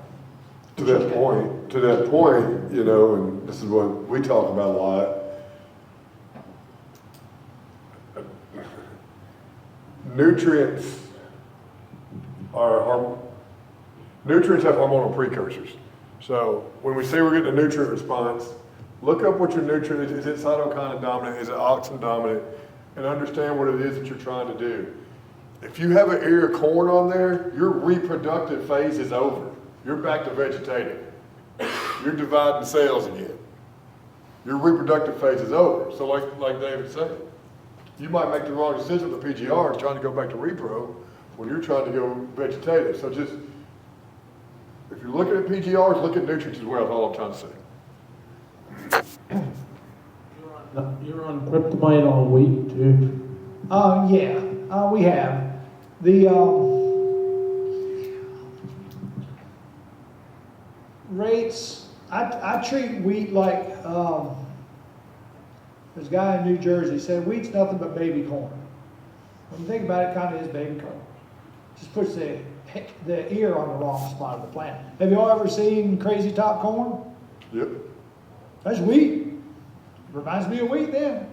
But treat it like half to 3/4 of what you would do on corn. Depends on what one's yield goal. You're probably in that 120 to 140 bushel yield goal, I'm guessing.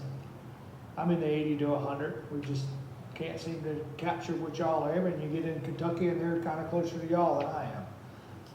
So half to 3/4. How about on your, I noticed the why drop the easy drop instead of the 360? Could you? Yeah, good question. We were talking about that at the table, and I think you came up. I said, why don't you ask that during the group? If you got Y drops, stick with Y drops. But if you're getting ready to invest in something, to me, easy drops are cheaper, and I don't want to say safer on the corn, but they're more efficient in the application because the way the drops are made, they got the Y drops have hydraulic hoses that go adjacent to the corn. The easy drops have hard plastic. So the easy drops pattern is usually 29 to 31 inches from tip to tip. That's going to stay between the corn rows. And the fertilizer is going to go right next to the base of the plant. Whereas the Y drops, was that's what we started out with because Greg Sauter was a genius. But that hose sometimes hits residue or something and moves from the base of the corn plant to where it's somewhere, I won't say the middle, but it's not near the base of the corn plant. The other thing is when I saw them during a total acre crop tour, farmer had them, I'm like, man, this is what I need. Because it's on the whole 120-foot bed. Y drops, the most they could do is 80 foot, then I got 20 foot on either side that I don't have a way to do the same as what I can with the Y drops. They only do every other bulk. So every row gets the fertilizer, but it's only on one side, whereas the Y drops is fertilizer on both sides. So I'm like, I think his name was Andy. I'm like, Andy, I want one for every row. He's like, no, we can't do it because this was several years ago. We can't make them fast enough, and you don't need it. So I'm like, okay, I want it to set, so I got every other row or every other bulk, put them on, and I got to understand something. So I cut the rate in half, went down, then turned around and came back and replicated that across the field. I run over corn, y'all, spraying. But I don't run over 6 bushels an acre of corn. And we saw a 6 bushel reduction where we split it on both sides. And part of the explanation that I'm getting, and it makes sense to me, is when you're dribbling all the amount just on one side, you're getting some wicking in. Most of my acres are dry land, just like most of y'all. If it doesn't rain, at least I'm getting some fertility into the soil, into the root zone. Whereas when we split it up in 2, we're not getting that same wicking effect. So that's one way. If you own Y drops and you got a 120-foot boom, order easy drops and put on the wings. But if you don't have anything, I mean, my route is they're cheaper. Depending on what kind of sprayer you have, I can run a John Deere, so when the corn gets real tall and we want to do something, I really need the longer drop tubes, but you can't run those when you're running a John Deere sprayer down the highway because it drags the ground. Kind of like a monkey walking across the yard. All right? So that's why. Yeah. Buddy, Mike. So I saw earlier the graph where it talks about when rows around are established and kernel lengths established. I noticed in your picture you showed there was more than 1 ear per plant, harvestable ear. Do we know when that is established in the growth stage of the plant?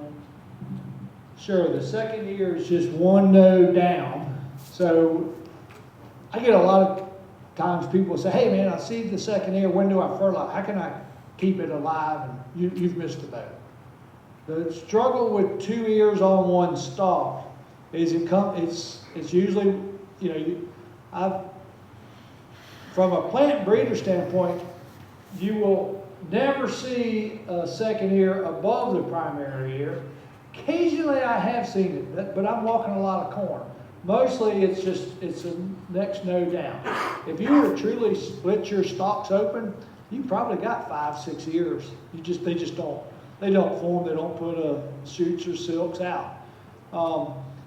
So for a guy that wants to, 26 is not a year to fertilize for the second ear. Really, when you fertilize for the first ear is when? V5. That's historically 450 GDUs. If you want to manage and fertilize for that second ear, then that's at V6, depending on what maturity, that's what, 60, 70 GDUs later. You're going to have your second ear. So how many people are going to fertilize for a second ear? We don't even know if we're going to have it. So it's just, that is too big of a risk. for what he told me. If you see the ear, you've already missed the boat. Because the plant's already focusing on that primary ear. And not to say you'll never see that one make some kernels, but fertilizing like you're wanting, like that picture was, the big key is sunlight. Think about how many of y'all you like Virginia farmers that ride around in their pickup, and that's how they scout their crop? I can fuss about them because I'm one of them. Get out. You have a tougher year, the outside roads usually look better. You walk out in the middle of the field, does it look as good as the outside roads? No. Why is that? Sunlight. Why is people that do intercropping or skip row corn, why they plant thicker on the outside rows? Because they're capturing more sunlight. So that one picture where there were two really good ears, I was cheating there. That was a border row, outside row. But the plant can do it. If we could figure out, when somebody said, what's that? And Josh said, what do you want new? Sunlight in a jug. You give me that. We're going to, Philip, y'all going to be a genius when you give us sunlight in a jug. And I know you say, hey, we're working on it. Yeah. All right. Surely y'all got some questions. Yeah. I hope he's going to ask you. He's going for you, I hope. Yeah, he talks to me 10 times a day. This is a you question. What stress event have you been consistently able to overcome year after year that's been the best economical ROI on your farm? Sure. Well, irrigation is the best one. It went dry weather, all right? Hands down. Growers need to learn to control the controllables. And irrigation is one. Another one that I feel we've been able to manage more that growers are missing the boat. And I spend more time talking about it, is plant stress getting the crop off to a good start. Mm-hmm. Too many guys are missing the boat on running the plant. So if I had to prioritize it, water being one, two would be getting the crop off to a good start. And then when I think about other stresses is when we get into hot nighttime temperatures. Now you can say, well, irrigate can cool it down. Well, sure. But what else? If the plant is photosynthesizing during the day, I don't really care how hot it gets daytime.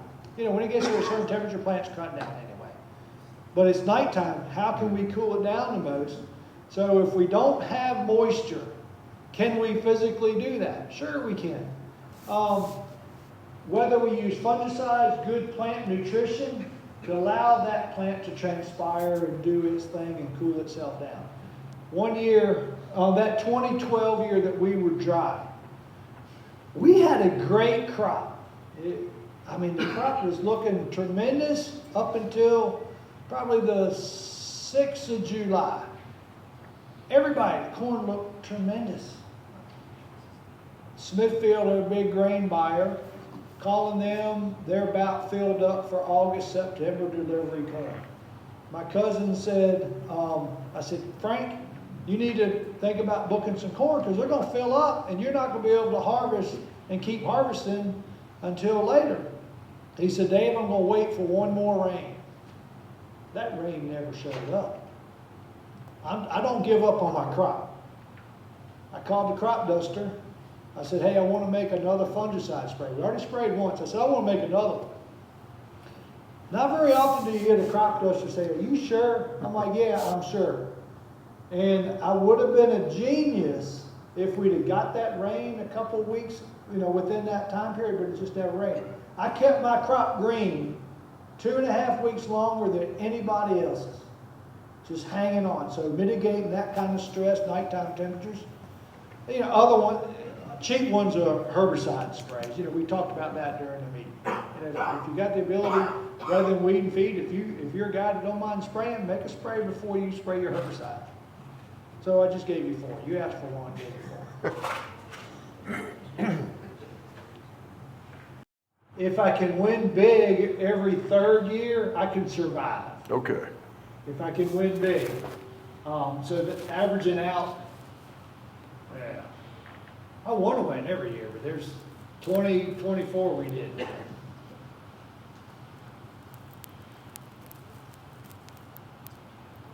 %70. Okay. I think I could stomach a lack of a win rate.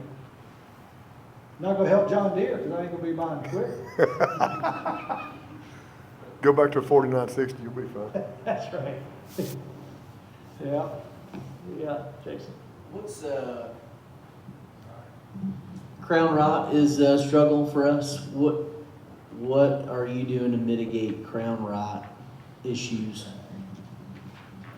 I don't have 100% answer on mitigating crown rot. We struggle with it as well. We are continuing to play. And when I'm talking crown rot, is when you take that plant and we created that V where we have that root architecture and it's discolored. When we have seen some of our better yield in corn, that crown is not discolored. And I think about temperature, the stresses it went through. I've spent, and that was actually one of the things when I was getting ready to ask him, we were sitting here, no questions, I was going to ask him very similar, so I want to hear what your answer is on crown rot. But infections on roots. I think we're getting some root infections, and that's giving a pathway to the diseases.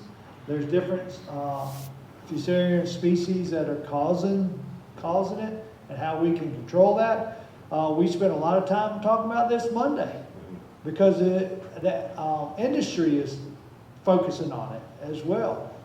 When you have a clean crown, then your nodes are clean and your pith is clean and it doesn't decay nearly as fast. We don't start losing it. Things that I have seen without naming names, but a fungicide spray at V2, because we still have some roots that are starting to, we haven't created all those nodal roots, because we got 5 of them, y'all, and we want them all below ground. Playing with some biologicals, but I don't have an answer. I'm hoping you have an answer. Well, I mean, I don't know if I have an answer. Look, that book, I said, buy that book. Look at that book, go to Fusarium, look at different kind of Fusarium, see what minerals can react to Fusarium and form compounds that can help with that. Zinc being one of them, silica being one of them. Shoot, there's one I'm leaving out. Daggone it. Can't remember the top of my head. Zinc and silica, look at both of those. Keep boron on early, harden that cell wall as well. Just think about hardening that cell wall, what you're going to do with silica in the furrow, zinc in the furrow, boron, so as you come back over the top. They say you can't put boron in furrow, you can put a tad bit. I'm not getting into that with you, because that's nothing we work on. But look, just think about what hardens that cell wall, and I would start with zinc and silica. Brian, you got one on top of your head on that?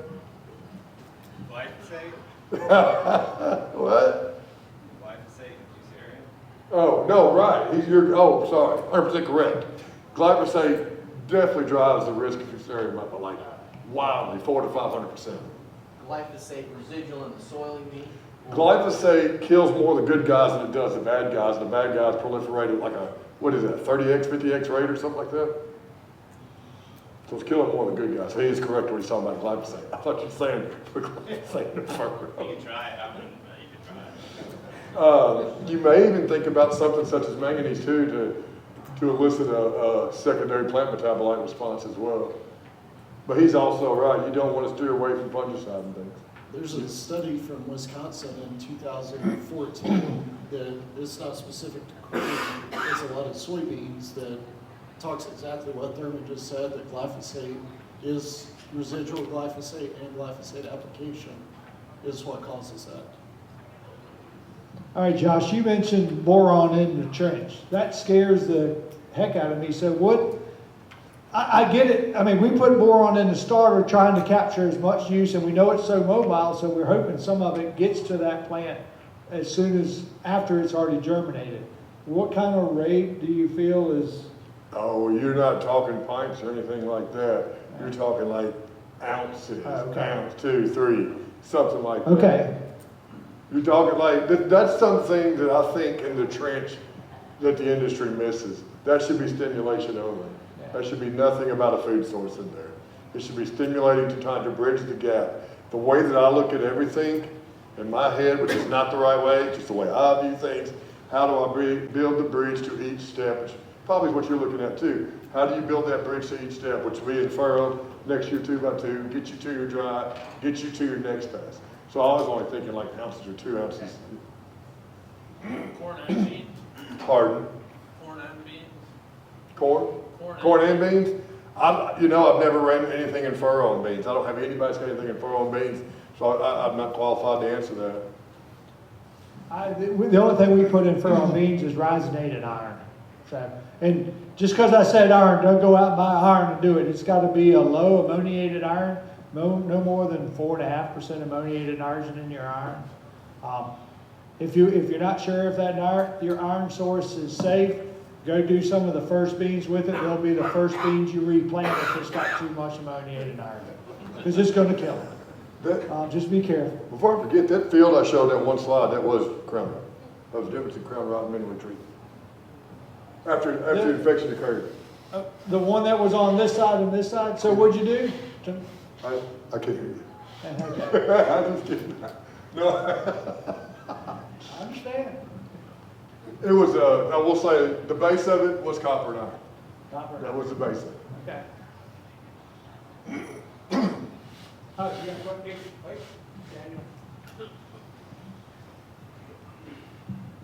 You were talking earlier about brace roots on corn. Why and why not?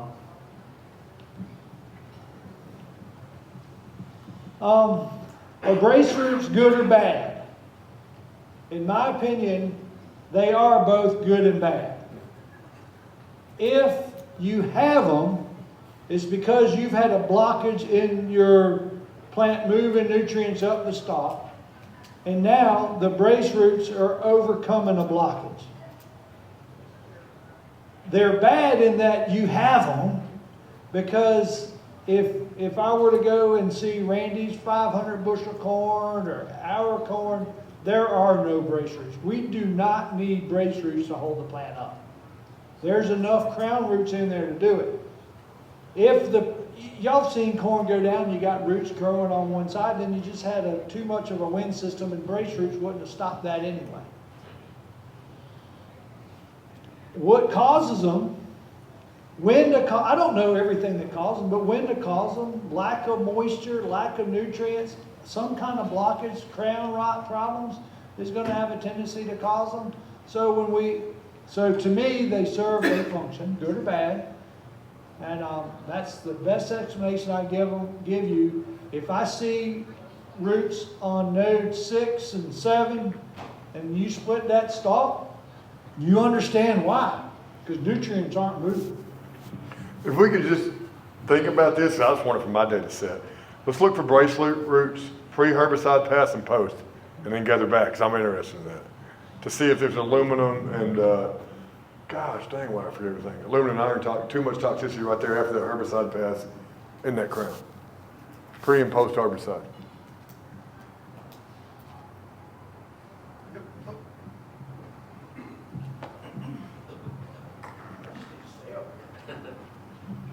You talked about the seed depth and consistency there, and you're saying you pat that 1/4 inch, figuring if a rain comes, right? So 1/4 to a 1/2 inch. I mean, it depends on how much tillage you actually do. okay, and then you're saying corn 3 days out of the ground. I mean, this is maybe a stupid question, but you're talking from the time the kernel, you're seeing the spike out of the kernel to emergence is 3 days out of the ground. You're not talking, because imbibition doesn't happen until how many hours after planting? I was talking I was saying if somebody I have heard people tell me that they planted corn and 3 days later it's out of the ground. So that tells me that can happen in the deep south. We can get, when you're planting and it's 80+ degrees and you got moisture, that process is going faster. But if it's spiking out of the ground in 3 days, they didn't plant it deep enough. You can, on corn in the south, we planted, one year, my son decided, want to try something different. So we got into cucumbers, grew cucumbers for 3 years, but we also planted corn behind corn. Harvested corn crop, planted an 86-day corn, and then harvested it, I don't know, like July 6th or something, and then planted corn that's picking and planting. That corn that planted July 6th came up in 5 days. It was out of the ground. Out of the ground in 5 days. Now we had heat, but if somebody says the corn was out of the ground in 3 days, they didn't plant it deep enough, and it just, as soon as that shoot went up. I don't care how deep you plant corn, but I do care that germination depth is no shallower than 1 3/4 inches. And when the crop is, when you've harvested the crop, I can still tell you how deep the germination depth was by digging the plant up and seeing where that, I call it a peanut, it's where that plant is. Sometimes you still see the seed coat, but that needs to be 1 3/4 inches down. And too many times I see growers in it, I told y'all during that crop tour, some of it was like 1 1/4 inches. That's heartburn. And I bet they planted it deep enough, or they planted it 2 inches. They're just not compensating for the germination. I'd rather be too deep than too shallow. So none of our corn is planted shallower than 1 1/4 inches. Most of us planted at 2.5 inches. Strip tilling, it depends on it, how soon we got a rain before we plant. Or, is it packed down? So you guys strip tilling, any kind of tillage, I'm not a big vertical tillage fan because all you've done is move the residue from the top of the ground to where the seed is. So I'm more, and you can't move that. You can't trash root that residue out. And then how do they create roads? They use discs. So you just created a compaction layer. But let's just, in 26, let's make sure we plant our corn deep enough. And another thing, if I walk behind a planter and every T-handle's in the same notch, you ain't check your planter out. There is no way unless you have calibrated it, you got a red planter and you can calibrate it to adjust what the handles are saying. If every T-handle's in the same, you need to check every row. We pick our planters up. There was a thing on my slide that talks about partnership. Set and seed. Set, S-E-T-N-C. It's like a Lego set. And you lift the planter up, you slide this thing under, and it's got different stacks of Legos. And then you set the planter down. And then you do that across however many rows you have. And you pull the T-handle down to where the gauge, to where it stops, you mark it. And do that on every row. I have one row off a performance upgrade kit put on 3 years ago that is 3 holes off. Straight from the factory. 3 holes off from the majority of the other rows. But I know the depth it is. When I set it at that depth. I don't care when you do the Lego thing if the T-handle's at 2 inches or 3 inches. I don't care. It's just a reference point. So when you move the T-handle, you move them all appropriate across. How often do you recheck that during the season? Yeah, maybe once. That's not as big a deal. I'm not so worried about that. What I would be worried if anybody's got a V closing system, you need to be checking that once or twice a day. And that's one thing that can really jeopardize seed depth is because that thing's moving like this, how many times a day? Can it move a little bit like this? And John Deere even knows they can't lock it down. That's why I like this 2-stage closing system better. Oh, got off a different subject. Sorry.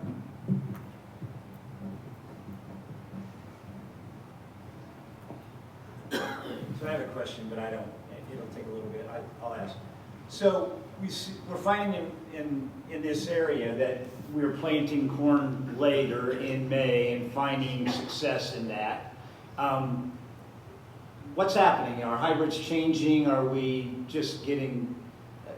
Why is that the case? Because it used to be, we always felt, especially university data said, last of April is your best corn, but there's an awful lot of good corn that gets planted the last week of May, in Indiana here especially.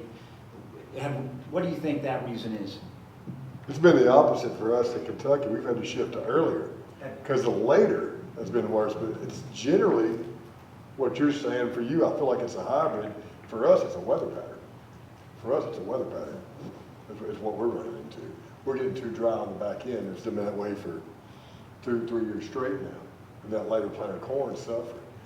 Used to, they tell you the pollination and the heat, but you know how many times I've seen true pollination issues in a cornfield?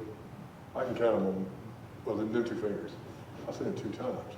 So I think hybrids have gotten better for one. I think their resilience and their drought stress, the way they've traded those crops have gotten better. And I think weather for us, though, that's a different story. It might be changing for you to help you out. I hate to be so simplistic, but I feel like that's kind of like Occam's razor there, you know, the simplest answer sometimes the best. I know a lot, there's been a big shift to plant beans earlier. So that means if they only got one planter, they're planting beans and then they go to corn. The thing about planting corn a little bit later, we're getting a better foundation. Things are starting off a lot better.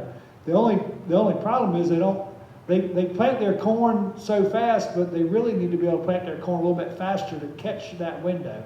Because then when you get planting too late, now there's another penalty, whether it's weather, you get further in the Dakotas and Wisconsin, you know, in New York, they run out of heat to where they're not finishing the crop.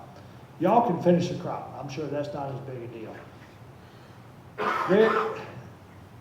There are really good early planting windows that some guys miss.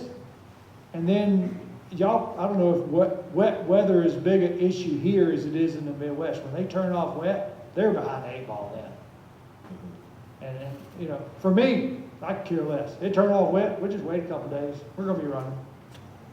Yeah, we're a day away from a drought every day. Yeah, without a doubt. But to answer your question, plant later corn doesn't like bad days. Soybeans can handle bad stress. Corn to maximize yield doesn't want a bad day.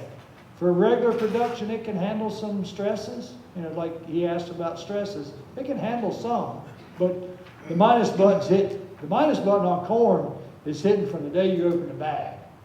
Beans, you know, it can get kicked in the shin a couple of times and still pull out a good crop.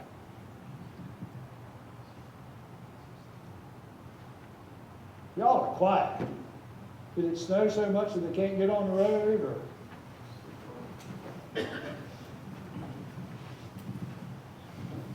Where would your focus be to, if you're looking at stock diameter, what would you be looking to push, or where would the focus be if you really want to increase that? Are we in the silage market?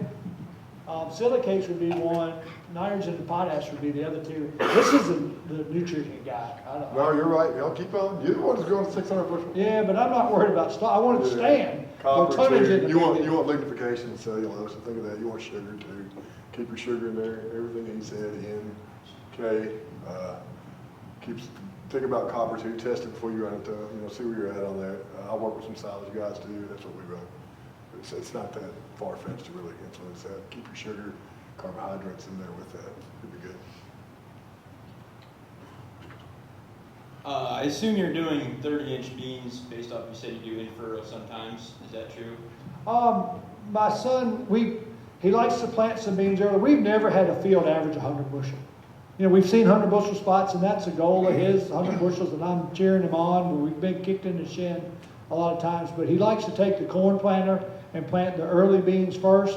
Then we run a 15-inch row bean, 1795. We actually, this past year, if y'all want a silver bullet on soybeans, y'all want a silver bullet on soybeans? Space them beans out. Singulation is key. Corn, uniform emergence is key. Soybean, singulation. And I heard Alex Harrell talk about where he had beans planted spaced out perfectly versus those that were misplaced. There were 66% more pods on the beans that were singulated. Tell me that wouldn't be a silver bullet. What's the problem with soybeans? This right here. What does this do? Controls the speed of that tractor. Beans are a poverty feed. But if we're trying to make bushels, we need to throttle that down. We need to go away from multi-hole cell plates. Slow down, singulate them. If you're really wanting to singulate them, I would be looking Exact-Emerge. There's nothing better than Exact-Emerge on singulating soybeans. The brush, I like the belt from Precision Plant, but it doesn't handle a candlestick to John Deere's brush delivery system. It's good, but it's not there. So singulate beans. That's why 15-inch row we can get a little bit better spacing. 30-inch you're kind of crowded together. We did, here I say singulation is important, and then we planted beans with their soil water strip till machine this past year. You think we singulated them? No. It was interesting. He cut some 90 bushel beans that way, but I'm not recommending y'all do that. It's trying to justify a piece of equipment. Focus on carbon on bean yields too. You don't have that fibrous root system like you do on corn or wheat. So you be hyper-focused on carbon in soybeans. What population on soybeans? If you're just striving for 100 bushel, we could be at a final stand of 80,000. And I say that lightly, like it's easy to grow 100 bushel beans. I've just talked to too many guys that have. And if they can get them singulated out, 80 bushel final stand's good. We drop, I mean, most of our beans are 110 to 160,000, but we're doing double crops too. Now, some of the double crops are 180. But the wheelhouse is probably 120 to 140. Our early beans, if we're shooting, I mean, we're having close to where you are as far as season stuff. 3.5s and 3.8s, planted those late March, early April. I mean, with last year's weather, we turned dry. When we turned dry last year, the last week of June, July, we turned dry. 3.4s, 3.5s, still planted in, focus on some carbon, some management decisions. With it turning dry, 76 to 84 bushels all day long. So, and we left yield on the table. Probably left a good 17 bushels on the table there. What was the seed rate on those? Oh, 110,000. 110. And some of those were 30s. And it's criminal how late that guy was doing the things that he did, but he still did them on 30 inches and still had success on that one gen.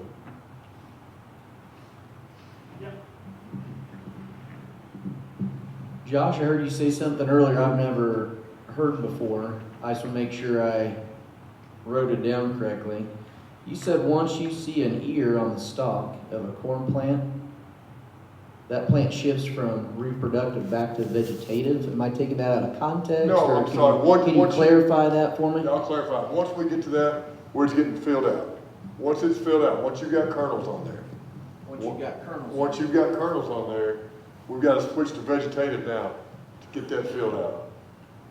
That becomes a vegetative process to fill kernel. My mind's broken now, see? I'm tired too long. To fill the ears out with kernels, it becomes a vegetative process. And that is primarily a hormonal modality. I'm not telling you it's not nutrients, but look into what hormones are going to facilitate that. It's fun to look these things up ourselves. Look at what hormones are going to facilitate that. Cross-reference that with the nutrient. That's what he said. What did David say about PGR's lake? Said you can sure mess something up, and I've heard him say that before. So primarily I stay away from PGRs. Primarily I stay away from PGRs because I think God knows things that I don't know. So when those hormonal shifts are occurring, I try to play to the natural proclivity of that plant, look at what it's trying to do, what that time it is, what hormones facilitate the actions, and what nutrients are going along with it. Delaying ethylene too is going to be what you want to look at. Delaying ethylene late season. That's what you're trying to do. Cobalt will help you on that. I'll give you that. You mentioned phantom yield loss and harvesting early. So where's the breaking point there if you're getting 3% drop per point of moisture? Like if we don't have our own dryer.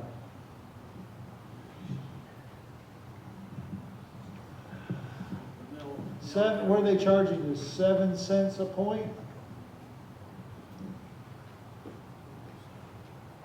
Well, my goal to maximize yield is 24.5%. If I want to maximize my yield, I want to pick no drier than that. You were getting ready to ask a question? Yeah, you made a reference earlier about it being like a marathon race and how we're having to probably put a faster guy at the end of that relay race. So what like production level practices on our normal acres are we still doing when we're shooting for higher yields that are actually detrimental because we were just shooting for average and then decided, oh, we're going to push this, but you can't put a 2x4 back into a house after the structure is, drywall. Does that make sense? So let me make sure, what have we done for average corn that's hurt us from finishing it off for high yield? Yep. What production level practices that we're doing on a yearly basis that we're taking with our mindset into a high yield plot that is detrimental because we're already starting off as average as opposed to putting a sprinter at the front and a sprinter at the end. Okay, all right. Rather than talking high yield, let's talk percentages. Because if you're planting a crop for 220 bushel corn and you now all of a sudden want 350, you don't have enough plants out there. So you've already hurt yourself at seeding. Now I focus on I want 10 bushels per 1,000 plants that I plant. So from a seeding standpoint, you can harvest I've harvested up to 13 bushels per 1,000. So that gives me a little range, but most guys are probably in that 6-7 bushels per 1,000. So you got room there. Then, so what are we doing that's hurting us? That's what I'm hearing you say, right? Fertility early.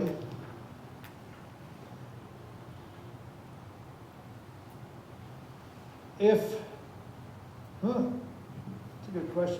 Somebody asked another question. I got to think about it. No, I got to think. Okay, I mean, can I ask you, do you think that when we're just running a fungicide and not adding to that, because most people are running a fungicide on what, 70% of the acres where we're at, 60, 70%? If they're only running that fungicide, are they hurting themselves by not trying to needle that a little more by running something accessory with that? Well, if they're just doing a synthetic fungicide without any micronutrient package along with it, they've hurt themselves because one of the last things you said ethylene blockers. So they're stopping the ethylene production with some of them, but now what's the crop going to be able to do if it doesn't have all the grocers to keep going? Then she's just stayed myself green, but now I can't fill it. So then what do you start seeing then? Then you start visually seeing those micronutrient deficiencies on the leaf. That was a green leaf. I mean, you talked about the boron and then the potential calcium where you see that wrinkle on the edge of the leaf as opposed to there. So yeah, that's a good question. I got to think on it.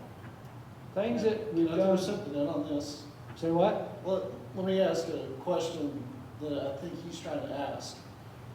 From your, how many of your acres of extremely high yield corn you grow, do you treat your planter differently and do you treat your first spray differently for setting your potential as high as you can? It may tweak a little bit through V6 to V10, but you're still trying to set the highest potential, correct? Yeah, like I said, the planter's the same. We pull that first where it differentiates is when the corn comes up. Then the first tissues, then the tissue samples, the next box we check, and then we just monitor it, looking at weather. I mean, I want to go to fertility, saying that we early fertility. Phosphorus, we can fix that one as long as it's warm and we're making sure the exudate's going right. Potash, we can play later on potash. Micronutrients play a huge role on the back end of the crop. Yeah. I can't think of something that on my production corn outside of population that's really hurting me to ramp up. I think what's going to come into play is the grower going to pull the trigger before he knows he has a chance. You got to be up front of these problems. Yeah. better answer. Now, I'm gonna sleep on it tonight, and I'm gonna say, damn, I wish I'd have said this, what a bonehead move I was for not saying that.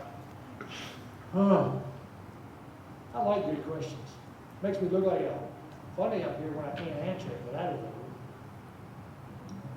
All right, well, since we can't end on that, let's get one good question, and then. Get an easy one. Yeah. I think Mark's had his hand up 5 or 6 times. He just needs a mic. Well, give it to Dan, we'll give Mark. So a lot of talk about boron, and I think previous conversation that I had with Philip at one point was that foliar applying boron is actually not a very good vehicle to get boron into the plant. There's challenges involved with that. You want to speak to that a little bit, or have you found success with an alternative? Or We've made strides, but you're not going to do it all in one application. Tell you what I'm going to do. I'm going to defer to you on that because you can answer that clearly. Petey, what you got? Repeat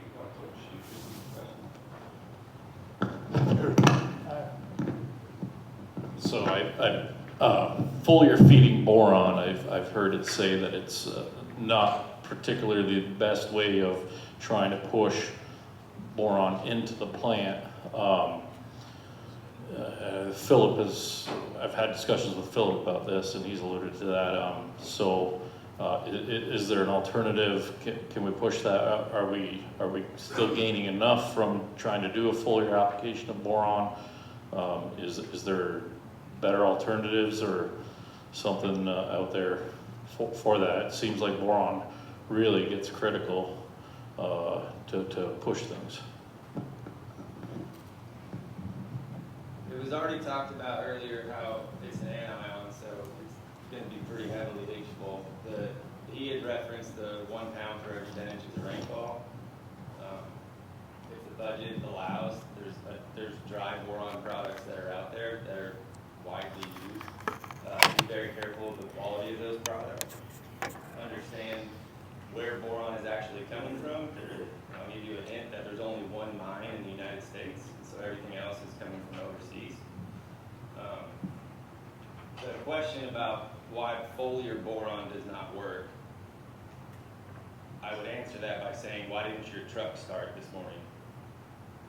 Is the battery dead? Do you have gas in the diesel or gas in the gas tank? Do you have your keys with you? Do you know where you're going? I don't really feel like you can blame a foliar application not working because of boron. We just asked the university why it didn't work, and they'll just say boron didn't work. But there could have been a timing issue, could have been a tank mix compatibility issue, the pH of your water could have been an issue, calcium could have been an issue.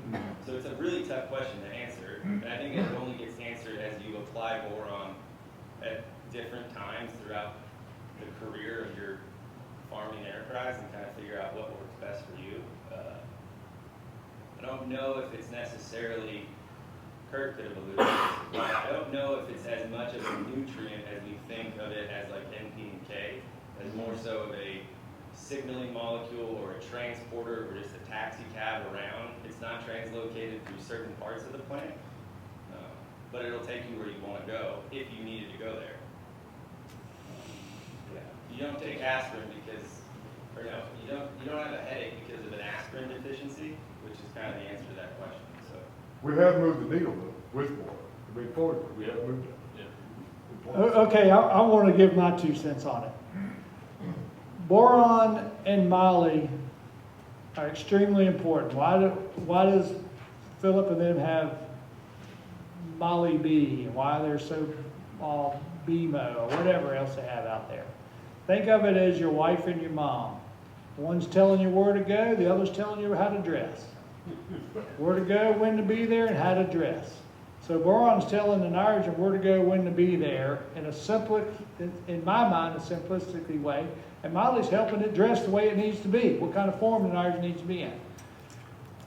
When you make a foliar application of boron, we will most all agree boron is probably the most leachable nutrient in the soil. but it does not move from one leaf to the next.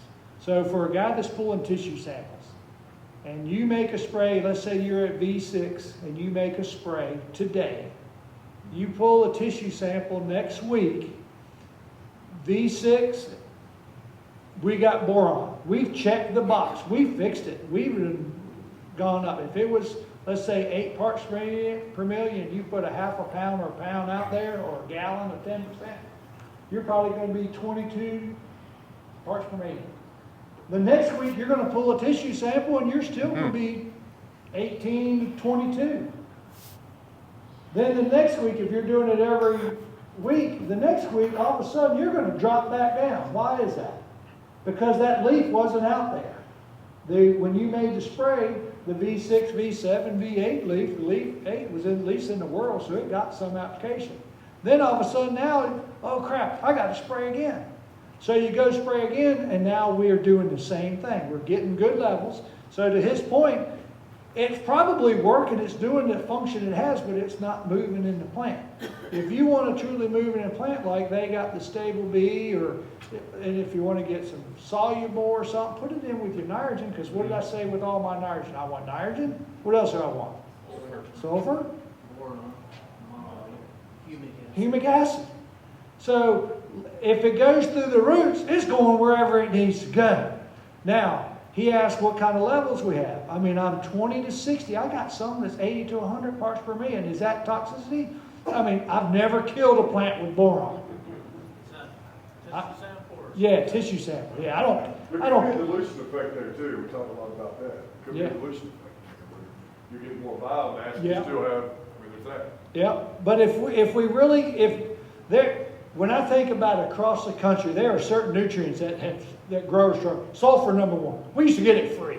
Crap, now I got to buy it. Boron, number 2. Manganese, number 3. If I had to pick 3 nutrients, and then magnesium is a struggle because some people got too much, and then some don't have enough, so they're just using wrong lime sources, or they're just not, don't use K-Mag because it costs too much money. So boron is a real problem. Growers aren't using it. When I think about when I first started farming before I was farming with after college, they were using starter. We always had boron in their starter. They always had boron. They always had zinc. Why? Boron always had better pollination. Zinc, why zinc? Corn was always a little bit drier come harvest time. Just growers are great observers. But then, did we run out? Sure, we probably ran out early on in the 70s and 80s. But they saw an advantage to it. So yeah, just like what he said. You're probably addressing it, and then it's playing out like like he just said, Mr. Thurman just said, diluted. But put it in the ground. Don't broadcast. I mean, I was never one that said you could build soil with boron. All right? But I've been at the Hefty Brothers, been on their field day, done stuff with them. I have had arguments where I get red in the face with Brian Hefty on boron, saying, you cannot build it. He's like, yes, you can. I'm wrong. On their soils, they can build it. Our soils, you can build it way down. I mean, it's just flushing out. I ain't going to build it. I'm 10 pounds every application on alfalfa. After every cutting, 10 pounds. Yeah. Up to 30, 40, sometimes 50 pounds a year. Shoot, with the dry they got a nutrient, I can't think of it. 10%, ain't it? Yeah. Are you saying dry or liquid? Dry, I'm doing dry. Yeah. Yeah, I think it's 10% because I'm spreading AMS and boron and sulfate and K-Mag with it. I got a half a pound in my starter, roughly. When I'm putting out slugs and nitrogen, I am a pound, and then we'll spray a quarter to another half pound. I'm as much on regular production corn, I'm 3 pounds on just regular average corn. Your silks look different? Say what? Your silks, where you have that at? Yeah, I mean they're color-wise. And then irrigating stuff, we're 5+ pounds. I am anal about boron. I'm as anal about boron as I hate stink bugs. Last one? I guess that was the last one. Wait, got one here. How fast do you plant your exact work? Oh, the question is, how fast do I plant? Rick, I look at my, all right, you just want to answer. 4.5 to 6.5 mile an hour. I'm focused, when I look at my monitor, ground contact's number one. If it's not on the ground, we're not doing a good job. So of course, simulation. And then on John Deere, I look at that CV number. But most high yield stuff at 50,000, we're going 3.5, 4 mile an hour. It doesn't like going too slow. So whatever I got the best ride and ground contact, to me is important. Now, a lot of times the question is, what's the best seed to plant? And the seed guy he left. Where'd he go? Gone. He got all he wanted. He's going back to the university. Say, you wouldn't believe what I just heard that guy say. And he probably went and talked to Fred Vila. Usually people say, what's the best seed to plant? Small rounds, large flats, it doesn't matter. Get your meters calibrated, whatever your planter plants the best, because the small rounds, the large rounds, the small flats, medium flats, large flats, they all got higher yield potential than we all going to ever see in our lifetime. So whatever your meter plants the best. What is the exact emerge meter? Rounds. It likes rounds. When we put the ExactEmerge planter on, we were running precision. I like precision, but I wanted something different. Sandy doing the same thing over and over again. So I'd ordered all flats. Precision likes flats. I send my meters off every year to Rob Gary up in Harrington, Delaware, get them calibrated. It likes flats. I ordered all flats. We did the performance upgrade. I'm trying to swap out. If you got a John Deere ExactEmerge, they have a bowl for flats. It's better than the normal bowl. It's got a little ridge somewhere, and it'll handle flats a little bit better. But I'd much rather plant rounds. Precision, for what their experience was, likes flats. So whatever your planter plants the best. If you run case, I'll pray for you. But whatever. I'm just pressed. But no, find out what your meters like the best. All right? And then with this new Invigorate DF, I didn't know about this, Philip. That's why you're here. Yeah, okay. So that's why I asked it, has it got graphite in it or talc? I mean, you want graphite. So, all right? Thank y'all. All right. Thanks, guys, for coming. The only thing I will throw out to you is we have started a podcast, and we're trying to be pretty active on all of our social platforms. So if you guys could view those, I think most people have liked what we've done so far. We're trying to give you guys more agronomic content, more things that can help, very similar to what we did today. So if you're active on any platform, I think we're on every platform, my understanding is correct. So just like our stuff, view it, and we'll try to continue to give you guys good information. So thanks for coming.